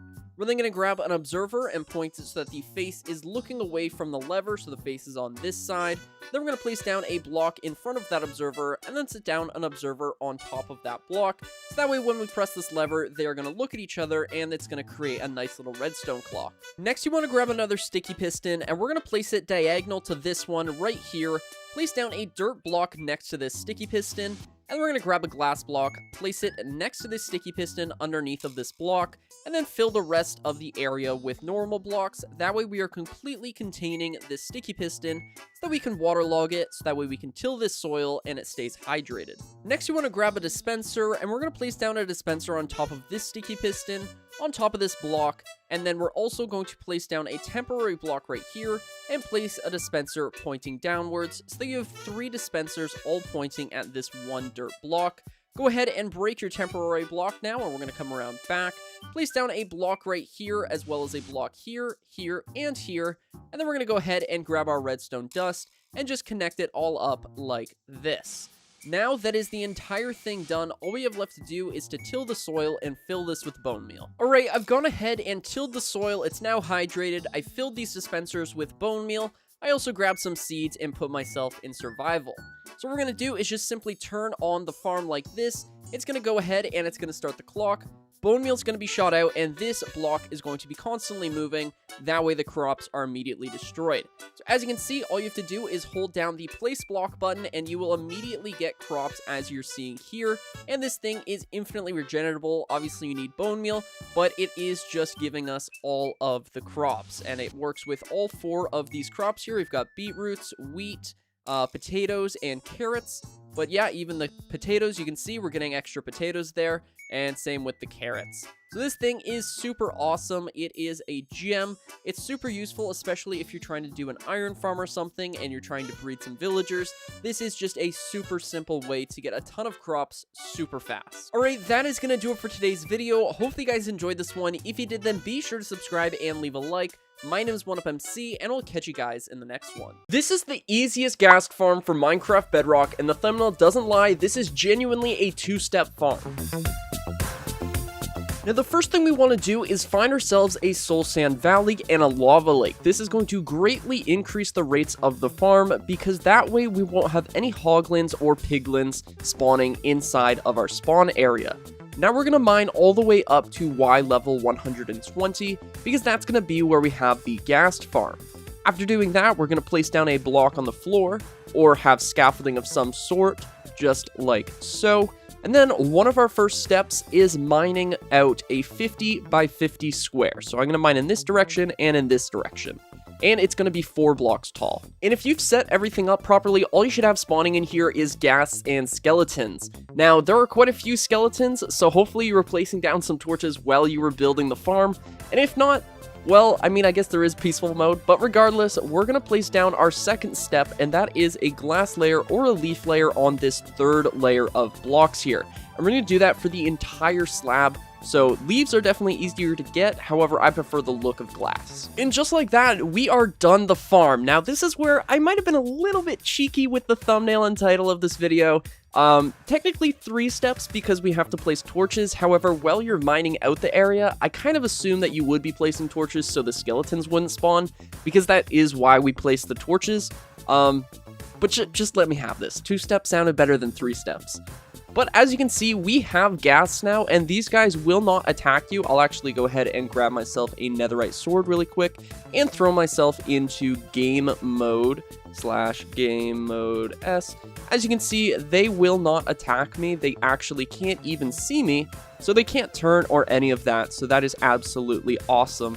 And as you can see, we can just go ahead and kill all of these guys, and you are going to get so many ghast tiers, gunpowder, XP, all of that fun stuff, and there will always be ghast for you. There will always be ghast for you to kill. This farm is just absolutely incredible. It is so easy, and this is probably one of the best gunpowder farms just because of how easy it is. Alright, that is going to do it for today's video. I hope you guys enjoyed this one. If you did, then be sure to subscribe and leave a like. My name is 1UpMC, and I'll catch you guys in the next one. This is the easiest iron farm from Minecraft Bedrock, and it comes with your very own villager trading hall. The first thing you want to do is find a nice open area to build your farm in, and it has to be at least 150 blocks away from all other villages, villager breeders, iron farms, and trading halls. Once you've made sure of that and you found your nice little spot, we're going to dig a 5x5 hole, and that hole is going to be 9 blocks deep. I got to go ahead and press this little button, and just like that, we have our hole dug out. From here, we're now going to dig a rim around this hole. It's going to be 1 block wide and 3 blocks deep, and of course, I have a button for that as well. Once we have this hole, we can go down here, and from this hole, we're going to go ahead and place down our stone right here. So we want to set down stone on both sides of the hole, just like this. Then we're going to place down beds on top of these blocks. Once we've done that, we're going to go ahead and break the blocks underneath of the bed, and we're going to place down another set of beds, which is going to be a total of 20 beds, which is going to allow us to have a total of 2 iron golems in the farm at once. Once we've placed down all of those beds, we're going to fill in this hole with our blocks. It doesn't have to be stone. It can be whatever block you would want. And then from here, we're going to fill in this area with blocks as well. This is going to be where we keep our villagers, and it's also going to be where you're trading with your villagers. Once you have the beds covered, this hole becomes a little bit less of a fall risk. And what we're going to do is we're going to clear out this area on this level, and we're going to dig out 3 blocks in every direction. So that's going to give us an 11 by 11 square. And of course, our last button, can you guess what it does? It clears out that area for us. So this is going to be where we keep all of our villagers. So all we have to do now is get 20 villagers in here along with 20 workstations. However, before we do that, it probably makes more sense to create a way in and out of our villager trading hall. So what you're going to do is you're going to go into the hole. You're going to find the center, and then in any one of the cardinal directions, north, east, west. Why am I making it complicated? Pick a wall, and we're going to dig in the center of it. 1, 2, 3, 4, 5 blocks, and then we're going to dig up until we hit the surface. From here, we can place down our ladders so that we can get in and out of the farm. We can throw down a trapdoor on top to keep all of the zombies and whatnot out. We'll go ahead and close that on our way down. Break that ladder if you accidentally placed it, because I'm going to be honest, I'm going to say 70% of you placed a ladder here. Now what we're going to do is we're going to get ready to place down our workstations, and what we're going to do is we're going to dig out holes every other block. What this is going to allow us to do is it's going to place our villagers in very convenient locations, so we don't have to have them in an actual little trading system where they don't move. This is going to make it so that your villagers are almost always in the exact same location, meaning that they're going to go to their workstations every single day so that you'll know exactly where your villagers are located. We're then going to go ahead and place down our workstations inside of the wall here. And again, these are our chambers, except the villagers can run around freely. Another thing I should mention is that if you use lecterns or barrels, so fisherman or librarian, then you will not spawn iron golems when it is raining because they don't work when it's raining. So Fletcher's is a good one if you want to have the iron farm working all the time. However, this is a villager trading hall system as well, so if you want to have librarians in here, that's kind of just a trade you're going to have to be willing to make. And to finish off this villager room before we get our villagers in here, all we're going to do is place down a fence post right here, and then we're going to mine this block up 2, this block up 2, and this block up 2. We're then going to set down a moss carpet here, and this is going to allow us to get in and out of the farm extremely easily. And let's just go ahead and fill this in because who wants to have exposed dirt? Am I right? Which kind of brings me on to my next point, which is going to be, this is probably a good time to decorate it before we have all of our villagers in here. So I'm going to just go ahead and decorate it, and then we will see what it looks like. All right, there's actually one more thing that we should do before we get our villagers in here, and that's going to be to break these 3 blocks in the rim, or again, any one of the corners that you want. This is going to be where we send all of the iron, so it's going to be in our villager trading room. So that's why I think we should do it before we get our villagers in here. So double chest and then a hopper. Place down another double chest on top of that hopper, and then from here we're going to place down a hopper running into that chest, and then 2 hoppers just like so. And once you have that, that's your collection system. This is going to be where all of the iron ends up, and it's going to fill up relatively quick. It's about 350 iron an hour, which is super great because that's going to give you a lot of iron to work with. So now what we're going to do is we're going to get 2 villagers in here. Boom, boom. You guys are probably going to have to transport them with like minecarts or something. Once you have 2 villagers in here, though, what we can do is fill in the roof. That way it is ready for when iron golems spawn. And then what we can do is just simply breed these villagers. So by giving them carrots, potatoes, beetroot, or bread, they'll breed and breed and breed until they mix to 20 villagers because there's 20 beds. And once there's 20 villagers, we're going to have iron golems spawning. And an important note is that you can't have nitwits in this farm, so any green coats have got to go. And as you can see, these are nitwits, and unfortunately, their time on this earth was very, very short. But we will remember them because they made a great sacrifice in direction for ironness. They made a sacrifice for our iron. Boom, 20 villagers, let's go. And after you have 20 villagers, this thing is ready to start producing iron golems. And in fact, if we go up there, there probably already is one. Another important note is that on the walls, there are only 19 workstations. So place your most important guy in the center. Maybe this has your mending villager or something. But now what we can do is we can leave this area and go and work on the kill chamber to kill off the iron golems. Nope, just cats at the moment. Alright, the first thing we want to do is we want to push anything that's over here out of the way. We're then going to place down a fireplace to kill off all of the cats. Then we're going to place down a sign here, and a sign here. We then go ahead and place in our lava bucket here, and that's going to kill off the iron golems. On this side of the wall, opposite of that corner, we are going to place down our blocks right here, and I believe that's enough. So we're going to place down our water bucket. It's going to carry everything over into that area, and we need one more row. So it's going to be 4 blocks in then like a triangle shape. From there, everything's going to get pushed over into the lava. The cats are going to die, and then the iron golem's going to die. From here, we're going to place down our slabs, which are going to go around that lava, because unfortunately, our leaves will burn.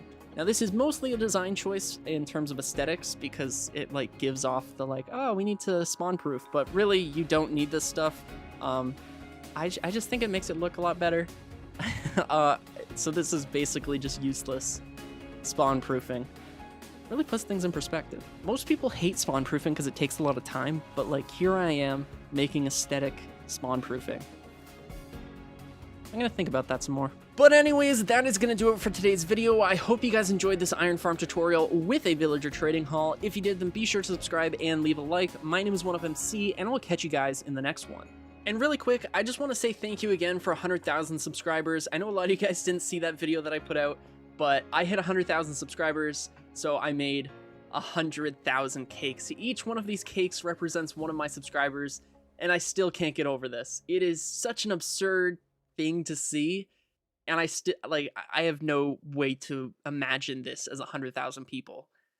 But this is a pretty cool comparison. I mean, it kind of looks like a semiconductor, like the bottom of a CPU, like a computer chip. I just think it's ridiculous. If you haven't already checked out my second channel, by the way, and you're interested in animation, please go and do that. I have it linked in the description. But now I can leave you and say, have a good night, good day, whatever, and I'll see you guys in the next one. This is the easiest melon and pumpkin farm for Minecraft Bedrock, and as always, there'll be a world download in the description.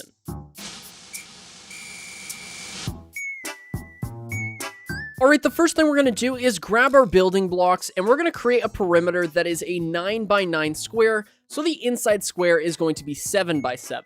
After building your perimeter, we're going to pick a side and mine out this center block right here, and then mine these 3 blocks going through it. We're going to place down a double chest peeking out of the perimeter, and then run a hopper into that chest.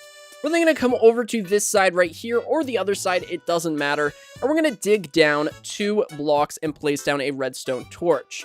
We're then going to come diagonal of the hopper, whichever side that you made this torch, we're going to do it on the same side. So if you place your torch over there, we're going to do it on this block, but because I placed it here, we're going to do it right here. We're going to mine down 2 blocks, and we're going to do this for the next 5 blocks here, going all the way to this end, leaving that last strip of blocks. We're going to place down 5 redstone torches underground now, and replace the blocks on top. Then we're also going to grab another redstone torch and go diagonal to the other side of the farm, mine down 2 blocks, and place down a redstone torch. We can go ahead and cover up both of these now, and grab your powered rails. We're going to place down a powered rail every single place that there is a redstone torch. That would be right here, and then these 5 blocks going across, and then this block right here. We're now going to grab our rails, and we're going to connect everything up in a giant snaking pattern like this. And if you're having issues with your rails like I did here, it's a lot easier if you go ahead and place these afterwards. We're going to go ahead and replace all of these just like that. Rails are really annoying, so just find a pattern that works for you. I find that placing the powered rails second along with the rails does help the giant rail issue. We're just going to go through here and finish this off. And again, we're going to do every powered rail everywhere that there is a redstone torch. And again, it's easier if you do it all in one go. So that's our final powered rail right there. And snake it back, and we're going to place down a final powered rail right here so that our minecart hopper travels under every single one of the blocks that are going to be above these rails. All right, grab your stairs now, and we're going to place down a stair on every single one of these off branches. So the center block, and then right beside it. So we're going to do it over here as well. This is the center, stair here, stair here. Same thing on this side, stair here, and same thing on this side, just like that. And it should look pretty symmetrical at this point. We're going to grab our blocks now and fill in the rest of this layer going all the way across to make this entire thing 2 blocks tall, just like this. And if you want to go ahead and hide off this chest and all of the rails and stuff, all you have to do is place down an upside down stair right here, and then it is completely invisible.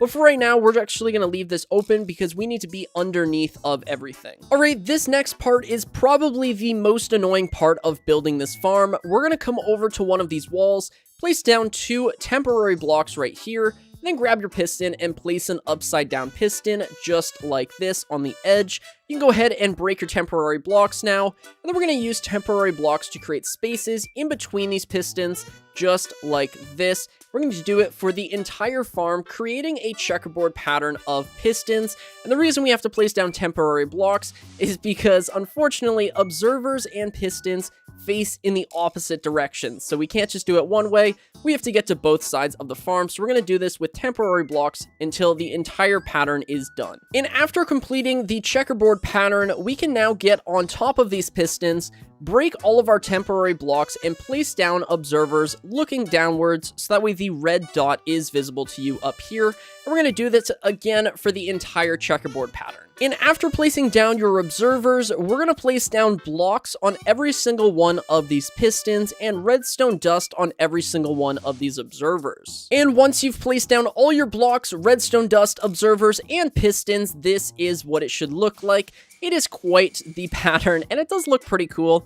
But now what we're going to do is we're going to go ahead and place down our dirt inside of the farm. So we're just going to go across and place it all the way in here. Now that we have all of our observers and pistons in place, we really don't need access to this point anymore. So again, we're just going to go all the way across. Make sure that you can get to your opening though, so don't lock yourself in. And then once we're at this point, we're going to grab a minecart hopper, place it down, and just simply run into it, so that way it starts on its journey of gathering all of the melons and pumpkins. We can now place down our last dirt block, and we can also place down a block right here, and we are also going to place down a stair right here, that way we don't see the minecart hopper. Now what you can do is create an infinite water source somewhere in the area, that way you don't have to use a bunch of buckets. Go ahead and grab your water, place it down in one of these stairs, and then we are going to do this for the rest of the stairs. And the last step to this farm is tilling the soil and placing your seeds. So for every observer, we're going to till the soil underneath of it, and we're going to do this for the entire system once again. And on every tilled piece of land, we're also going to plant a seed. Don't get alarmed by these pistons pushing down. That is just how it's going to break the melons and pumpkins later. And I would also recommend bone mealing all of these, because these do take quite a while to grow. And then once it is all said and done, this is what it should look like. This is the final farm. One more thing that you could do is add a glass layer or a glass rim going all the way across here. That way none of the melons or pumpkins fall out of the farm. But that really shouldn't happen anyways. They should stay relatively in the same place. As you can see, the minecart hopper just picked up those melons, and if we take a look in here, you'll see that the melons have been deposited into the chest. But yeah, this thing is chopping away. It did some just there as well, and those melons have now been dispensed into the chest. But this is a really awesome AFK farm, and if you're having any kind of super base, having this in the area is going to do you absolute wonders, especially if you have a bunch of farmer villagers that you can then trade these melons or pumpkins for emeralds. Alright, that is going to do it for today's video. I hope you guys enjoyed this one. If you did, then be sure to subscribe and leave a like. My name is 1UpMC, and we'll catch you guys in the next one. This is the best gunpowder farm for Minecraft Bedrock, and as always, there will be a world download in the description. Alright, the first thing you need to do is find yourself a witch hut, and the easiest way to do that is by going to chunkbase.com. I will leave it linked in the description, and what you're going to do is type in your seed, and then you'll find a witch hut. After doing that, we're going to go ahead and kill off this witch right here. That way he's not disturbing us, and we're also going to go ahead and unfortunately have to kill his black cat as well. After doing that, we're going to come inside of the witch hut, and we're going to place down a block right here in the center of this 3x3 of open space, or 1 block away from the crafting table. After doing that, mine out these 3 blocks in the corner, place down some building blocks here, and then we're going to go ahead and tear down the entire witch hut. After tearing down the witch hut, you should be left with something that looks like this. Now what we're going to do is come under here, complete the 2x2 square, and then we're going to place down a glass block above this block. Go ahead and break this block now, and then we're going to grab our blocks again, and just wrap around our 2x2 to make it into a 4x4. Like this. Just to make the process of building this a little simpler, clear out a 6x6 by 2 block hole underneath of the farm, like I have here, and then we can continue building. Next, you want to determine where you want all of your drops to end up. So I want all of the drops to end up at this side of the farm, so I'm going to count over 1 block here, so 1, and then on this block below it, I'm going to place down a piston, so make sure that is lined up, and that is going to be the start of our trident killer. So in an alternating pattern, we're going to place down a piston here, here, and here, leaving us with a 2x2 in the center right here. And since I wanted this to be the front of the farm, we're going to go ahead and dig out this block right here, and this is going to be where the storage system is. From this hole, we're going to dig down 2 more blocks like so, run a hopper into that block right there, and then we're going to set down a rail on that hopper, and then a minecart hopper over top of that rail. We're going to come on this side of the piston now, dig out these 2 blocks right here, and create a staircase down until we're in this area. So this is going to be where we place down our chest, so place down a chest right there, and a chest on the floor just like that. Go ahead and place down an upside down stair above the chest, that way you can open it, and this is again where all of the drops are going to end up. We're now going to place down a block right here, and a block right here just to make it flush, And then we're going to come up here, break these 3 blocks, replace them with our building blocks, or just leave them as is, and then we're going to continue with the trident killer. Grab your observers now, and we're going to place down an observer looking at the piston, so an observer facing the piston in the corner of the farm. We're then going to do this for every single one of these pistons, going around in a circle like this. So you should have observers looking at the pistons. From there, we're going to grab our observers again and place down an observer that is looking at that observer. So that way, this piston's going to update, that observer's going to see it, this observer is going to see that this observer updated, which is going to make this piston fire, which is going to create a giant clock going all the way around. So let's do it for the rest of the farm here now, just like this. And we're going to go ahead and get it started by placing down a lever on this piston, push it on, you're going to see it does a clock, and when we go ahead and turn the lever off, it's going to just continuously cycle. We can now grab a trident and throw it inside of the chamber. Okay, so again, grab your trident, go ahead and throw it at one of those piston faces like that. Then we're going to grab our blocks and we're just going to fill in the rest of this ring just like so. After doing that, we can go ahead and break this lever temporarily, place down a bunch of blocks going all the way around here, just like this, and this is going to make it so that no light is inside of the actual chamber. And then we're going to go ahead and place down the lever on this block right here, turn it on, and that is basically doing the exact same thing that it did earlier. So if we go ahead and take a look in here, you're going to see that that piston is stuck and it's not going on. But if we flip the lever, it's going to continue to push the trident around. Speaking of breaking these blocks, we're going to go ahead and break these other 2 blocks here, leaving just the block with the glass above it, and this is going to be the spawn spot for all of the witches. Next, you want to grab your blocks, place down 2 blocks right here so that we're at the height of the glass block, and we're just going to continue around like so, going all the way around the farm to fully encase this area. After doing that, we're going to grab our blocks again, create a 4 platform up here, a 2x2, and then it's going to make it so it is completely dark in there. And we don't want anything spawning on top, so we're just going to grab some leaves and throw down some leaves on the top here, covering this entire 4x4 section. We're going to grab our scaffolding now, and we're going to place down 3 scaffolding, 1, 2, 3, and that is going to bring us to line with where the witch is spawning, which was going to make us place down 24 more scaffolding, going right the way up. So 1, 2, 3, and so on. I've just realized it might be a little bit difficult to tell whether the farm is on or off, seeing as we can't see inside of the farm. So I've gone ahead and thrown down this silly little sign that says whether it's off or on. So right now it's off, now it's on, off, on, all that fun stuff. If you don't have the resources for a redstone lamp, this will work, but if you do have a redstone lamp, just break this sign, place down a redstone lamp, and you know that the farm is currently off if the light is on, and if it is off, then the light is going to be, or if it's on, then the light is going to be off. It's backwards, so it's opposite. Light on, this means the farm's off, light off, then it's on. Hopefully that made sense. The last thing that we have to do is build our AFK room. So right up here on the 24th piece of scaffolding, or I guess the 27th piece, we're going to go ahead and build out a little 3x3 platform with that scaffolding in the center there. We're then going to build up 3 blocks, so 1, 2, 3, and just fill in all of these walls just like this, going all the way up. And then at the top here, we're going to throw in a barrel just so that you can empty out your inventory for a worst case scenario. You don't want to be losing your netherite armor and all of that fun stuff. So just go ahead and dump it all in here.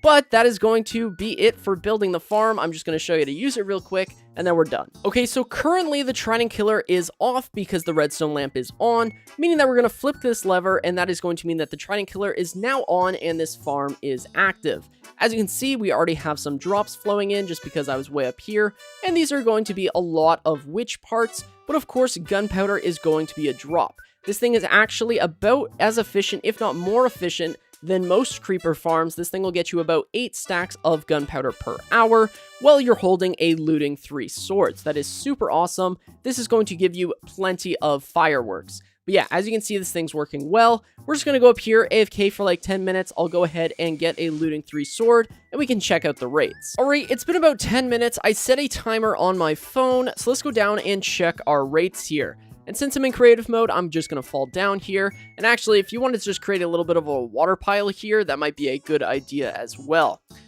So as you can see, we got about a stack, just over a stack of gunpowder and sugar and glowstone, sticks, spider eyes, instant health potions, empty bottles, and redstone dust. So as you can see, quite a healthy amount of drops here. And that's the awesome thing about witch hut farms, is that you get a bunch of other drops and you get plenty of gunpowder. So that would mean that we have got about 6 stacks of gunpowder an hour, a little bit over there. So yeah, this thing is incredibly efficient. It's so simple, way easier to build than a creeper farm, and it makes a ton of gunpowder, and it's actually reliable because this is literally just a spawning mechanic. It's not like you're trying to spawn things in the dark and have them walk off a cliff. It's literally just as soon as a witch spawns, it gets immediately killed. It's super awesome and super easy. So again, there is a world download in the description if you want to download this world. Alright, that is going to do it for today's video. As I said earlier, this world will be down in the description, available for download. And if you haven't already, go and check out my second channel. It'll be linked in the description and it'll be up on screen in a minute here. But yeah, thank you guys for watching. I apologize for my voice. I had a couple voice cracks here and there. I am currently getting over a sickness. I don't know what it is, but it's getting better, so that's a good thing. But yeah, hopefully you guys enjoyed. If you did, please consider subscribing and leaving a like. My name is 1UpMC, and I'll catch you guys in the next one. This is the easiest cobblestone farm for Minecraft Bedrock, and as always, there will be a world download in the description.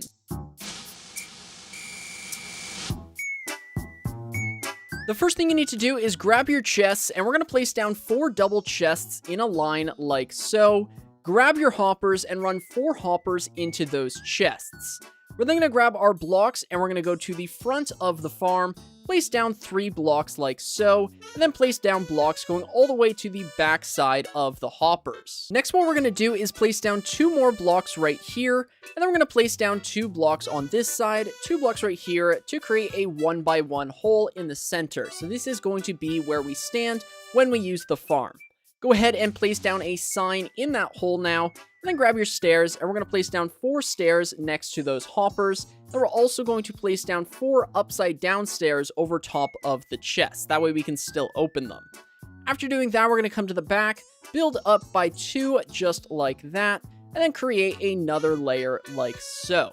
Go ahead and fill in those stairs with water, so waterlog them, and then place down 4 lava blocks in every single one of those holes, and just like that, we now have a cobblestone farm. Alright, I've gone ahead and put myself into survival mode, and I also grabbed myself a very nice pickaxe, a netherite pickaxe, efficiency 5, unbreaking 3, and mending 1, and that is exactly the pickaxe I would recommend to you.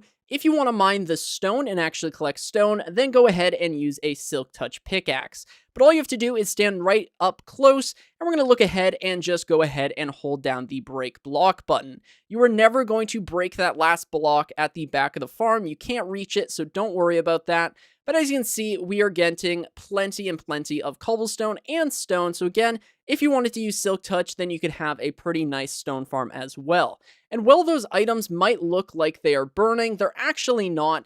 All of those drops are ending up inside of these chests. So as you can see, we've got tons and tons of cobblestone. So yeah, this thing works super well. Alright, that is going to do it for today's video. Hopefully you guys enjoyed this one. If you did, then be sure to subscribe and leave a like. My name is 1UpMC, and I'll catch you guys in the next one. This is the easiest Enderman XP farm for Minecraft Bedrock, and as always, there will be a world download in the description.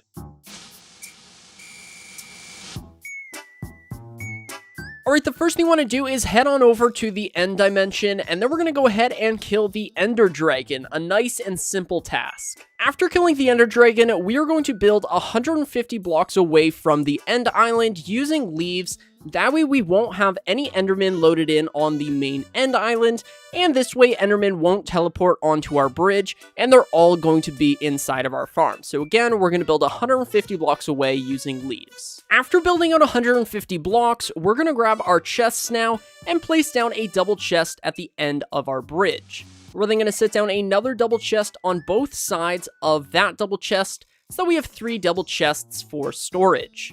We're then going to grab our leaves and place down 2 leaves like this, and then 2 leaves on both sides of the farm, just like so. And this is going to be where we stand while we kill the Enderman. If you want to have some more space, by all means, place down some more leaves, that way you're not on the edge of falling into the void. And if you want to build some walls with leaves, go right ahead, but make sure that everything that you don't want Enderman spawning on is made out of leaves, that way they can't teleport. Next, we're going to grab our blocks, and we're going to place down a block on both sides of the farm, and then we're going to build out by 4 blocks. So 1, 2, 3, and 4, and then we're going to do the same thing on this side, 1, 2, 3, and 4. We're then going to grab our hoppers now and run 3 hoppers into each of these double chests. And this is going to be where all of the Endermen are going to be killed, so all of the Ender Pearls are going to end up inside of these chests. The next thing we're going to do is place down 3 blocks in this hole at the back here, and then we're going to place down a block right here and a block right here. Leave this block open, that's going to be how the Endermen get in and out of the kill chamber, and then we're going to fill in the sides with blocks just like this. We're then going to do 2 more layers, so 1 and 2. And then do the same thing over here. So 1 and 2. We're going to leave this backside as is, nice and open. And in the front here, we're going to place down a row of blocks so that there's a 2-block opening for you to kill the Enderman. We're then going to grab our stairs and place down 3 stairs just like so over top of these chests. And then we're going to grab some leaves and we're going to place a giant ring of leaves all the way around the top here, including the backside. We're just going to create a 3-block strip of leaves, leaving this side open again. With our blocks now, we want to build 20 blocks out from the back. So 1, 2, 3, 4, 5, 6, 7, 8, 9, 10, 11, 12, 13, 14, 15, 16, 17, 18, 19, and 20 blocks. So this is going to be the giant strip that the Endermen are going to run at you, and this is going to be where we build the spawn platform. So from here, we want to build 9 blocks out. So 1, 2, 3, 4, 5, 6, 7, 8, 9.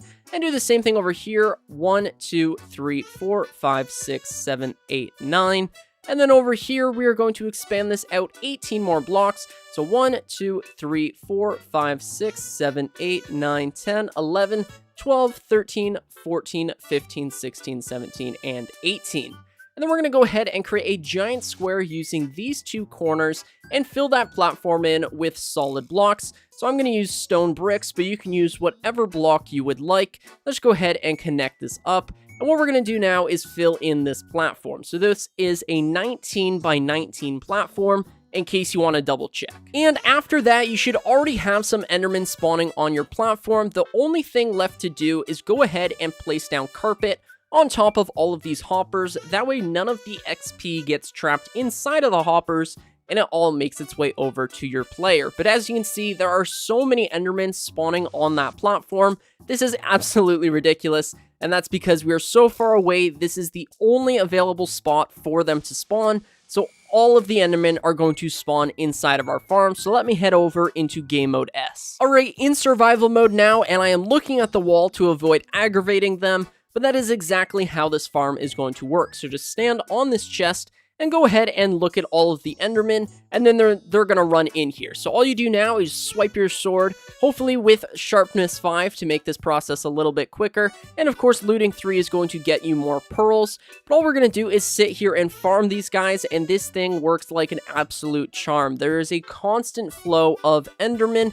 They are just constantly spawning and running into our little chamber here. And as we kill them, more spawn on those platforms back there, giving us a near infinite supply of Endermen. Like, can you look through there? There are so many Endermen just in this area. And of course, you're going to get plenty and plenty of XP from using this farm.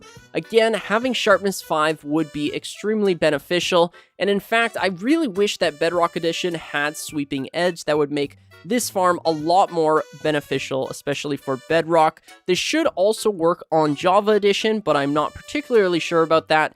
But yes, as you can see, there are plenty of Endermen, and this is a very, very easy way to repair your tools or to get levels for enchanting. But as you can see, all of the drops are going to end up inside of these chests, just like this. And as you can see, I backed up there, and luckily I was in line with the bridge, so I might want to make this area a little bit safer Perhaps adding some like staircase here or barriers or walls or whatever they are, guardrails, just like this, nice and simple and not a whole lot of work. And just like that, this farm is so much safer. There's plenty of ways that you can modify this to make it your very own. Alright, that is going to do it for today's video. Hopefully you guys enjoyed this one. If you did, then be sure to subscribe and leave a like. If you haven't already, check out my second channel. It'll be on the screen right now and down in the description. Hopefully you guys enjoyed this one. My name is OneUpMC, and I will catch you guys in the next one. This is the easiest wool farm for Minecraft Bedrock, and as always, there'll be a world download in the description.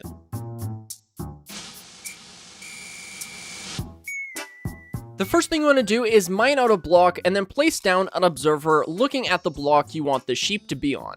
We're then going to set down a redstone dust right here, and then we're going to place down a dispenser on top of the observer. We're then going to mine down 3 blocks in front of the dispenser, and then mine over 2 blocks so that we have a 3x3x1 wide hole. We're going to throw down a double chest at the bottom there, and then run a hopper into that chest. The next thing you want to do is place down a rail on top of that hopper, and then place down a minecart hopper on top of that rail. We're then going to set down 2 blocks right here. This block has to be dirt. This block can be whatever you would like. Then we're going to set down a ladder on this block and a trapdoor right here. That way you can open this up and get down into the storage area where all of the wool is going to be, and then you're not trapped down here. So go ahead and close that up now. We're going to place down a block on top of the dispenser, and then place down 2 glass blocks on both sides of the dispenser like this, and now we need to get a sheep in the center block here. Okay, so using wheat, we're going to lure a sheep over to the farm, and then we're just going to nudge him into the hole. Now this is going to take a minute just because of the collisions, but there we go, I lined it up perfectly on that one. So now the sheep is inside of the farm. We're going to quickly switch over to our glass and build up, and he is now trapped. So we're going to place down a slab over top of him now, just so he's covered by the rain. We're going to keep him nice and comfortable. But as you can see, we went ahead and threw a pair of shears into the dispenser. This is extremely important. You need shears in the dispenser, so that way when he eats the grass, he is going to get sheared, and all of the wool is going to end up inside of this chest. Alright, that is going to do it for today's video. I hope you guys enjoyed this one. If you did, then please do subscribe and leave a like. And if you haven't already, go ahead and check out my second channel. My name is OneUpMC, and I'll catch you guys in the next one.